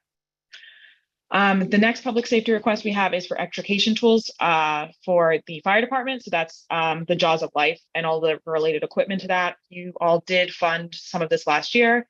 And so this is two more to add to that. I think one of the most shocking pieces that we have seen has been the increase of demand for these tools. And these newer ones, they are battery powered, not gasoline powered. So they're quicker to start up. And obviously, if you're in a situation where you need to get, Jaws of Life to get out of a car, you don't really, every second counts. So we really want to make sure that the public safety agencies are able to help out in that region. And then the last piece here that we have is the second part of the Springfield Young Adult Gambling Program. So I'm sure you were all there and got to see the wonderful young adults at our recent conference that presented on their first kind of round. I think it was, first off, a very interesting opportunity for the young adults that are involved, as well as bringing some of the younger voices into this conversation and these future folks that are, interacting in gaming. So I personally found it really interesting, and a lot of things that I would not have even thought of as gaming, and just seeing, them getting to interact with a lot of, international experts was a really, really cool project that we did last year. And so this would continue this. So they've kind of done the base level this year, and now they're going to be going out and they're going to be focusing on a lot of narrative storytelling and digital storytelling, and kind of creating this product to share their stories and share how gaming is impacting their lives. So that is everything but the parking garage. So now we're going to kind of go back and look at the waiver in the parking garage. So I'm sure we all remember the garage came up last year. And this year they're asking for $1.5 million. Last year, the commission had a request for $3 million and decided to fund it at $1.5 million. And so the city decided to come in this year for the second kind of tranche of it to ask for the other $1.5 million. And so with that extra tranche of funding, that is going to put them over their designated allocation. So they are requesting a waiver for the $1.5 million related to the mixed-use parking infrastructure projects. So I think this is kind of the one piece that we'd really like, more commission input on how you'd like to move forward with this. So we did agree that it would be eligible to fund under the transportation construction category last year. So, we haven't changed any of those guidelines. So we think it still would be eligible this year under that category. And no aspects of our guidelines say that you cannot ask for subsequent funding year after year. It says you can't depend on it, but you can always ask for it. So this would make our total request for this project $3 million, which is about 16% of the current estimated project, which is $18.5 million. So this is within our guidelines of what we feel is comfortable of percentage-wise to cover on behalf of a municipality. So we did go through and we found that there is sufficient funding. If you're interested in funding this in Region B, we could put the money towards that. And then just generally that we did feel that it met, the waiver requirements that we set forth in the FY25 guidelines, which is, if a city has a project that they could not otherwise fund through their grant, which obviously if their grant is, $1.4 million and the project itself is 1.5, they're not going to be able to fund under their current grant allocation. So we did find that it met the requirements to be a waiver or a waiverable piece. And so it's really up to the commission on that piece, whether they would like to grant the waiver and approve that project. So I will hand it back to the chair for that discussion. Thank you, Lily. So we can do this. Any questions as to any of the application? Well, let's separate the waiver conversations. What I'm trying to do is any questions before we talk about the waiver, commissioners? All right, I'm seeing none. Now, do we have any questions or comments on the waiver piece? Following up from last year on the what we funded on the 1.5 million. This is the second. Yes, Commissioner Hill. So I have a question for the team. Last year, I think the shovel was not yet in the ground and we were really at the beginning stages of it. Where are we right now? Or where are they right now? So they have definitely made some good progress in this. They've advanced the design forward. We have some good, they submitted some plans to us, not final design plans, but there's a couple of land takings that they need to do as part of this. It appears that they have done one of those. The second one is scheduled for, I'm not sure when the second one's scheduled for, but I think it's just the 2 land takings. They gave us the breakdown of their funding. Basically the city has agreed to do some bonding for part of this. Obviously when it comes down to funding, you don't know the exact level of commitment to it until the commitment is actually made. Until the city goes and sells bonds on this, we don't know for sure that the city will fund it, but they've indicated that they will do that. So, it's moving forward. Under our transportation construction category, it says that the project would need to be under construction a year from now, a year from June 30th. That's what they have submitted to us in their schedule. And, you know, look, construction is a business that's, you know, delays happen for various reasons at times. We understand that. We do put fairly aggressive timelines on these because we don't want someone to come in with a project that's really just kind of a pipe dream and that, you know, that might get built 10 years down the road. We wanted these monies to get out the door quickly. So if you recall last year when we granted them the $1.5 million in transportation construction funds, we did give them 2 years to get that done. So that would line up with, if we gave them an additional 1.5 million this year under our current requirement, those two sources of money would line up by saying that basically they need to be under construction a year from now. Mr. Chairman, at the end of June. Commissioner Hill. so with that said, I mean, I think I was one of the ones last year who had some apprehension because I wanted to make sure that the city was going to be a partner in this. And it seems to me that they have put the right foot forward and that they want to see this happen. I have no reason to believe, after what I've seen the city do over the last couple of years to try and bring economic development to the city, that this won't move forward. So I would be okay with granting the waiver for the $1.5 million to see this project move forward, because I think it will benefit the city for sure. I just wanted to make sure that there was going to be a partnership here, and there seems to be indications that that's happening. And that makes me feel more comfortable granting than I would have been maybe a year ago. Thank you, Commissioner Hill. Commissioner Skinner, I see your mic is off. I just have a clarifying question for Joe. When the City of Springfield was granted the $1.5 million last year, it was under the condition that construction on the project start by June 30th, 2024 or 2025? 2025. Yeah, we Okay. gave them because under the, if you remember, under the project of regional significance that they filed under, knowing that those were very large projects, we actually gave them a longer timeline. We gave them 2 years when our regular transportation construction is 1 year. So in order to keep that, you know, what the city told us last year was, well, we're not going to be ready in a year. We need the 2 years that we were asking for under the original category. So we gave them the extension to 2025. You gave them an extension, but when the commission voted last year, it was it was with the understanding that construction would begin by June 30th, 2024. No, you gave them a waiver last year. Okay. To Okay. 2025, yeah. All right. And so that, so if you recall, I raised this during the 2x2, and I was under the impression then that the deadline was June 30th, 2024. But you're saying when we discussed this last year and voted to approve the $1.5 million under the transportation construction aspect of Community Mitigation Fund, that was the date, June 30th, 2025. You're saying yes. That is what the commission voted.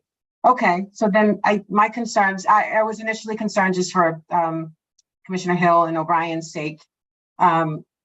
Since we weren't in the 2x2 together, I was concerned that there was a condition that was not met relative to the start of the construction. And so I'm satisfied that that's not the case.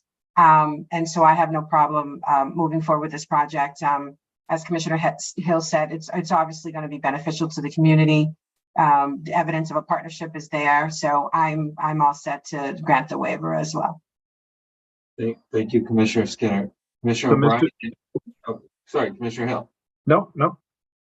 Commissioner O'Brien, anything to add before we turn back? No, so last year, I think myself and the chair were sort of the two that were in favor of this. Part of the discussion, my memories last year and the write-up was, it was a project of regional significance, but there was one that was of more import in the team's view than this one. So just, it seems like, as you said in the thing, the money is there to do this year as well. We're not taking away from another project by approving this. And I have the same view in terms of the impact of the garage for the city and the region. So I don't have a problem at all voting for the waiver. So before I turn to you, Commissioner Hill, I want my thoughts on the record too, if you don't mind. Yeah, and I remember Commissioner O'Brien, you and I had a 2x2 over a year ago on this issue, and we both were thinking the same way. I think this is money well spent. I think it's good for Springfield. I know the mayor has talked about it when we've been out there publicly. He's gotten on the lectern and talked about the support that we've given him, and so and the community. And so I want to continue on. And again, I would be worried about the implication of not funding it once we started funding it, and they've already started moving. You know, shovels in the ground is relatively loose term, as Joe probably knows over the Not years. in my world. Shovel in the ground is a shovel in the ground. So I would be worried about not funding it at this point, honestly. But Commissioner Hill, sorry, back to you. So, Mr. Chairman, 2 weeks ago, when we granted a waiver, I believe we did it separately instead of putting both motions together. Is that how the commission would like to do that this week? We do it separately? So I think, Commissioner Hill, if you just vote the higher dollar amount, you've essentially approved the waiver. I think you just need, I'm not sure we even need to do, and I defer to Todd on this if he thinks that we need. So we did vote for the waiver, and I thought 2 weeks ago, and I think we wanted that on record separately. Yeah, that's my view is, so there's no no misunderstanding when a constituted board comes forward that we consciously waive the cap. I think that's fine. So with that said, Mr. Chairman, I move that the commission approve a waiver for the Central Mixed Use Parking Infrastructure Project as requested by the city of Springfield for a total recommended total of $1.5 million. Second. Thank you. Commissioner O'Brien? Aye. Commissioner Hill? Aye. Commissioner Skinner? Aye. And I vote yes.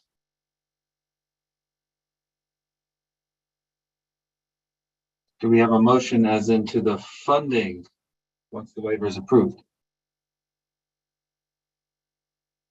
Is it 2.8648? Is that the number, Joe? That's the magic number. Okay.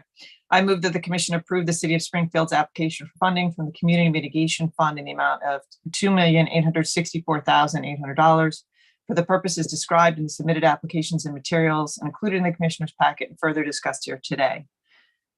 I further move that staff be authorized to execute a grant instrument commemorating these awards in accordance with 205 CMR 153.04. Second. Thank you, Commissioner Skinner. Commissioner O'Brien? Aye. Commissioner Hill? Aye. Commissioner Skinner? Aye. And I vote yes, 4-0. Congratulations to Springfield. So I know that we have a little cleanup work to do on one of them, but I do want to take this time again to thank Chief Delaney and Mary and Lily for all of your hard work. This has been, you're extremely thorough, and the review committee team, extremely thorough. Zach and all those, Dr. Andrews, and forgetting a bunch, Commissioner Hill, and we just Judy and Carrie. Judy and Carrie. We appreciate everything that you do, and when you look at it holistically, right? Millions of dollars were dispersed throughout the Commonwealth in these regions. Those dollars are going to be extremely impactful to those communities. And I look forward already to discussions about next year's grant process. I know that we'll take that up and how we can continue to improve our great work as we move forward. So thank you, Chief Delaney. You know, Chair, they say Community Mitigation Fund never sleeps, just keeps going, right? But no, if you don't mind, Mr. Chairman, I'd just like to thank again the review team, myself, Mary Thurlow and Lily Wallace, Zach Mercer, Bonnie Andrews, Carrie Teresi, and Judy Young. They have been really great this year. This is our second year that most of this band has been together, and everybody did a great job, put in a lot of time, a lot of effort, and I do really appreciate that effort from everybody. You know, and I think we do have a really great group of people, and Commissioner Hill and Commissioner Maynard for sitting through a lot of the sausage making that we go through in this. Do appreciate everyone's time and effort, and thank you, commissioners, for voting all of these. And it looks like we'll have to do the final calculation, but the total for this year we will put out something north of $18 million for this project, which is up from just over 10 million last year. So significantly more funds getting out to communities, and you know, we'll see where next year brings us. Well, thank you, Chief Delaney. We appreciate that. All right. So with that said, we are going to turn to item number 7. I believe Kathleen Kramer is going to kick us off. That said, I'm actually can I have 5 minutes? I need 5 minutes. Thank you.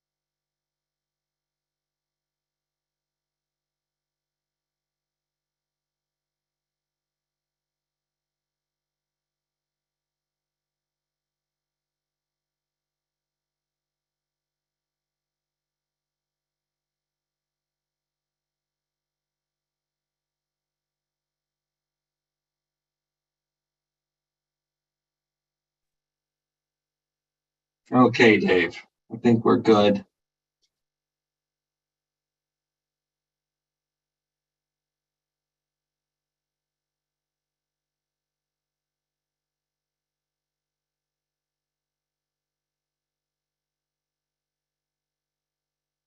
Hey, sorry, Jordan. I put some headphones on. Are we good to go?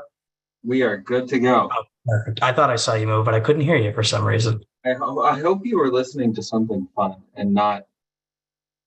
Well, when I plug in headphones, it just sometimes it switches over and I don't get any audio. So I was like, oh, like, because we're just waiting. Yeah. So, thank you for giving me those 5 minutes, commissioners and team. I appreciate it. This is a reconvening of the Massachusetts Gaming Commission. We're doing this virtually, so I'll take a roll call.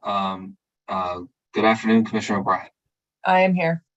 Good afternoon, Commissioner Hill. I'm here. And good afternoon, Commissioner Skinner. Good afternoon. Thank you. So let's pick up right where we left off, and that's item number 7. I believe Director Monahan is having Kathleen Kramer, CEC Kramer, take care of this topic for us. So we'll kick it right over to you, Kathleen. Great, thank you. Good afternoon, Chair and Commissioners.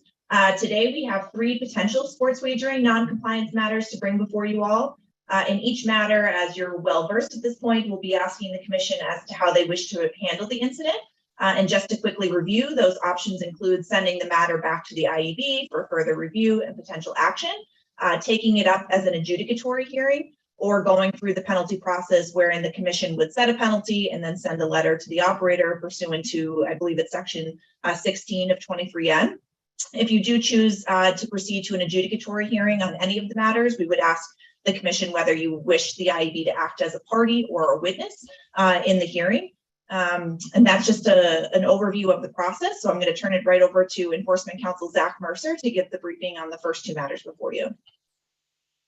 Good afternoon, Chair and Commissioners. The first matter today is alleged non-compliance incident involving temporary Category 3 sports wagering licensee, Betfair Interactive US LLC, doing business as FanDuel Sportsbook, and implicates General Laws Chapter 23N, Section 3, and 205 CMR 247.012A2, prohibiting wagers on events involving collegiate teams from the Commonwealth participating in non-tournament play.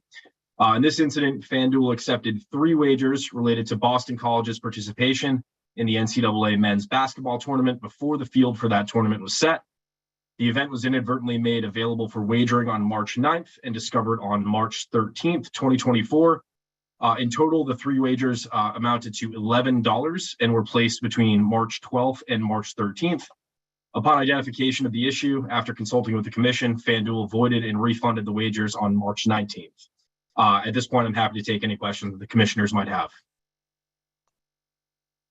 Commissioners, questions for Zach? Direction for Zach. Commissioner O'Brien. So this, to me, rings like a repetitive, right? I mean, I feel like the EBH and the prior Penn PSI one that we did, this is similar to this. I feel like we spoke on what this should incur in terms of a fine. I don't know what everybody else thinks on that one. This is one of those ones I would send back to you guys to deal with. Agreed. I also agree. I'm in agreement. All right, that is noted. So let me just get my notes in regard to the second matter.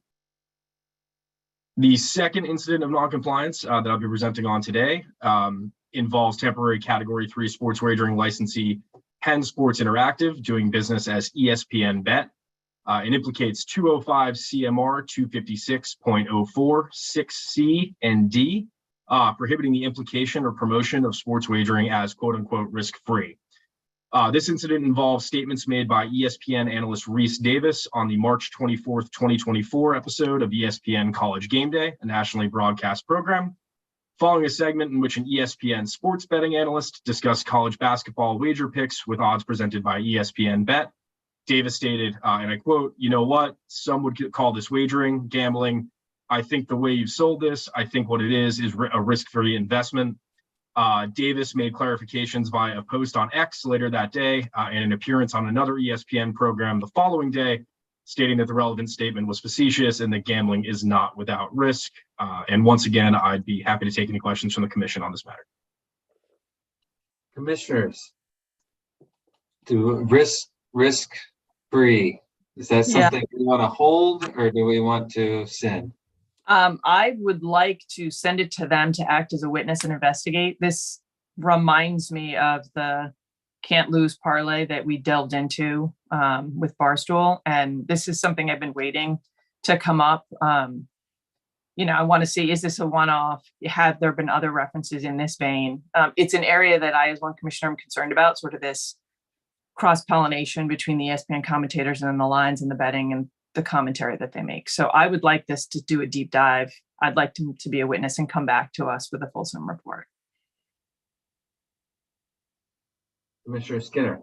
Yeah, this seems to be, not seems to be, is certainly a case of first impression for this commission, although I know it has some similarities to the prior issue that we heard relative to the can't lose parlay. So I agree. I think this should come before the commission as an adjudicatory hearing, which I think that is what Commissioner O'Brien is saying. Yeah, thanks. Yeah. Commissioner Hill. With IEB as a witness, I'm sorry. Got it. Commissioner Hill. I'd be fine with that, Mr. Chairman. I think that's what I was thinking too, captured by all of my fellow commissioners. Thank you very much, Chair and Commissioners, and I'll hand it back to Kathleen. Thank you. And the last matter we have before you all, I'm going to turn it over to Enforcement Counsel Nate Kennedy to present. Good afternoon, Chair and Commissioners. This matter comes before the Commission as an instance of non-compliance by Category 3 sports wagering licensee Penn Sports Interactive. On December 15th, 2023, MGC received a report from PSI that they had performed a monthly audit and discovered wager offerings on 27 college basketball games that involved opponents in Division I NCAA teams that were not from leagues approved by the MGC. These 250 bets occurred between November 6th, 2023 and November 9th, 2023 for a total handle of $12,000. The regulations that are implicated here are 205 CMR 247.01, subsection 1 and subsection 2I.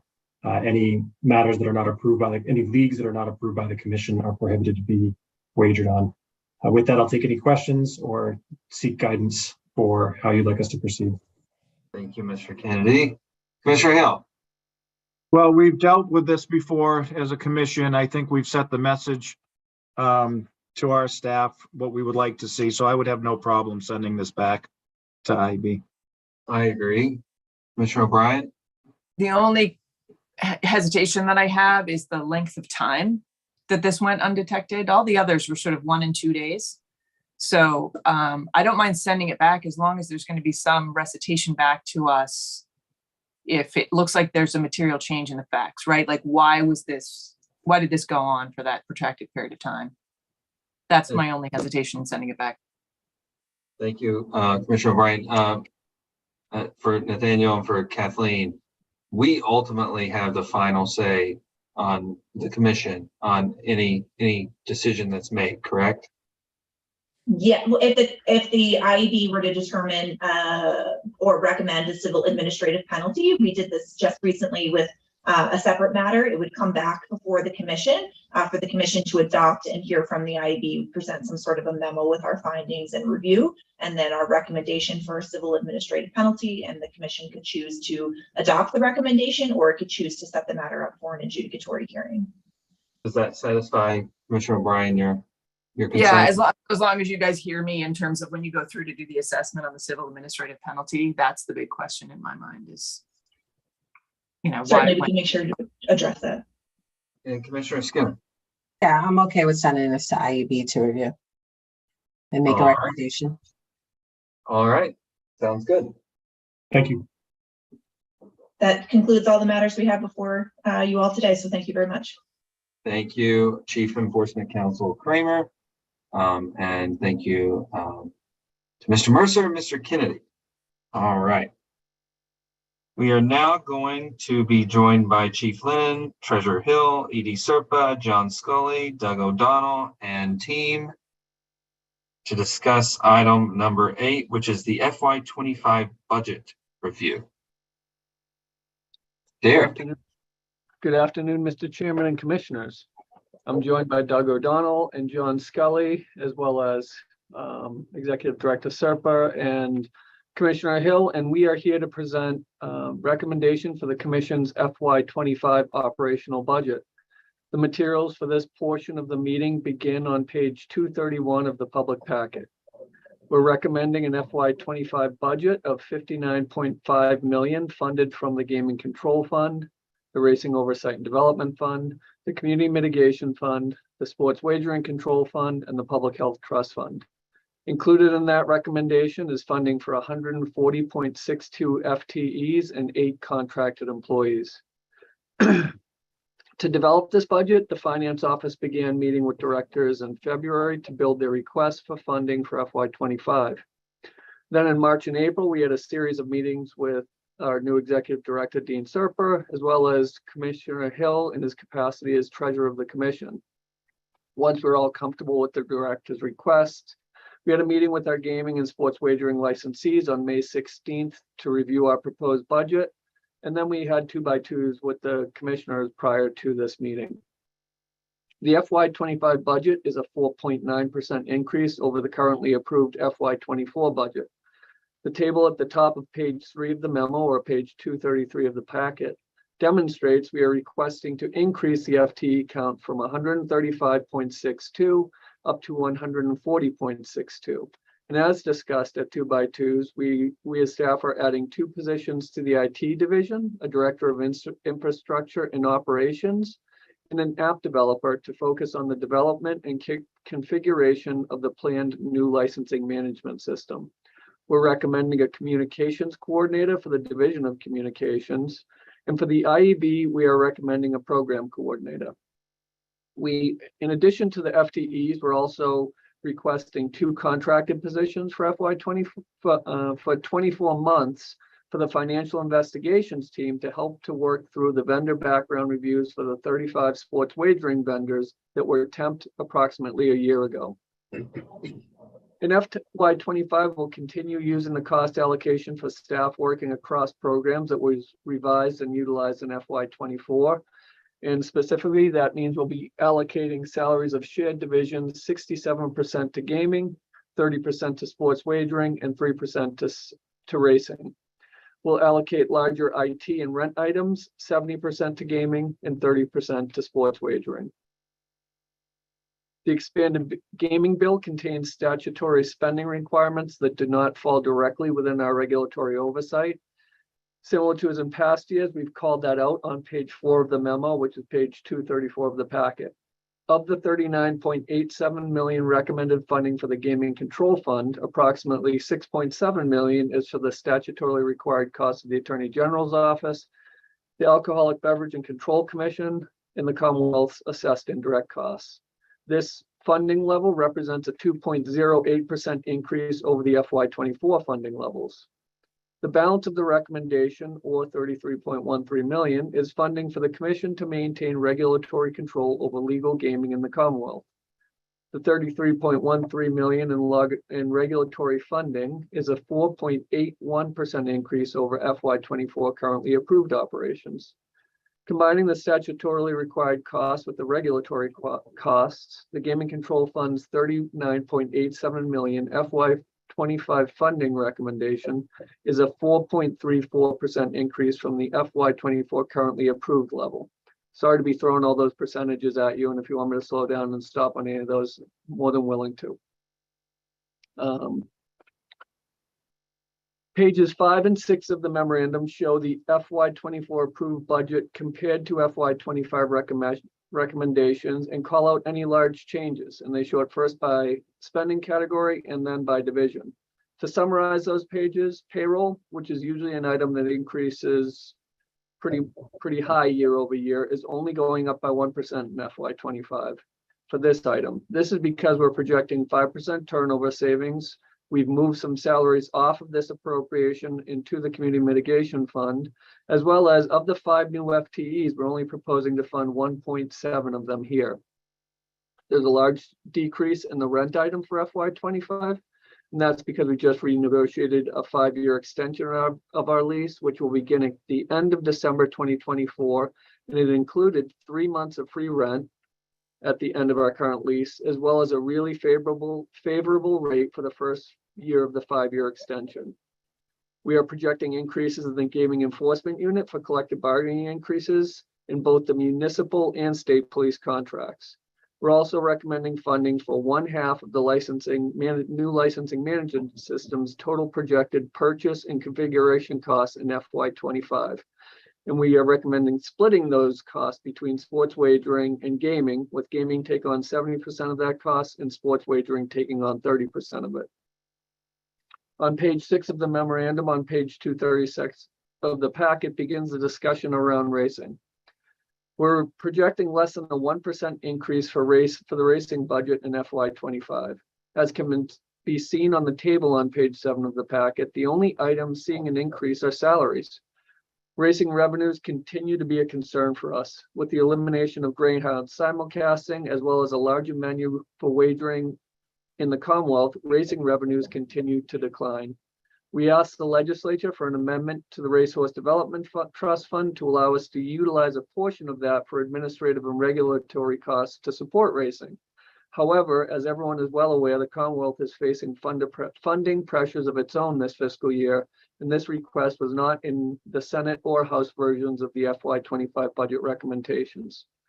We will continue to monitor racing and look for ways to help with any funding issues that may arise throughout the course of FY25.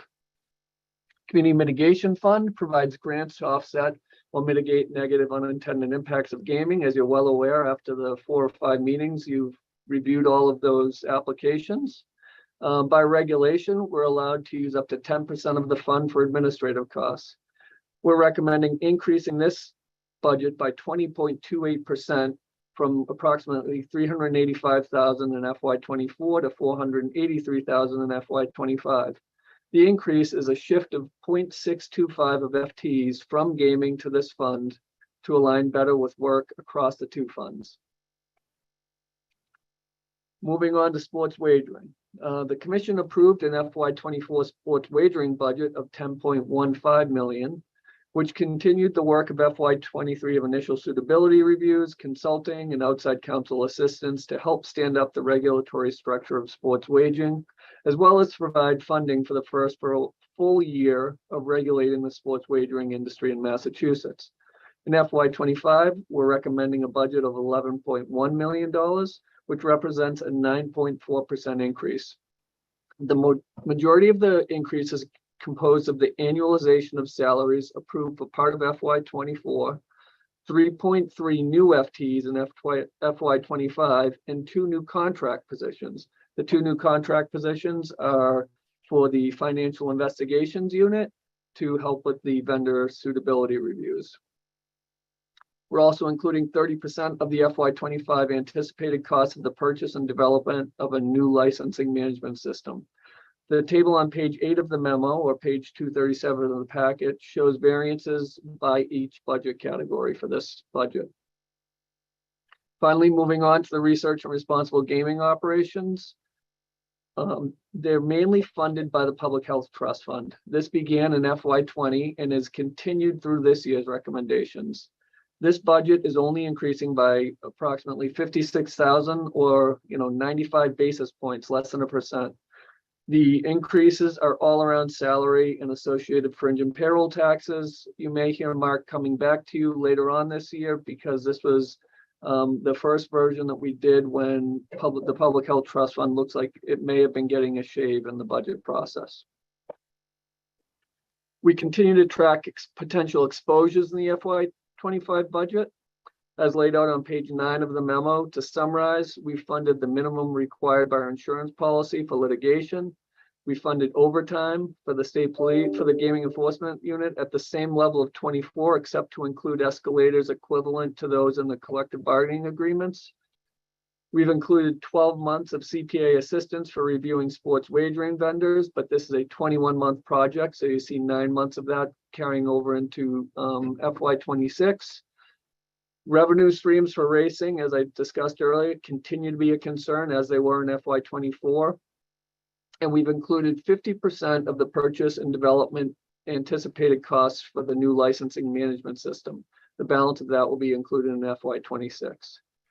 Now that we've done a quick overview of the budget, it's probably a good time to discuss the meeting we had with our licensees. It was a very productive meeting. Again, we always have good meetings with our licensees. They're free-flowing. This one was a little shorter than usual, and I think that our diligence in trying to create a responsible budget was reflected in that meeting. The licensees did have a few things they wanted to make sure we looked at. First, they wanted our FTEs to be looked at, and specifically any positions that we've had open for a few budget cycles. We had already reviewed those 2 or 3 times with the treasurer as well as the executive director to make sure that we wanted to continue those positions. And as we explained to the licensees, many of those positions are not just vacancies. We utilize the funding for the FTEs to bring on contractor assistance until we can fill the position, specifically in our IT department, where we've seen quite a few of these positions remain vacant for a few years. In addition, as we're just entering our 3rd year in sports wagering, we're asked to do a review of both gaming and sports wagering, but mainly focusing on sports wagering, of how we compare to other jurisdictions. We've committed to doing this and we'll come back to the commission later in the year with our analysis. We did this from 2014 through 2017 in the gaming area to make sure we weren't falling too far out of alignment with other jurisdictions. So this isn't a bad request, and we think it's a good thing for us to do. And finally, we are asked to include the licensees in the review and build out of the licensing system. We've raised this issue to our procurement team, and they are going to incorporate the licensees either into the configuration or the review process as they come in. But if they are brought into the RFR, they will not be voting members. They'll only be advisors. I'm going to pause here and ask Commissioner Hill and Dean if I missed anything that the licensees had brought up. No, those were all of the items that they spoke to exactly, Derek. I think one issue, unless I missed it, Derek, they did ask us just take a look at the traveling as well. They had asked about they had asked about our total travel budget, and then when we told them what it was for this year, they said, okay. But that's always something that we want to review and make sure that is absolutely necessary. Now, one other thing to talk about now that came up in some of the 2x2s was an additional position that that the commission may want to add, and it's around legislative affairs. Mr. Chairman? Yes. I have a question. Sorry, thank you. Derek, I'm sorry to interrupt, but before we move from like the licensee feedback, did the meeting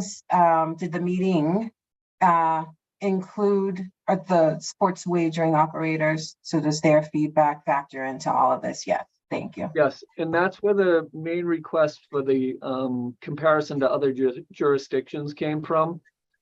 You know, the gaming licensees are familiar with us, where the sports wagering licensees wanted to make sure we weren't falling out of line with what other jurisdictions were doing as far as costs and regulating. Thank you. Absolutely. Commissioner Skinner, you may want to hit on this one, the item that came up in our 2x2s regarding an additional position for the legislative affairs. I know that we had reviewed it and we thought that we had decent resources in place. However, it has come up and I think we did not include it here. So it's probably a good time to talk about it before I move on to the assessment, which is really quick. So I don't have anything just yet to contribute to the discussion. I think that it would make eminent sense to talk with the executive director first, and with you, Derek, just in terms of a recommendation, and others, of course. So I don't know that this is the appropriate time to talk about the need for a legislative director. It's something that I see it would be valuable to the agency. I know at one point the agency did have a legislative director. And so, you know, I'll leave it at that at this juncture. Mr. Chairman. Commissioner Hill. So I do think this is the time to talk about it. Because if we're going to do something, we need to adopt it. And I don't want to be doing that mid-year if we don't have to. I think it's a good issue to talk about. And what I would like to hear, because I think I'm actually, other than the chair, the newest member here when it comes to the history of former positions. And I would like to be brought up to speed exactly what position had that? Did we have somebody specifically for that? Or was it a part of a person's responsibilities that already worked here? So can somebody give me a little history from the start of the MGC to today? How we got information from our legislative crew? Well, I can't do that. I'll have to defer to others, but just to Yeah. speak to your question around the timeliness of this discussion, I think the three of us, Derek and Dean, and I'm not sure if I had another commissioner with me during the 2x2 or not, but I think we came to consensus, the three of us, that because the legislative cycle was coming to a close, that, we had a little bit of time to talk about this later in the upcoming fiscal year, but certainly it, no issues with having the discussion right now. I can. Appropriate, and I appreciate that. Yes, if you'd like, I can touch a little bit on the history and I can let other people fill in around the edges. But we did originally have an ombudsman, and the legislative role in community affairs fell under that individual. When that person left, that legislative piece shifted over to our Director of Diversity and Workforce Development. And when that individual left, it shifted over to her direct report, who was Crystal. And when Crystal moved over to the Chief Administrative Officer to the chair, it stayed with her. And when Crystal moved over to sports wagering, it stayed with Grace, who's currently the Chief Administrative Officer, the chair, as far as the support staff role goes. A commissioner has always been tied to it. It had historically been the chair. So it was Chair Crosby to begin with, and Chair Judge Stein, and now I think Commissioner Hill has taken it on because of his background in the legislature. So it's always been a split role, and it goes to the person that has that good skill set. So with that said, I would have no problem with somebody already within the organization having that split role. I don't think we need to have one person doing it full time, because I really don't think there's actually enough work, if you will, or responsibilities for a full-time position. So my question, I guess, would be who, and when I say who, I don't mean an individual, I mean, what position would be that person? Commissioner Hill, just so you know, this is exactly where the discussion went when we had it during the 2x2, and we were really kind of just, the way we left it was, it generated more questions than we had answers to at the time, and that may be the case today. But certainly, I agree that the need for a full-time person, I don't think we have the demand or volume, if you will, for that. But really, that's where we left the conversation, is if anybody currently on staff, who and how would that position be structured? So Commissioner O'Brien and I had the same discussion and kind of agreed similarly. What I will say is we have a fantastic new executive director who can think about these things and where they can go and how they can be used, having heard the feedback, I think, from the entire commission today, which is, I mean, obviously we may have to make some of that money available, right, Commissioner Hill? Like if we are increasing the duties of a particular position, right? Well, I'm not there yet, Mr. Chairman. Yeah, and actually, if we're can I just chime in with where I'm coming from too, before we start going into money, which is, I'm where Commissioner Hill and Commissioner Skinner are, which is it's a valuable staff function. I do not think that it is properly housed at the moment. I think Derek's recitation of how it sort of found its way into who is the executive assistant who is supporting the chair. I don't think that's the proper spot for it. So I think that some thought has to go into who should that person be? Should it be someone with a legal background as well? Should it be someone with legislative background rolled into someone's responsibilities? Are we shifting certain jobs that already exist? So I think it's premature to talk about adding an FTE or monies into the budget for it. But I do think if the executive director is going to sit here and think about reorg, think about putting in a deputy, chief of staff, et cetera, where should that legislative function go? But I'm not convinced we need to have And I certainly have some ideas that I would share with him in the future. Yeah, no, Commissioner O'Brien, Commissioner Hill asked, said this was the time to talk about it, right? So I was just trying to, that's why. No, but before you went into monies, I wanted to make sure I was heard. And then as an FYI, I got to shift to the phone, so I'm going to turn my camera off. I'm still here and I'm going to participate, but just so you know, that's what's going on. No, thank you for that. And I agree with Commissioner O'Brien and Commissioner Skinner and Commissioner Hill. I think, and I said this during our meeting, every high functioning state agency has someone that fills this role, right? And it may be called in some external affairs manager. It may be called, LD in certain ones. It doesn't matter what you call it. Grace is doing a fine job of doing it right now. Let me first say that on the record. But, Grace has a lot going on and doing a lot within this organization and beyond just for the chair, just to be honest with everyone here. So that's something that we need to think about. I think giving the ED the flexibility to think about this and us chiming in as he goes along thinking about it would be my preference. So is that good with everybody? I'm good with that. Full circle. All right.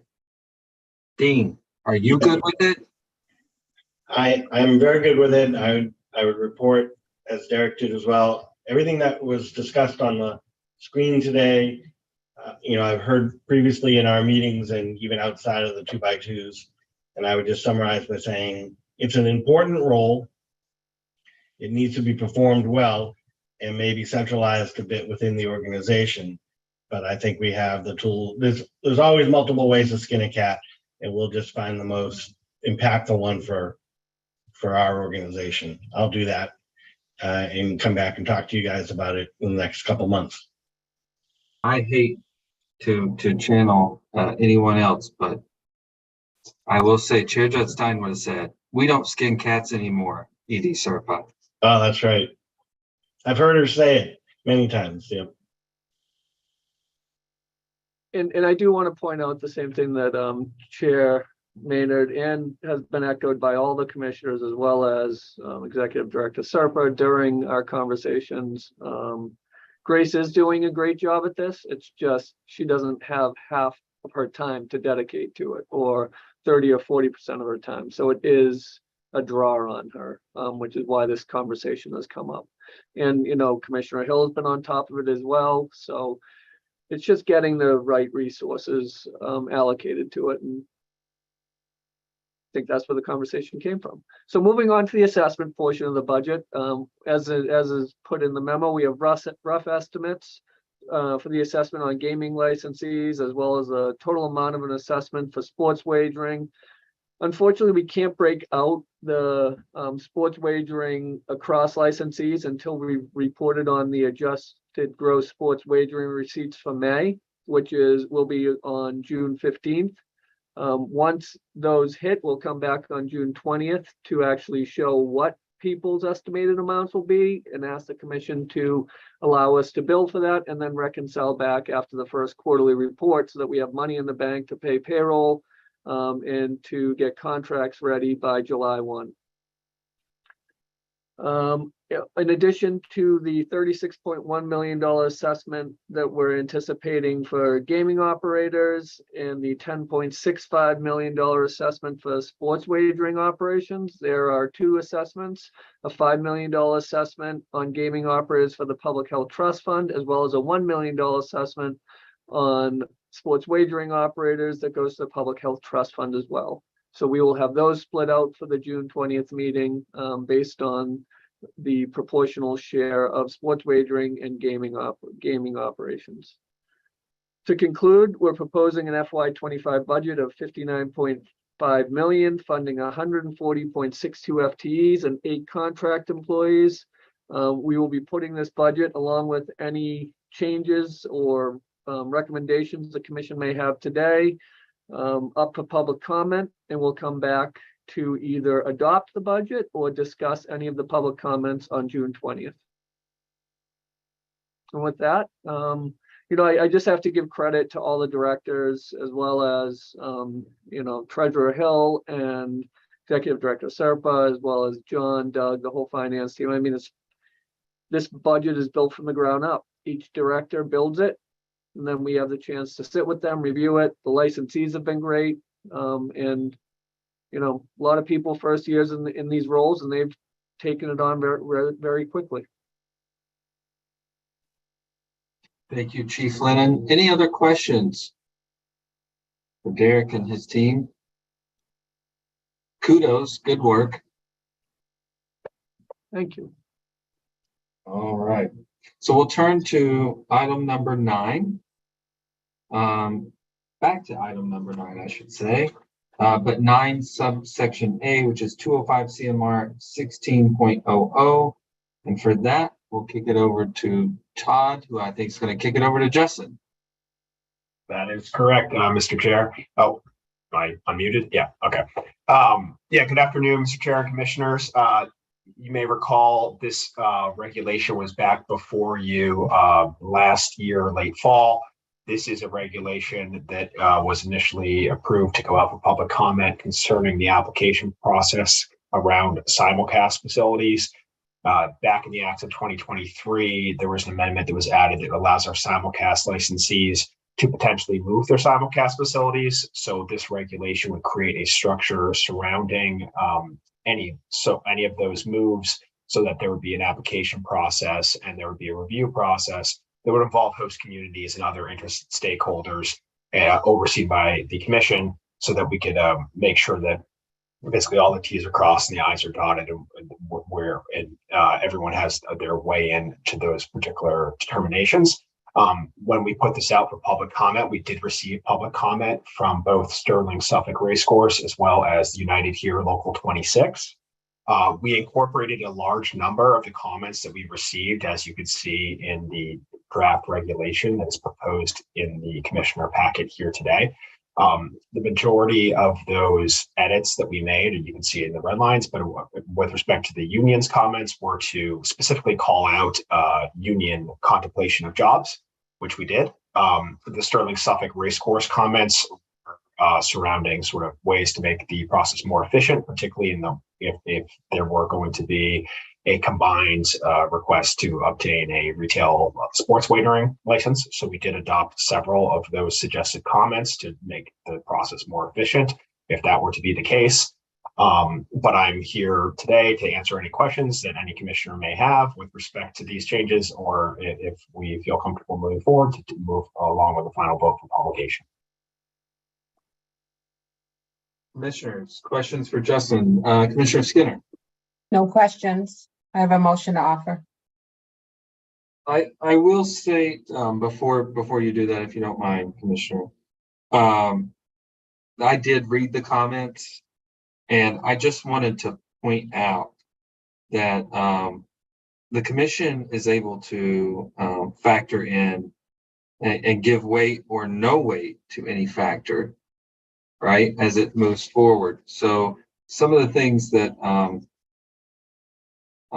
some of the simulcasting facilities pointed out, right, it's not a guaranteed weight, right? It's an opportunity for those sub issues to be weighed. So I would just say that on the record. And with that, that's my only comment.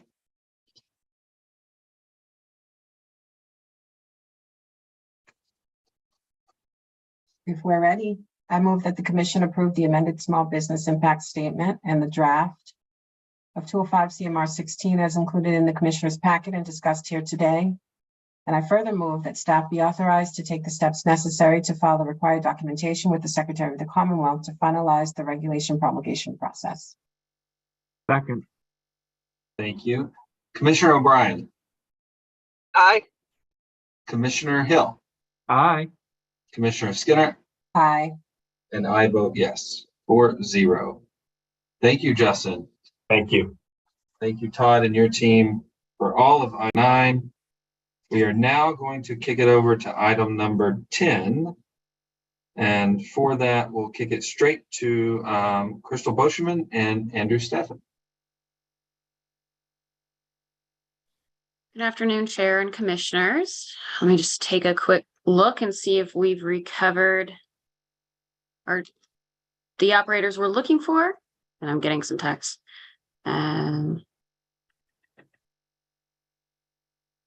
Okay, and as they are logging on, I can just give a brief overview of what we're here to discuss today. So today we have two operators, BetMGM and DraftKings, who are requesting that the commission review proposals or variances related to 205 CMR 257.034. And as the regulation language, which was just voted today, allows, the operator may request that the commission approve an alternate method of protections for excuse me, confidential information and personally identifiable information, which the commission views as equally protective. As a reminder, the regulations voted today, including this language related to an alternate or additional method, do not go into effect until the end of June, approximately June 21st. The specific component of 205 CMR 257 does also have a waiver through the end of July. So any vote of approval today would ensure that the operators were compliant at the date that the regulation goes into effect. To clarify, neither operator is looking for a full waiver of the regulation. Each operator is here to identify the reasoning. They're seeking a variance from 257.034, or the alternative method, as the reg calls it, and is prepared to present in detail the specifics of their plans for protecting such CI and PII in executive session. The preliminary requests are in your packet to give an overview, and additional materials were sent under separate cover. Those will pertain to the discussions in executive session. Let me take a look back at our boxes and see. I believe we kick off with BetMGM. Yep, I see Joe. And there we go. Okay. So today from BetMGM, we have Chief Architect Kevin Allen, Todd Nelson, who is the Director of Technical Compliance, and Joseph Caputi, the Senior Legal Counsel for Regulatory. I think we may also have Alexis. Yes. So I will turn it back over to you, Chair Maynard, and the commissioners to determine how you want to start. All right, so we have no entry level or anything to say opening before we would go into executive session? I'm Okay. not clear what your question was. Well, my question is, we typically say as much as we can in public for transparency Yes, purposes. so I'm not sure what you guys want. They can introduce what is in the packet if you'd like, but turning that over to you to ask the questions you're interested in, but the particulars have been discussed as to what they're looking to waive, but the discussion itself pertains to the confidential information and the personal information, which is what the executive session protects. So they're going to talk about how they protect that and what the plan is for protecting that. So I don't know how much can be discussed in public, but I would leave that to our legal team. All right, commissioners, any questions at this juncture? I have a request. I wonder if our legal division can help set the stage here, just so that before we go into executive session, we understand the nature of that discussion if this commission decides to vote to do that. I understand what's on the table in terms of the request from our operators. but missing just a tad bit of context and just want to understand how we should be reviewing this request. Commissioner Does that make Skinner, sense? I think you articulated exactly my gut feeling of just jumping into an executive session without really hearing the operators make some sort of request in public, especially when we have public documents attached to it. Yeah. Yeah, so I can try to help guide this a little bit. So I don't have the regulation in front of me here, which would be helpful, but in general, the regulation allows for, it sets a standard. It says, here's how we'd like you to do it. But it does say, if you have an alternative way that's at least as secure and will work as well, you can propose that as well, and the commission can allow it. So we're not here to talk about waivers or variances or anything like that, which is why we changed the agenda. This is just an alternative to the baseline minimum requirement that the commission put in place in the regulation.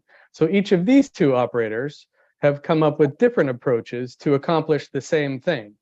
And so it's the commission that has to sign off on that and say, okay, yes, this is at least as good.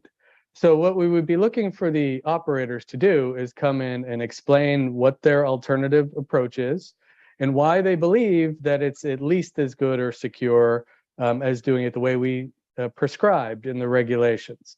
And because there are certainly some cyber security related pieces of that, we have suggested that going into executive session would be appropriate to discuss this subject matter. All that said, it would be helpful if each of the operators starts, as you were at least alluding to, Mr. Chair, and kind of establishes what I just said, which is that they are familiar with the regulation, they understand what it says, and they have a different way of doing it. And then explain that it would be difficult for them to talk about that subject matter in public. And if the commission is convinced that that's the case, then you could consider going into executive session to discuss whatever it is they'd like to say. Thank you, Councilor Grossman. Would anybody from the operators like to? Is anybody from the operators on? They are not sure why they're not responding.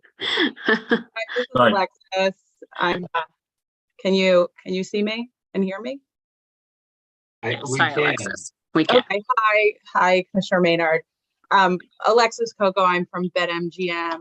We have a subject matter expert who's prepared to testify, or to not to testify, but to explain our security processes. And we understand that the specifics will be discussed in executive session, so as not to share with the public things that could cause cybersecurity issues or make our data, our patron data, less protected. But we have submitted some public documents, and we will say, I can say that BetMGM complies with GLI 33. We are ISO 27001 certified. We're also PCI DSS compliant when we deal with payment card information. Additionally, as required by the MGC, we conduct a yearly cybersecurity assessment, and the final report is submitted to the MGC so that they can see very specific, things that we identify in our systems that can use improvement, or maybe nothing, maybe everything's perfect. As noted in the report, we maintain security controls that validate the information protected using lots of different security methods that we will talk about in when we are in executive session. We do hash and encrypt lots of information, and we'll explain what that information is and what it isn't when we get into executive session. But that's sort of a background of where we are, just as why we've asked to go into executive session here, and what we will be sort of discussing, what our subject matter expert, Kevin Allen, our chief architect, will be discussing further then.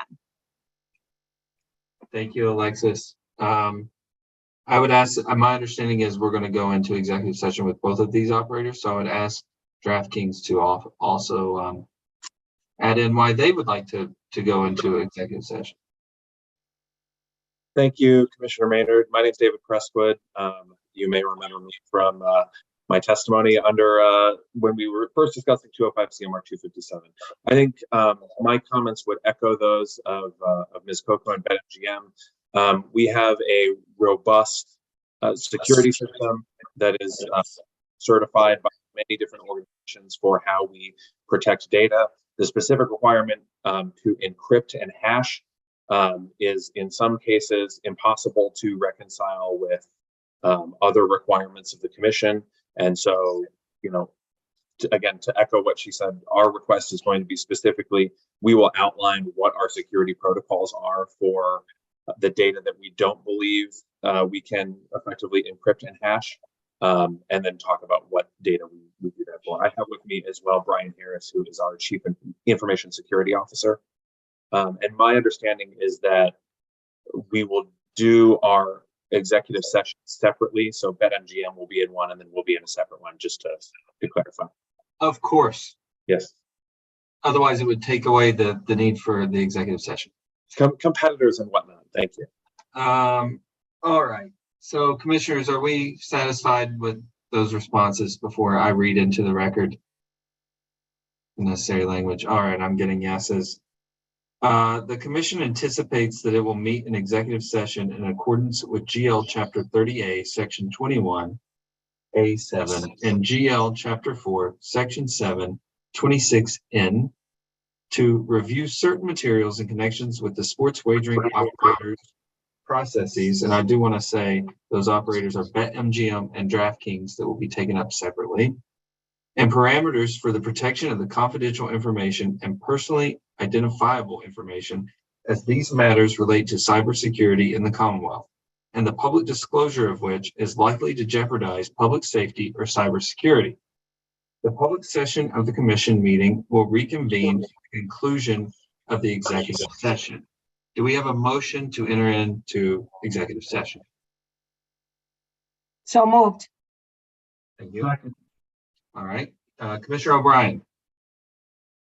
Aye. Commissioner Hill. Aye. Commissioner Skinner. Aye.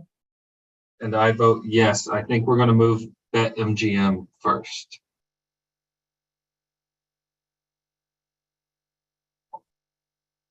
Alrighty, everybody, I am going to open up some breakout rooms and move some people over. I have a list in front of me with some names. So, you know, once I open things up, if you haven't been added in, just give me a holler and I will add you over. But just give me a second, please, and thank you.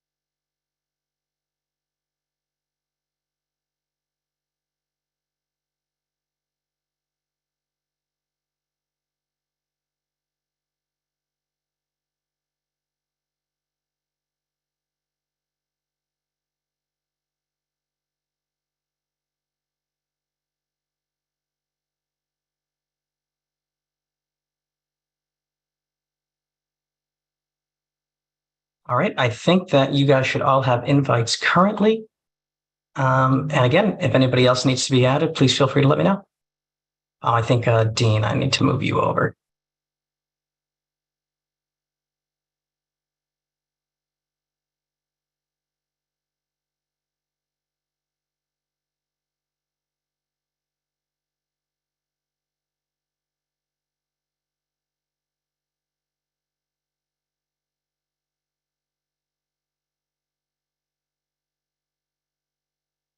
And Dave, you can move me over there too, please. Sounds good, Todd. Thanks so much. Thank you. And Autumn as well. Perfect.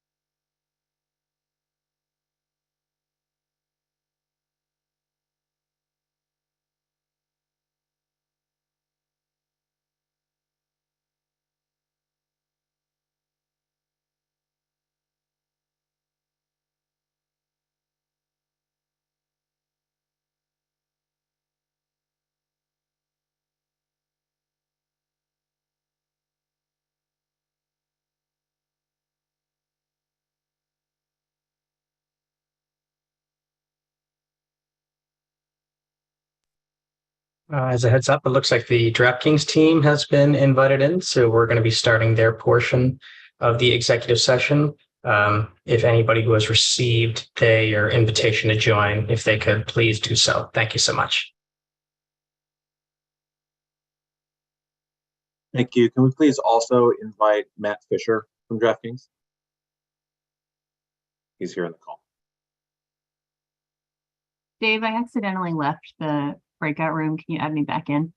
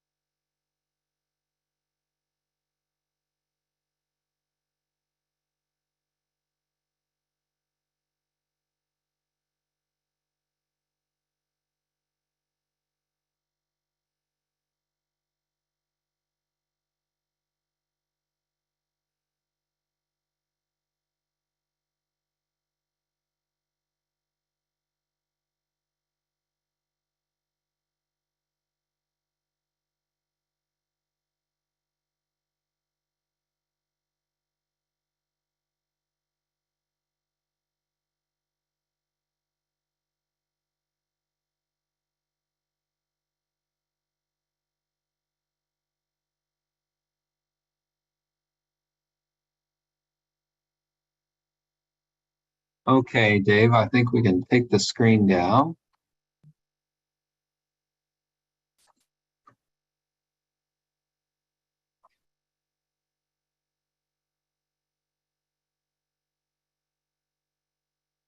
All right, we're returning from an executive session and a quick break. We're reconvening using remote collaboration technology, so we'll do a roll call. Commissioner O'Brien.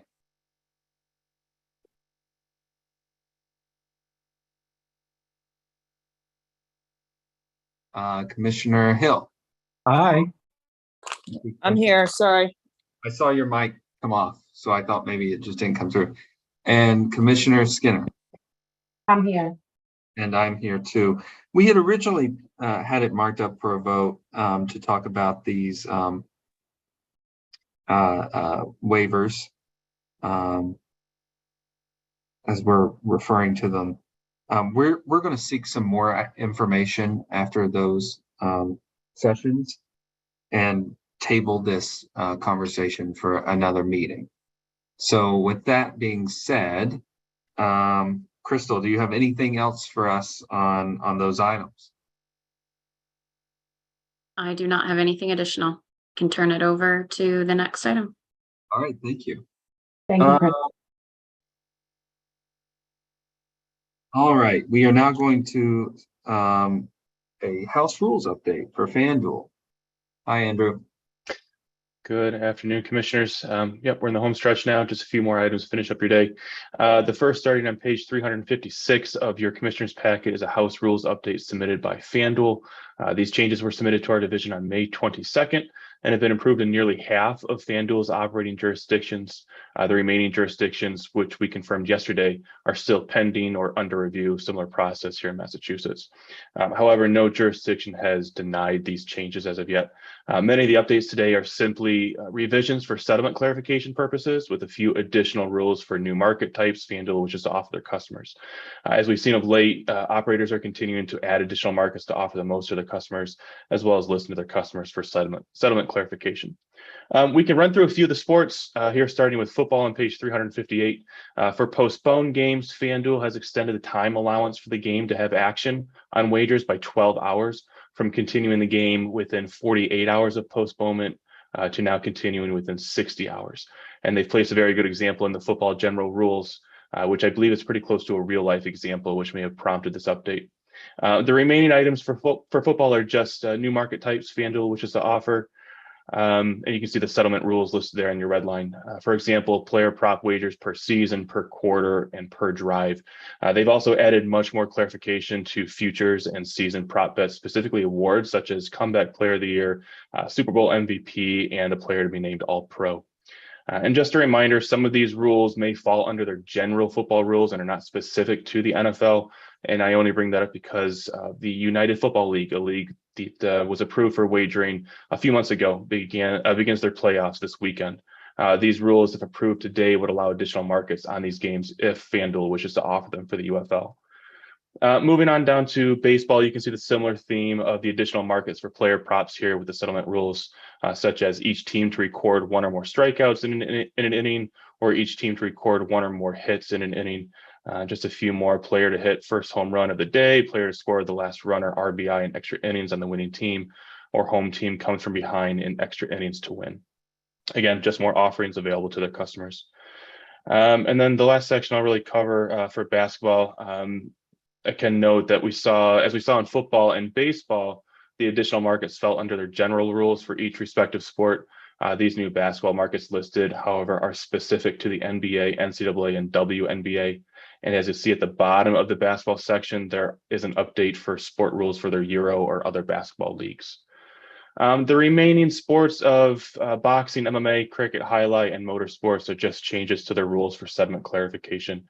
Nothing here today, as we've reviewed over the last few days or weeks, stands out as unordinary, and most of the changes, as I've stated, are just for settlement clarification, all for better ease and understanding for their customers.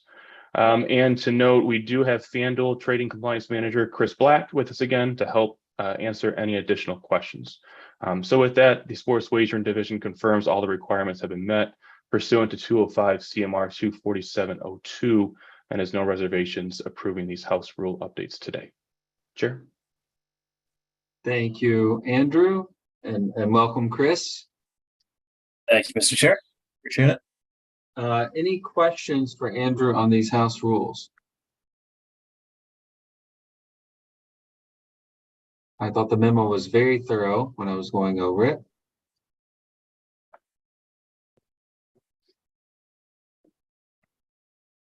Commissioner Hill? Mr. Chairman, I move that the commission approve the updates to FanDuel's House rules as included in the commissioner's packet and discussed here today. Second. Thank you, Commissioner Skinner. Commissioner O'Brien? Aye. Commissioner Hill? Aye. Commissioner Skinner? Aye. And I vote yes. Thank you. Andrew, I think we're going to stick with you with some catalog additions. Sure. Yes. Thanks. Thanks to Chris for sticking around today. Yeah, thank you, Andrew. Yep. So the next item, beginning on page 362 of your packet, is an event petition submitted by Caesars Sportsbook. It was found earlier by our division last month sometime that the Ladies Professional Golf Association, or the LPGA, is not approved for wagering in our event catalog. Notice was sent out to our operators, and within a day or two, Caesars submitted a petition to have the LPGA added, in addition to another women's golf league, the Ladies European Tour, which we'll get to next. I should note that there were multiple operators who inquired about adding the LPGA to the event catalog after Caesars had submitted their petition. We informed the other operators that a petition was already submitted and would be on an upcoming meeting. Thought that might be helpful in knowing it's not just Caesars that wants us added, but several of our operators. Just some brief history on the LPGA. It was founded in 1950 and is the oldest continuing women's professional sports organization in the United States. You may also know the LPGA for running the LPGA Tour, which is a series of major championships in women's golf. The 2024 tour season teed off this past January and will include 33 official tournaments across 12 different countries. Broadcast partners for this season, or for the tour, include NBC Sports, the Golf Channel, and CBS Sports. The LPGA is currently approved in 27 jurisdictions in which Caesars operates, and you can see those listed in your memo. Rules for the LPGA are very similar to those of the PGA and other golf leagues approved in our catalog. Caesars did provide a link of other rules that do apply for the LPGA as well. And speaking of rules, Caesars confirmed that the LPGA will fall under their general golf rules, or general house rules for golf. So no changes to their house rules are needed today. Submitted along with the petition, Caesars also included an integrity policy for the LPGA, which begins on page 366 of your packet. This policy outlines the prohibitions of sports wagering on the sport by any players and personnel, very similar integrity policies that we've seen in the past. Lastly, Caesars stated they have informed the LPGA of its intentions to petition the league for wagering, and Caesars also confirmed they have sent notification to the LPGA Players Association. To note, we do have representatives from Caesars on the meeting today. We are joined by Lisa Rankin and Craig Mucklow. So with that, Sports Wagering Division confirms all requirements have been met pursuant to 205 CMR 24703 and has no reservations adding the LPGA to the event catalog today. Mr. Chairman. Yes, Commissioner Hill. Hi, Craig. Hi, Lisa. Just wondering, did you get a response back from the LPGA after you reached out to them at all? Any negativity or anything that we should know about? Good afternoon, Commissioner Hill. We also have Tina Speckerman on the line with us as well. She's our Director of Trading Compliance. Hi, Tina. Tina, I'll kick that one to you because I know that came from your team. Sorry, Tina, I didn't see you on there. Hi, Tina. A lot of boxes. Tina, your audio is not working. I can say that. Good afternoon, Commissioners and Chair Maynard. First of all, can I wish you good luck with your Celtics tonight? We have not received a reply from the LPGA as of yet. Okay.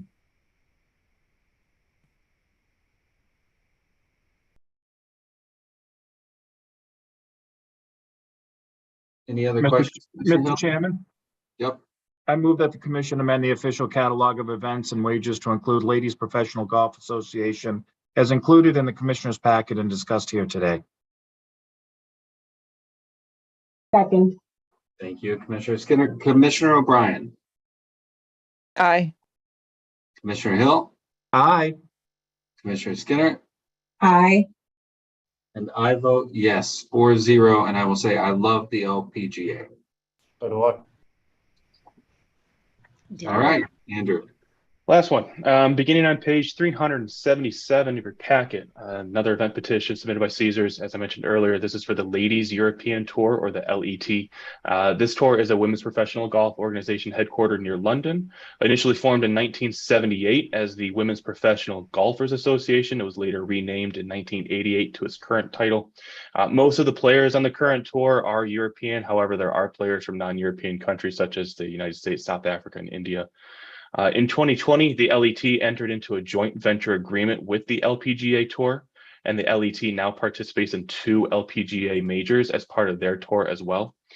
For the current 2024 tour, there will be 31 official events across 20 different countries. At the time of submission, Caesars informed our division this league has been approved for wagering in 17 of their operating jurisdictions. And again, you can see those listed in your memo. The rules for the LET are similar, if not identical, I believe, to that of the LPGA Tour. Additionally, no house rule updates will be needed today, as Caesars would settle the markets on the LET under their general golf rules, just like they will for the LPGA now. And lastly, Caesars has stated they informed the LET of its intentions to petition this league for wagering. Caesars also confirmed they have sent notification to their Players Association as well. And we still have our representatives from Caesars to help answer any more questions. But with that, our division has confirmed that all requirements have been met pursuant to 247.03, and there's no reservations adding the LET to the event catalog today. Sure. Thank you. Any jurisdictions that have rejected this outright that we know of, Andrew? None that I could find, no. And Craig or Lisa Tina might be able to speak to that further, but I don't believe anyone has rejected the LET. Craig, is that so? Just double confirming for you, Chair. No, not yet. All right. That's my only question. Commissioners?